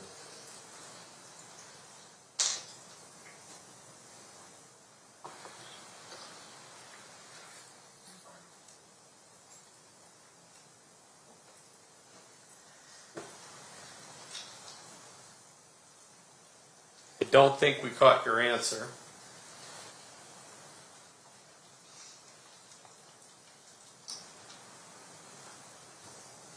I'm sorry, I didn't hear the question. Did you receive information that he potentially had a motive over money owed to him? Yes, from several sources, we'd heard that there was a dispute between Mr. Davis and Tupac's organization. And ultimately, did you learn that Mr. Davis lived at a residence at 1524 California? Yes. Did you also learn that he had driven or received a citation driving a black Chevy Impala SS? Objection, Your Honor, leading. Can I have the parties approach real quick?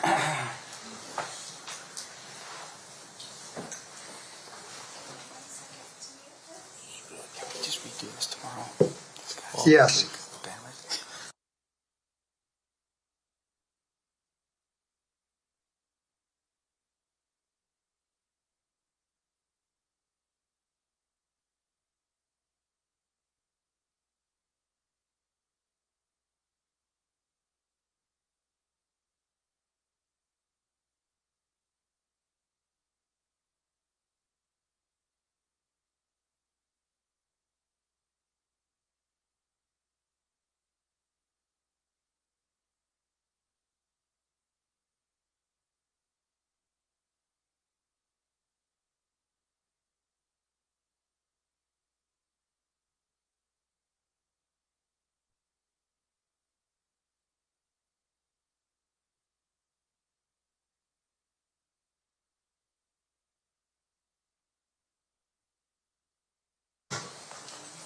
We're going to take a 10-minute recess to see if we can fix the feed a little bit. During this recess, you are admonished not to talk or converse amongst yourself or with anyone else on any subject connected to the trial, or read, watch, or listen to any report of or commentary on the trial. of any person connected with this case by any medium of information, including without limitation, newspaper, television, the internet, and radio, or form or express any opinion on any subject connected with the trial until the case is submitted to you. I apologize for the constant in and out, but we do need to try to fix this. All right, please rise for the jury.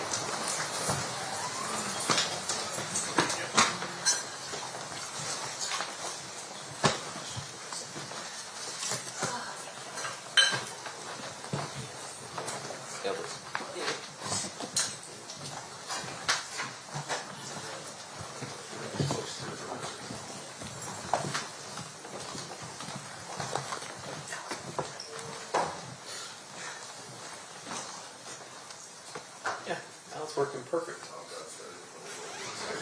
For the record, the jury has exited the room.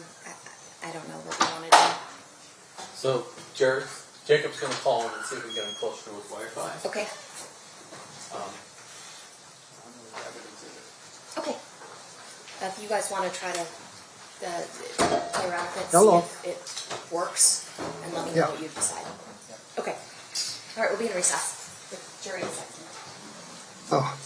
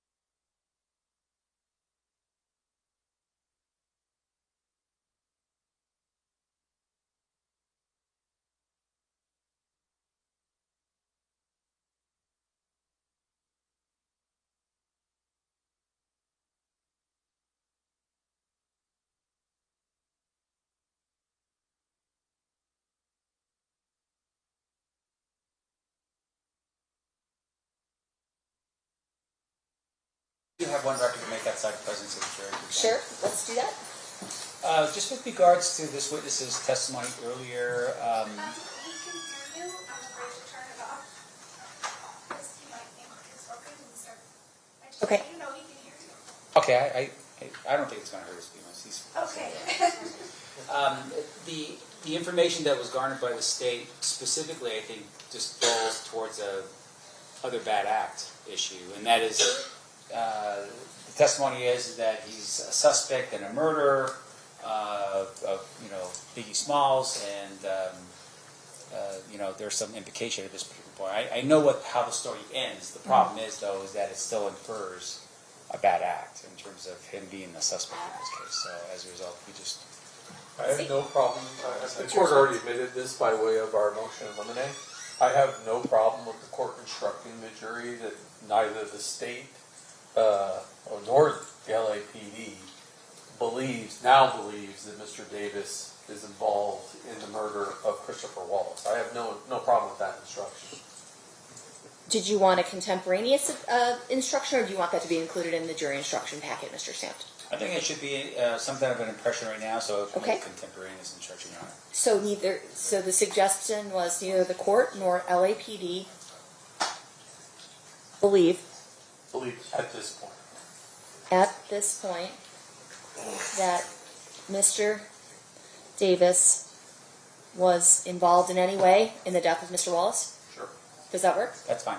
Okay.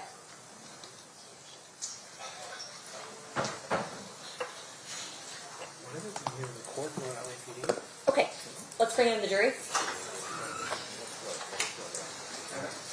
Stand for the jury.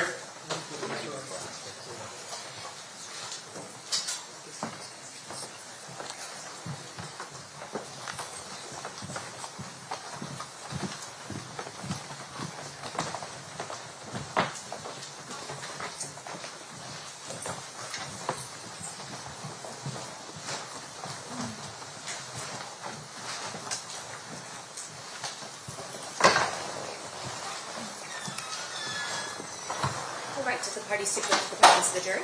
Yes, sir. Yes, Your Honor. Okay. Before we go back to Mr. Miller's testimony, I did want to admonish you as follows.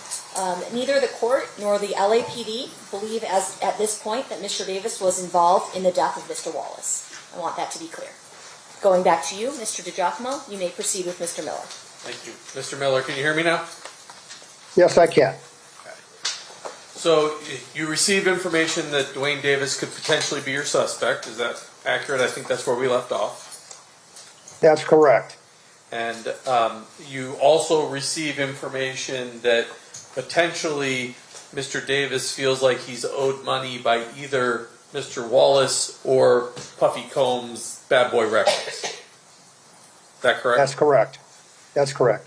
You also learned that he was driving or ticketed on March 8th of 1997, a black 1996 Chevy Impala SS. Is that correct? That is correct. And so based upon all of that, do you, along with, on May 27th of 1997, Compton PD executes a search warrant at 1524 California, and then on the 28th, you get a warrant to search the vehicle, the 1996 Chevy Impala, correct? Correct. And the vehicle was actually registered to a Patrick Parker. Is that correct? That is correct. Eventually, fast forward to June 20th of 1997, do you and your partner, Detective Poole, wind up having a conversation with Mr. Davis at his lawyer's office, Edie Fall? That's correct. Judge, I've had marked as 116 as well as, it's old school, so it's two sides of a tape, 108 and 109, which is transcripts. It's the audio and the transcripts. I'd offer them at this point. Any objections? No objection. All right, those will be admitted, and further, pursuant to your stipulation, we're going to play those after Mr. Miller's done testifying, correct? Correct. Okay.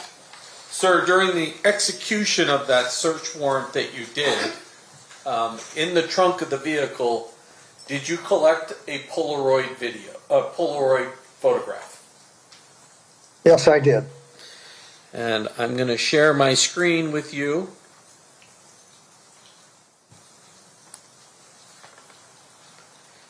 Can you see that Polaroid? Yes, I can. And is that the Polaroid that you collected out of the vehicle? That's correct. I move to admit 66. Any No objection? objection, Your Honor. So admitted? I pass the witness. Okay. Mr. Santos? Mr. Miller, can you hear me? Yes, sir. This Polaroid that's on screen right now, which is State 66 that you see in front of you, I'm sorry, I didn't understand your question. Can't hear you very well. You're breaking out just a little bit. I apologize. So this exhibit that you see in front of you right now, do you see the Polaroid still, which is State's Exhibit 66 for the record? Yes, I see it. Okay. Can you tell the jury what this means? What it means? Yeah, I mean, it's a Polaroid. Is there anything about this particular photograph that means anything? I really don't get your questions right. It just means there's a group of guys together who enjoyed themselves, apparently. Right. Can you tell us when that photograph was taken? No, I can't. Can you tell us where that photograph was taken? No. In terms of the clothing that everyone's wearing at this particular point, do you know if that was how Mr. Davis dressed normally? I have no idea how Mr. Davis dresses normally. Now, this photograph that was taken from the '96 Chevy Impala, that was pursuant to your search warrant, correct? Yes, sir. And you were looking for evidence that would help you substantiate as to who was responsible for the murder of Biggie Smalls, right? Yes. So can you tell us how this photograph helps you learn any more information as to who killed Biggie Smalls? It may not be the actual person who pulled the trigger, but it may be one of the people that lead us to who did pull that trigger. All right. So who are the other people that are in the photograph? I don't recall the names. Orlando Anderson was one, and I don't recall the others. Okay.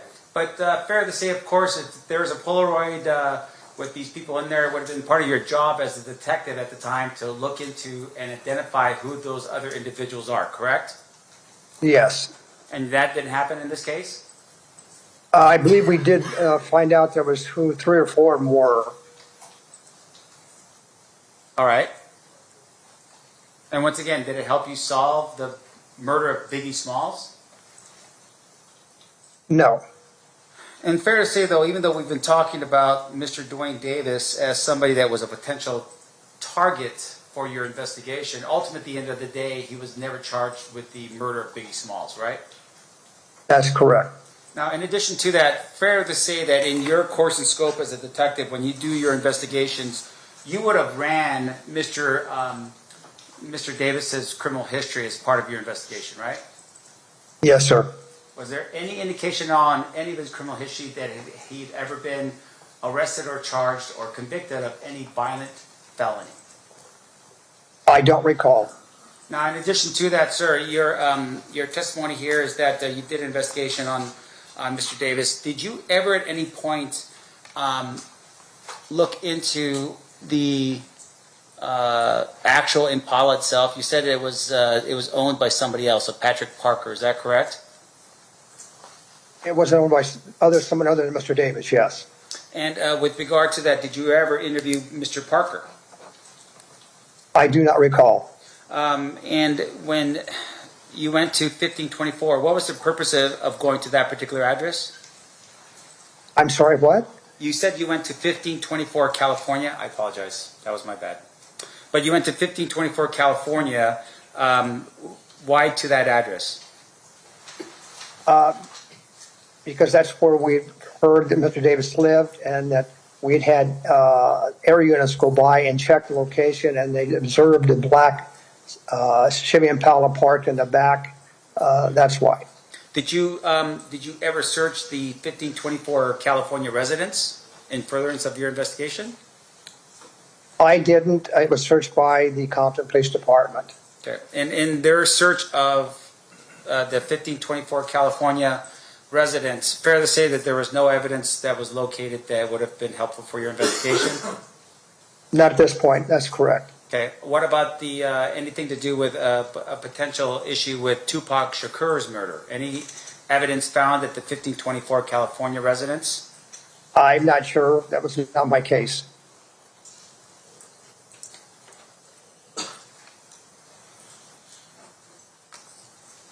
Now, at some point, your testimony is that there was a meeting between yourself, Mr. Davis, as well as Edie Fall, his attorney. Yes, sir. And in that meeting, it was recorded? Yes. And was that recorded surreptitiously, meaning it was done without their knowledge, or was it done with their knowledge? I don't recall whether they were informed or not. And just for our edification, where was the location of that meeting and recording? Wow. I don't recall. I want to say it was at Parker Center, but I don't actually remember. Is that where, would that have been LAPD headquarters, or are you talking about some other location? That would be 150 North Los Angeles Street. I don't know where that's at. Is that a... It no longer exists. It was the old Parker Center, yes. Okay. The old police administration building. Thank you, sir. I have no further questions. Any redirect, Mr. DiGiacomo? No, Your Honor. Any questions for this witness by the jurors? We do have at least one, so hang on with us, Mr. Miller, while we go through the question process. Thank you.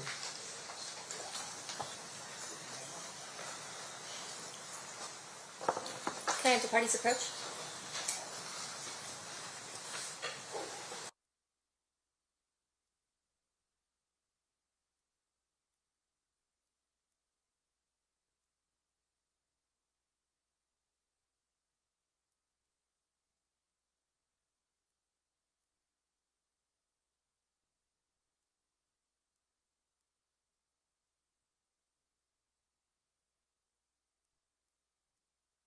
All right, Mr. Okay, Mr. Miller, can you still hear me? I'm sorry, what, Your Honor? Okay, excellent. A question from one of our jurors. If the car was owned by someone else, why weren't they questioned? I don't understand. I mean, I'm not hearing you correctly, Your Honor. If the car was owned by someone else, why were they not questioned? More likely he was, like I said, I do not recall whether he was interviewed or not. He was not by me that I remember.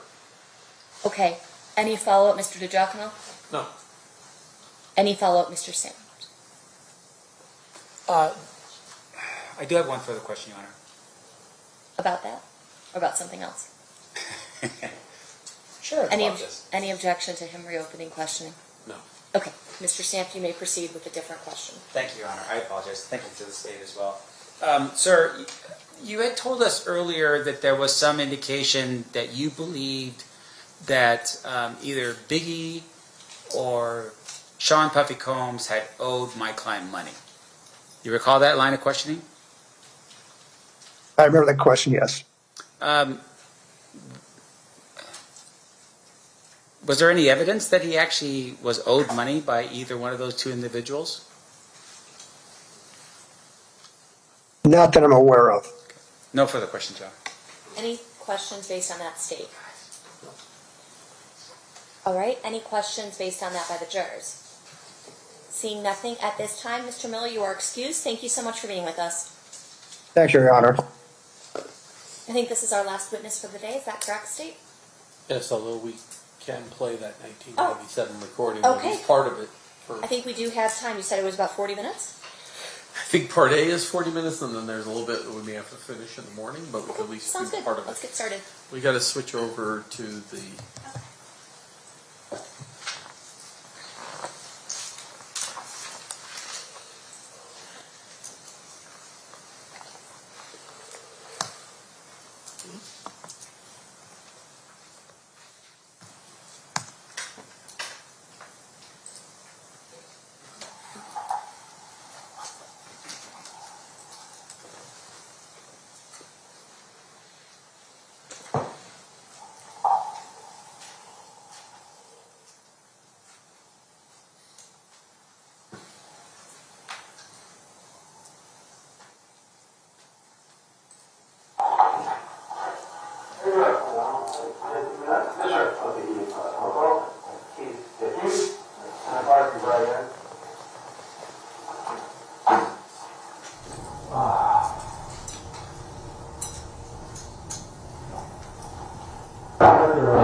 Coffee or soda?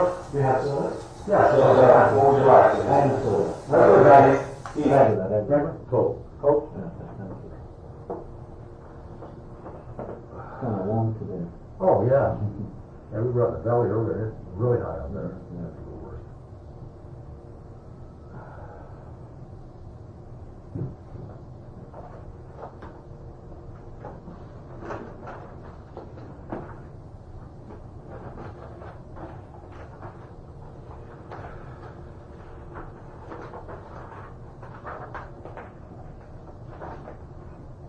Are you okay? I'm fine.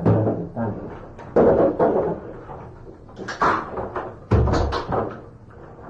Okay, Mr. Davis, Detective Miller, my partner, Detective Poole. Mr. Davis here with Attorney Paul. The easiest way to do this is tell you what we're here and what we're all about. We are working the Christopher Wallace murder. Christopher Wallace is the vice BIG. During the course of the investigation, as you know, you've been through hundreds of these, as I have. Many police come in, anonymous calls, investigation is to try and run down everybody. People say, was at the party, may have seen something, whatever. I mean, there were 1,700 people at that party. That's right. So, what we're trying to do is contact as many of those people as we can, find out if they saw anything. That's what we're coming with. I'm aware of your driving warrants. I could care less about those. I'm not a traffic cop. Okay? And I got Mr. Paul aware of that. So, during the time period when he got killed, Chris got killed, until today, like I said, we received lots of calls. Originally, when this murder went down, there was a description given of a dark, possible four-door car. Okay. Some of the witnesses said it was Chrysler, some said it was Chevy SS. That's part of the investigation. To this day, I can't be positive. I can't tell you if I'm positive or not. So that's where we're at, and that's why you're here to find out. We heard you were at the party. You were an SS, a dark one.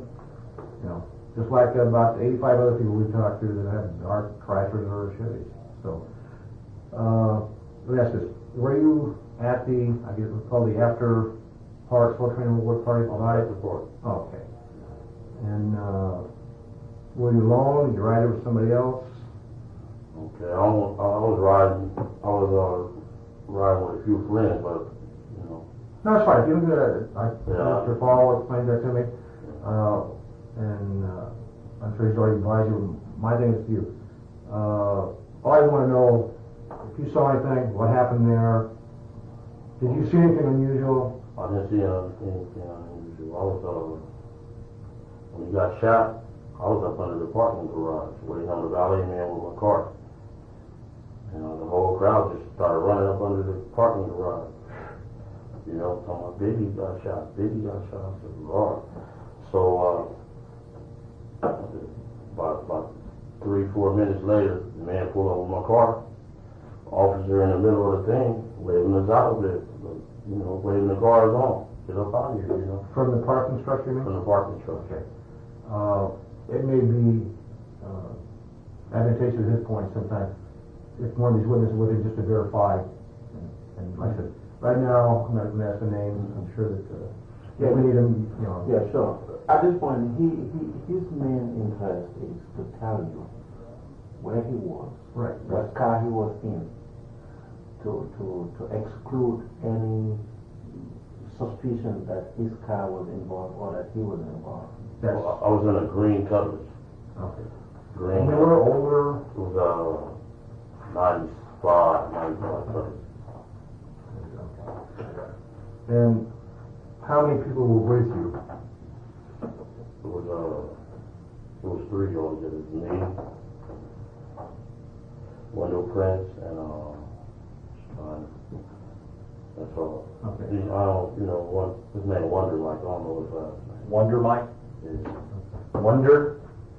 W-O-N-D-E-R? Okay, let me back up. Let's start, what time did you arrive at the party? Did you call? Maybe about 11:30, 11 o'clock.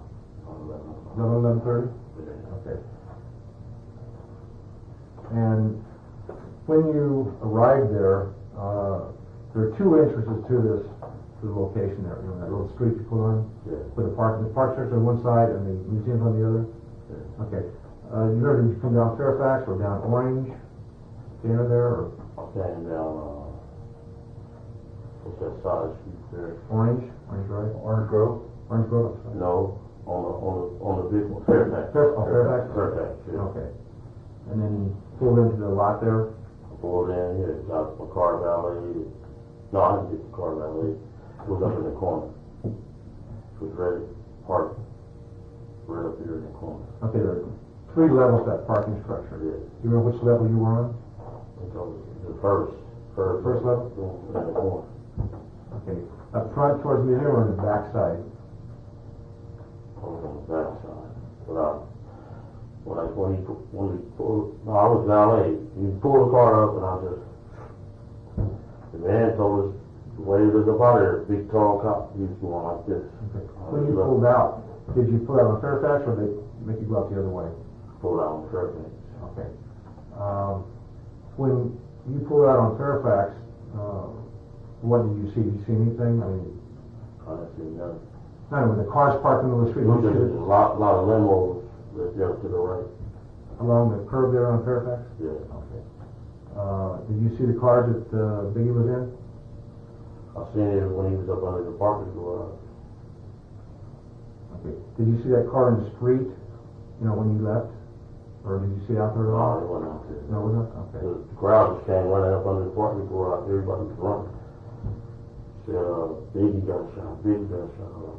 Lord, and then we went to our car, and the man just waited us up out of there. Usually time they just like hold everybody there. Right. Yeah, because I was over here at the airport hotel, that's there by the pond. Right. And it was a gang shooting up in there, and they hold everybody there overnight in the hotel room and all that. Well, I'll ask you a couple questions, then I hope I'm not even, but what kind of business are you in? Are you in the entertainment business? I don't know. No, I'm not in those. Okay. I do hydraulic cars. I'm sorry? Hydraulic cars. Oh, okay. Yeah. You have your own business? No, it's like a co-business. No, partnership. Yeah, partnership, yeah. And where do you live? Where do I live? Yes. 1524, California. South California. Yeah. And the phone number? 638 9042 And it's at 818? 3132. Okay. And your business address? 520 Long Beach Boulevard. 520.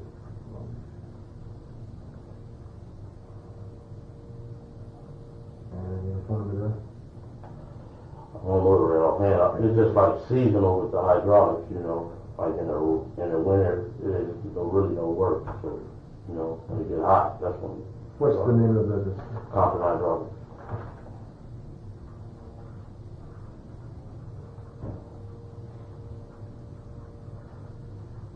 Okay. So you arrived there between 11:30.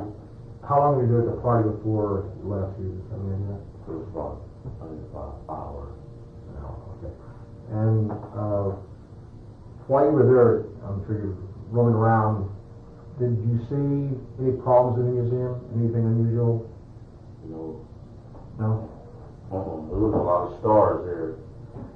Football players, basketball players, just a whole lot of stars there. Yeah, we got some, like I said, there was probably 11 or 1,200 people there at one time.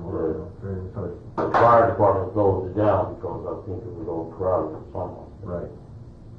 Okay. Did you see Biggie there or Puffy there? Do you know who Puffy comes is?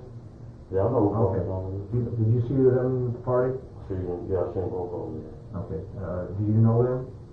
Do I know them? Yeah, I mean, were you sitting with them or drinking with them or anything? I wasn't sitting with them, no. Okay. Do you recall who was with them when you saw them? Him, Puffy, the little Caesar, and it was his entourage. You know, his bodyguard and stuff. Okay. And Little Caesar, you know what his name is? I don't know what his real name. Is he a rapper? Rapper, yeah, Okay. he's a rapper.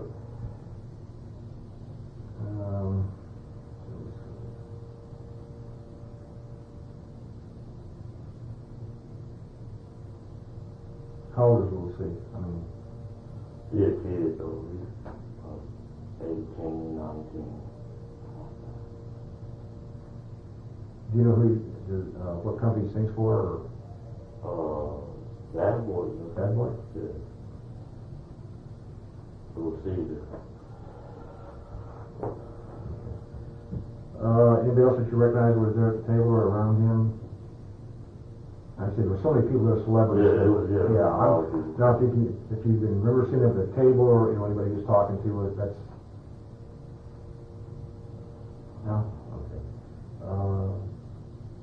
Did you go up and talk to him, or did you sit at the table? No, I didn't sit at the Okay. Did you talk to him? You know He him? came by and spoke. How you doing? Gave me Don very on. That's all. Who'd you talk to? Sean. Oh, okay, Combs. Okay. Do you know Combs? Oh, I know him a little bit. Business associate or Other than I Basically, he wants to talk about where he was and what he was doing. Right. Okay. As opposed to his relationship with any individual. Okay, that's fine. You mind telling us where you were prior to the party? Was in Compton. In Compton? Yeah. And you came from Compton up to the party? So we went to the state basketball championship. Where was that at? Yeah. That was at the pond. The pond. Pond. I understand you got a ticket to get in. Did you have a guest pass to get in? Yes, yes. Yeah, we had like, I had like one year. And my tell us who you got that from? No, I don't think no Reddington. No. Oh.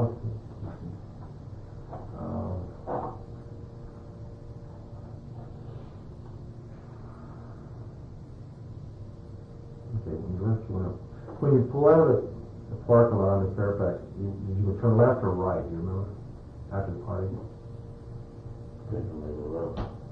No, they was making sure everybody go right. Right? Yeah, they was making sure he was right there. The officer, big tall officer, he was like waving Was everybody. everybody north on, or Yeah, right on? right, Fairfax? yeah. Okay. He pushing everybody other way. I guess he didn't know what happened or nothing, you know. I don't know, he just waving everybody out. Cars was coming out, and I just followed, the cars. Okay, when you were leaving the party, you said you saw Mr. Wallace in the parking structure, or in the parking area? He was on the stairs, he came down, got in that truck, and it was just... What was the truck at? It was right in front of the parking area. Right, as you come down the stairs? Right. Yeah, it was right there, parked right there. Okay. Did you see any problems or anything unusual out there when you're walking down there? I didn't see that.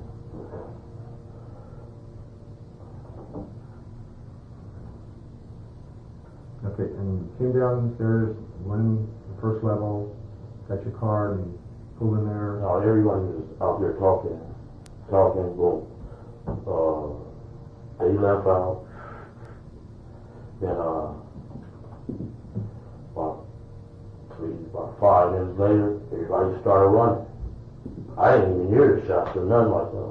Man, I didn't hear the shot. Were you in your car, I'm sorry, were you in your car when people came rushing back, or? No, I was outside. You still standing I was outside? still standing outside, yeah.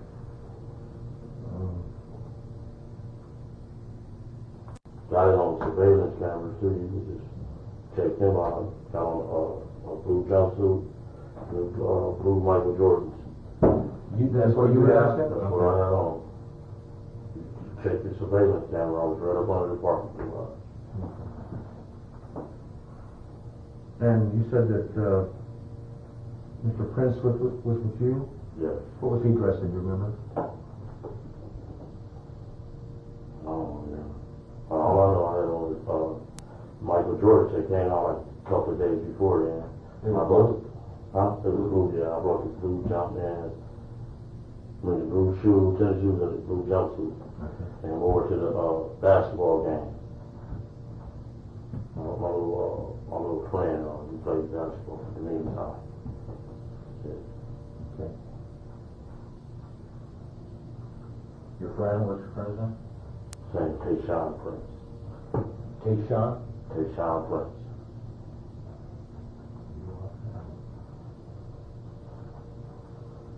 Is he a senior? He was the junior.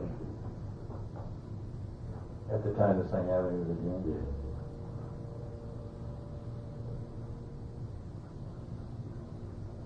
Crowd just got to running. It was, you know how people run. Oh, yeah. They was running, and he just pulled his hard up. I just got in my car when he pulled up, and the officer was leading people out like this. Then just made a right, went on to the freeway. Went to what was that place? Jerry's Deli out here in the Marine.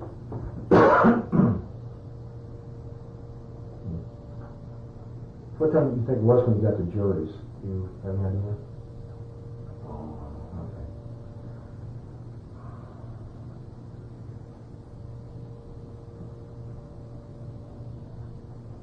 You say it was a police officer. Was that an LAPD police officer? I know y'all had heard it before. Anyway, everybody was up about it. Yeah, that's what I'm trying to get the time, because the police didn't get there until about 6 minutes after the accident, but you were sitting there. Okay, it was about that, you know. Yeah, that's why Yeah. there's just so many people there that people in time, as you know, it's difficult when there's a small period of time to try and put everything together, so.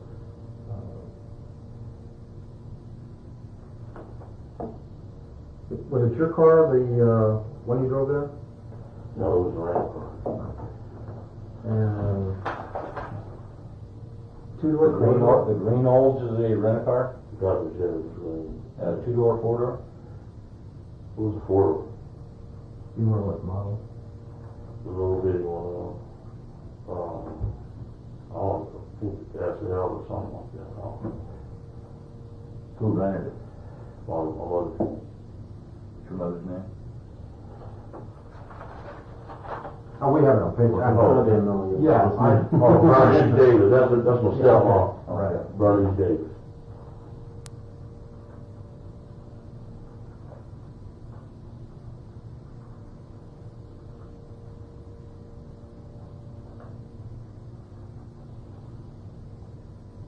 Did anything unusual or fancy about that car? I mean, just so you put out the videotape, the security camera. No, it's a rental car. Yeah. 96. Okay.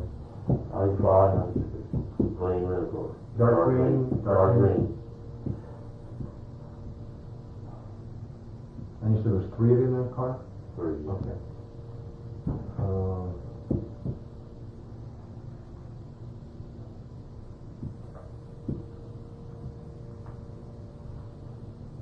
Was there any particular reason that you left the party after being there an hour? Because they closed the party down. Okay.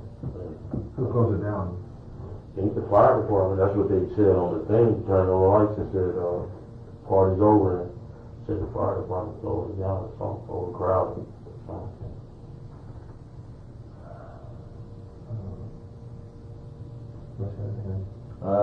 Did you see any of your friends there at the party? My friends? Yeah. I mean, you went with 2 other friends. Did you see some more friends that, say, from your neighborhood where you live? Or, You mean other people he knew? yeah, friends. Yeah, I don't know if he wants to get into that. Again, he wants to limit himself to what he did or what he did not do. Okay. The reason why I asked, we're trying to identify everybody who was there so we can interview them and see if we can't find out some more information about this. Well, you only tell you the truth, okay? Okay. Y'all barking up the wrong tree. You know what I'm saying? Y'all wasting a lot of taxpayers' money. Every time something happens, y'all just blame that little neighborhood over there. The guy from Compton Police, Brennan, he got y'all on the wild goose chase. Really.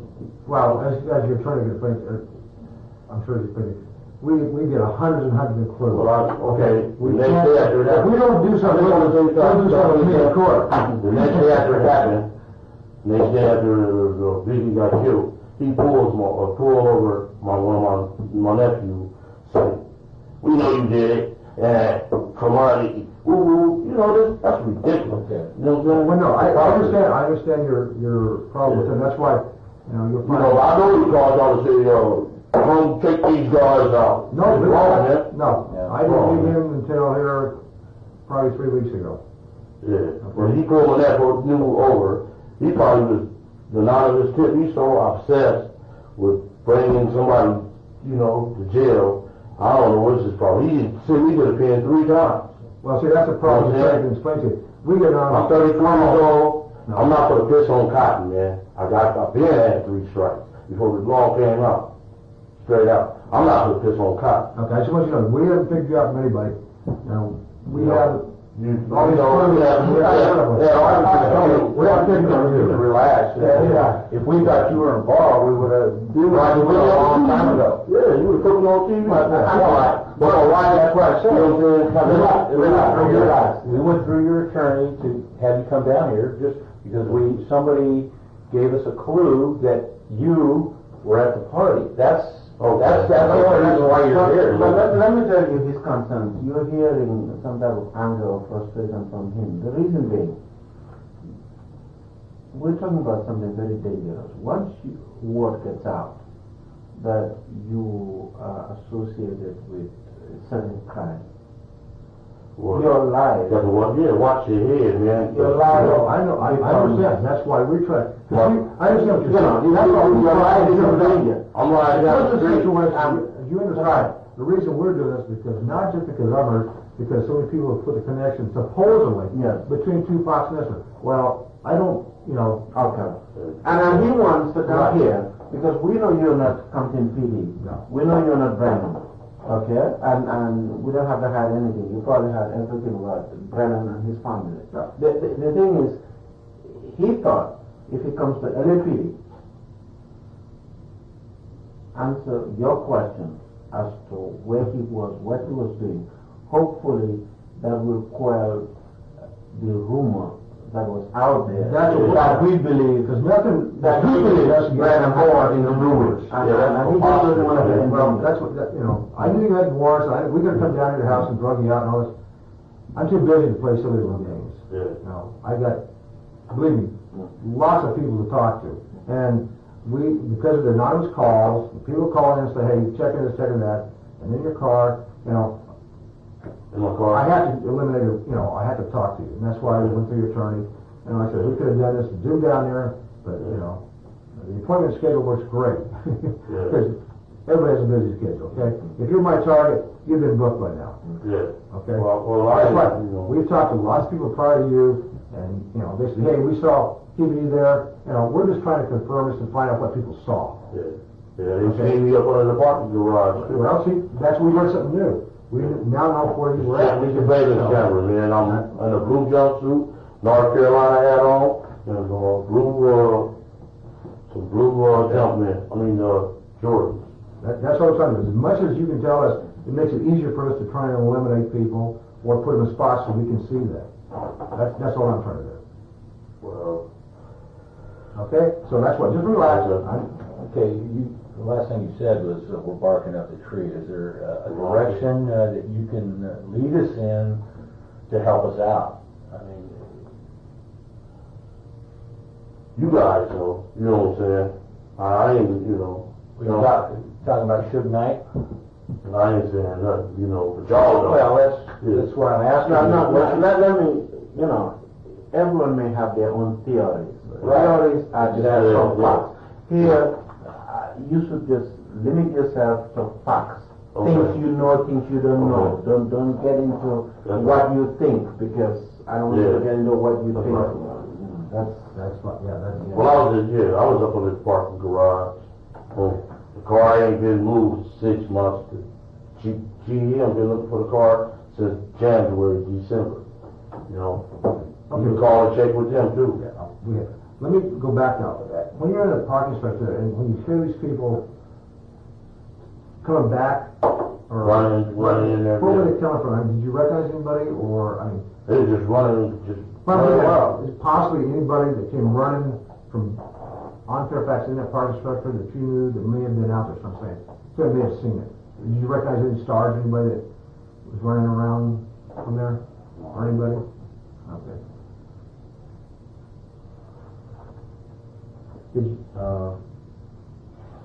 Did you hear any conversations with anybody that may have seen a suspect, a car, or anything while you were there in the parking lot, waiting to get out?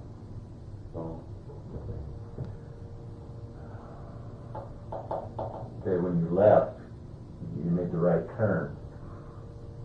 Where did you go then, after that? What's that? I mean, what was your destination after you left the party? Dropped Wonder Mike, we went to eat, then I went drop Wonder Mike off. Where'd you eat at? Curious. Jerry's? In the marina? Yeah. Okay, and then where'd you go from there? We went to drop Wonder Mike off. Then we drove in. They live in Compton, or that area? I'm just going to try to direction of travel. Wonder Mike in jail. In jail. I mean, where you dropped him off? He's in jail, yeah. Where you dropped him off? I mean, was it Los Angeles, Compton? Compton. Okay, so you left Jerry's and went towards Compton? Yeah. Okay. Okay, then next? And I dropped Wendell Prince off. Okay. Same area? Yeah.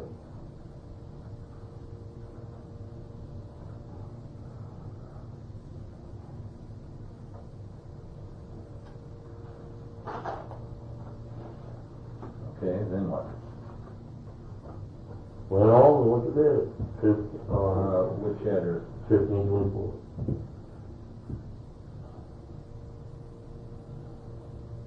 You didn't talk to anybody else at all after? Just went straight home? Yeah. About what time was that? What time was that?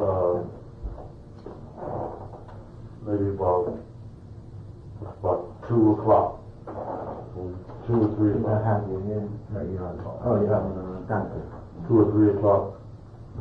Went to bed between 2 and 3? Yeah.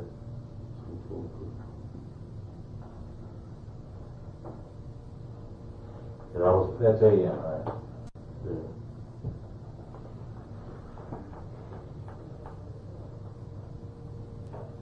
Now, at some point, I guess I'm going to have to talk to both of you about his car.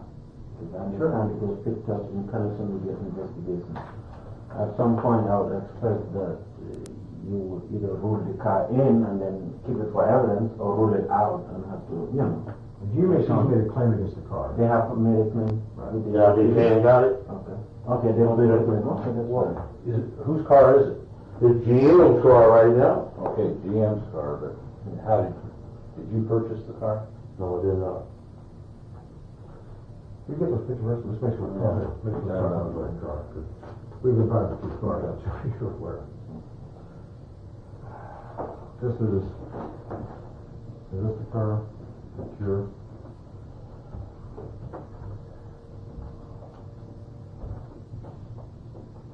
Looks like it. That's it. Please. Okay. So there'd be one of the California license plate 3 New Orleans Mary Robert 071, is it on it? Yeah, exactly. Okay. Okay. Who purchased the car? You know who purchased it. You don't want to get into, well, I need to find, what's the history behind it? Is it registered to you? No, it's not. Who's it registered to? I think the registration No, that's is a all. public record. It's a public record. That's the thing. What makes it your car? That's what I'm trying to find out here. Well, he had possession, he had control over that car. Now, if DMAC, who is the lien holder, is making a claim, of course, he's going to respect that claim. That's between you and him. Yeah, right. So we don't want to get into that. But the car was registered, that's another public record. Okay, no. The question is he didn't purchase the car, he's in possession of the car. That's what we're trying to find out. How does it make it your car? Did you buy it from somebody? Again, that car was parked in a garage or backyard, in the backyard, and he parked it there. He had use of that car before this incident. You see, how long have you simple question? How long have you had possession of the car? Or how long has the car been in your possession? About July last year. July 26th? Okay. Has it been involved in any accidents or anything like that? Since you've had it? Have I had it? Yeah.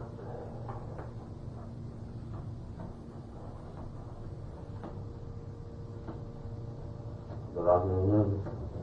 And again, Detective Poole, our concern in terms of my not allowing him to answer more questions regarding how he got control of the car and so forth have nothing to do with your criminal investigation. These are certain civil aspects of certain transactions that I don't want you to comment on. It's entirely civil. It has nothing to do with your criminal investigation. Well, Mr. Paul, we're here just to get the truth, okay? And it's strange to me, something as simple as the possession of a car.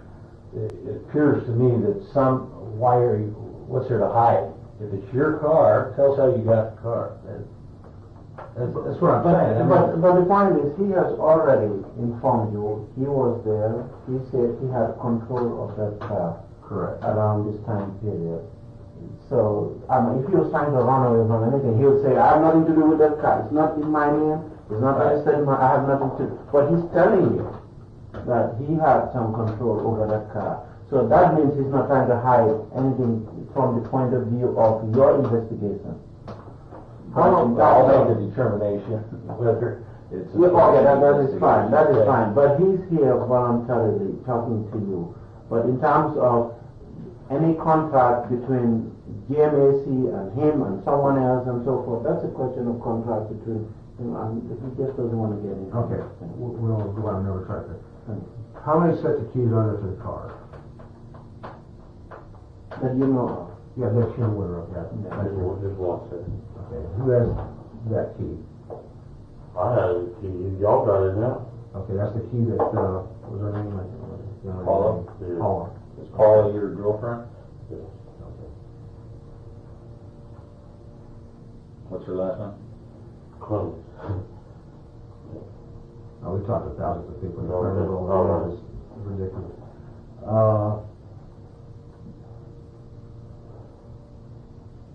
When was the last time you drove the car? I pulled it out about 2 weeks before y'all came over here. My niece drove it to the prom. Oh, okay, that's what somebody said. Paula said it, actually. Went to the prom or something. And that was the only time that car being used.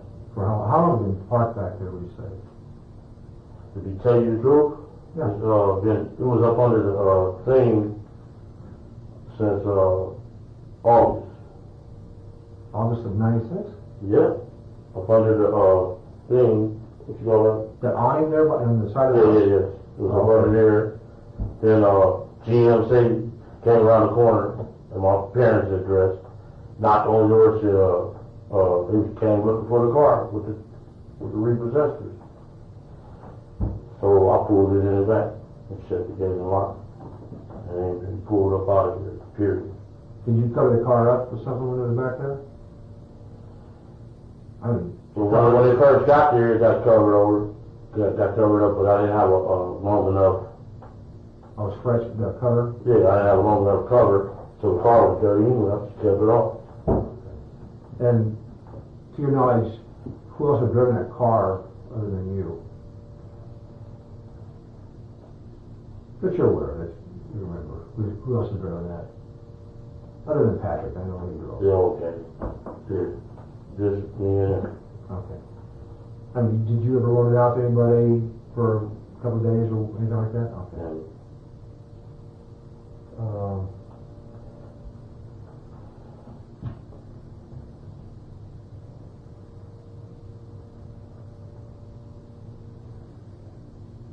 Anything else in the file?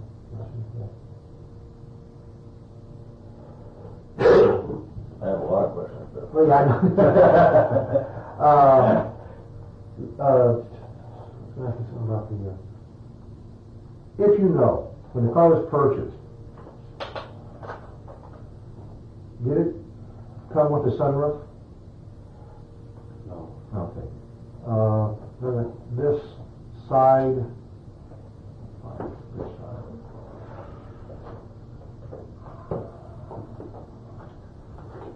Nothing about that, if that came with it or not. On the side, on the driver's side and rear, there's, it says Impala SS. Oh, here's a better picture, I'm sorry. Did that come stock or? I've seen it both ways. That's right. You got the purchase it. Oh, you do? Okay, when you bought it, the ones I've seen that are on the cars are black. So this didn't come with it, or? It's black, yeah, didn't go with it. Okay, so you put this, you had the, okay. Or it did, and the car did get wrecked though before too. Oh, okay, what damage, do you know what part of the car was damaged, or? Well, there's no damage to now, it's fixed apparently. Yeah, Okay. the driver's side. Okay. The man just backed up and came down the street, so wide, so I gotta ask you, how much did you pay for those tires? That's gotta be expensive. Did you see those? Those are beautiful. This is show car. Yeah, no, it was very pretty.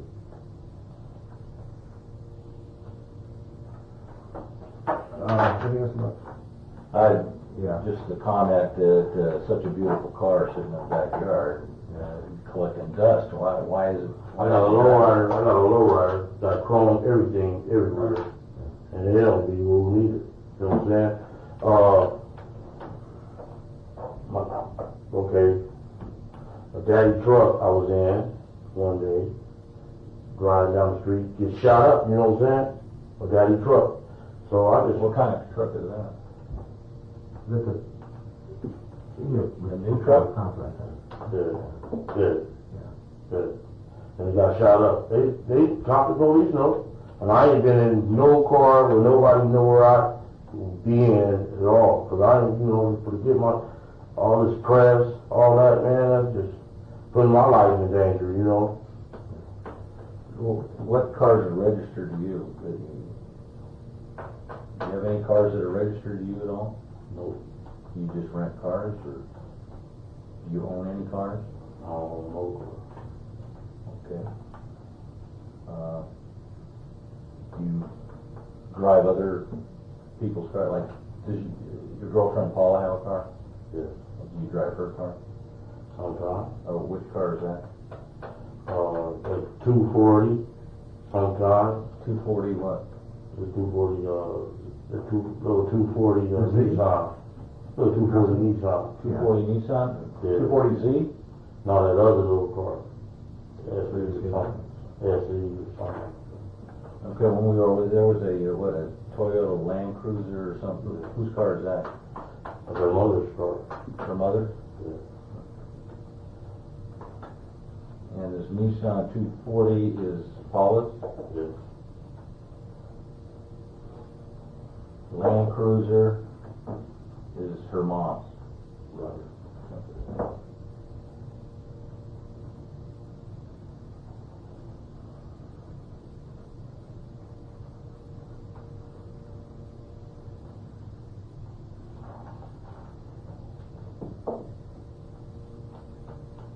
Were you at any time involved in the purchase of this car at all? What part? This Impala.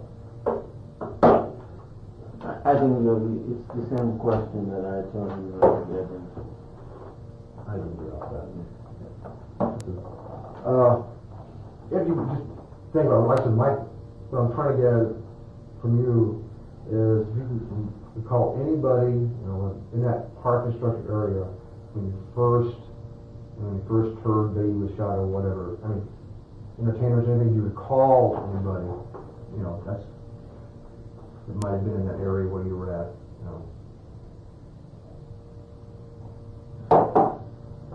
Might just start being, they may have seen something.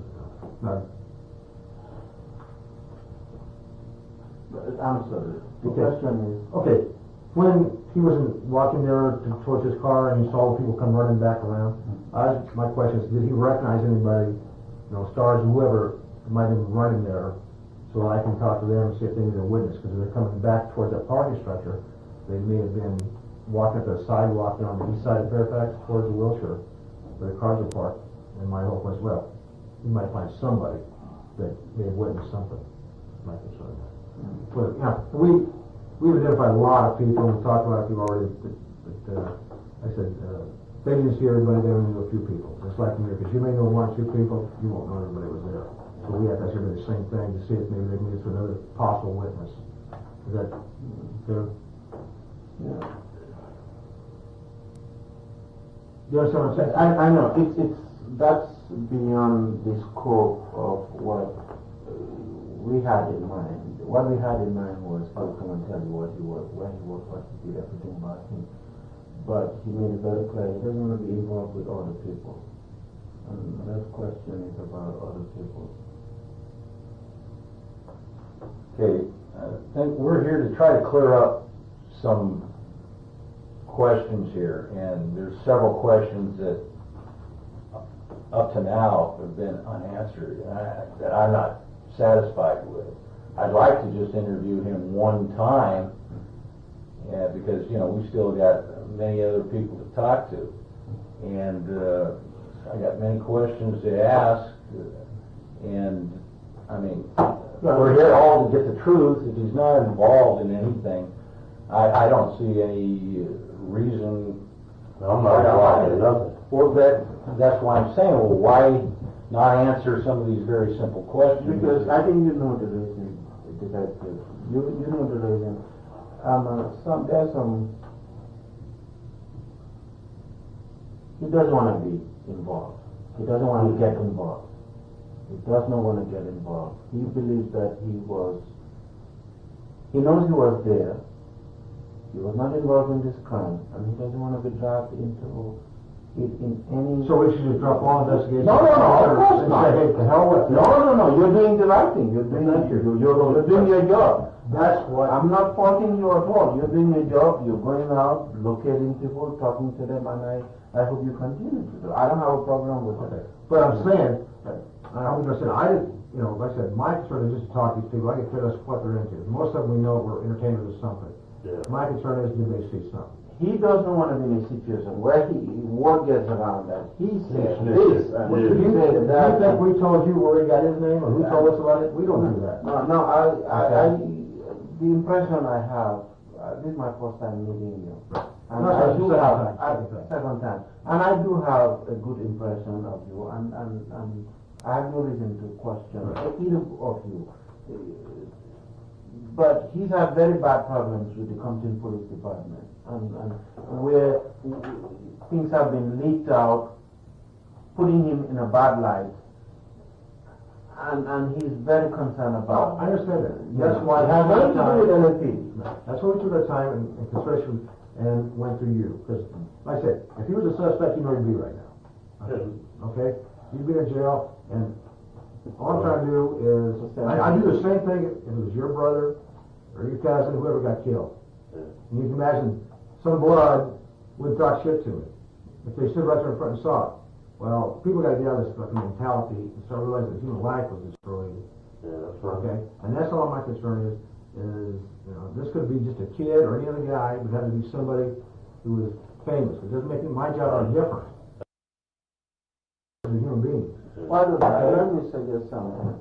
Let me walk out and have a chat with him and we'll come. Sure, oh, it's fine. Because I have not discussed this with him. And one thing, the condition he made clear to me. Oh, no, I understand. That's why I said that's so that you two could talk.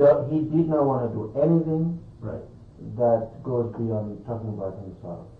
Now, I understand what you're doing, and I again, I have no Okay. problem with it, but Say what you let did. me take a moment to Sure. chat with him, Okay. and then we'll see. Oh, give me a chance to run down. You can go right in the next room, or you can sit out here, whatever comes for you. Okay, you just, yeah, well, put them all.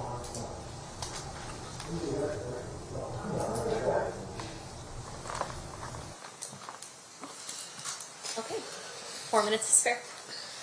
All right, we're going to take a recess for the evening. We're having everyone back at 9 a.m. tomorrow. During this recess, you are admonished not to talk or converse amongst yourselves or with anyone else on any subject connected to the trial, or read, watch, or listen to any report or commentary on the trial of any person connected with this case by any medium of information, including without limitation, newspaper, television, the internet, and radio, or form or express any opinion on any subject connected with the trial until the case is submitted to you. We'll see you guys back here at 9 a.m. tomorrow. Please follow Marshall Spees. Please rise, please.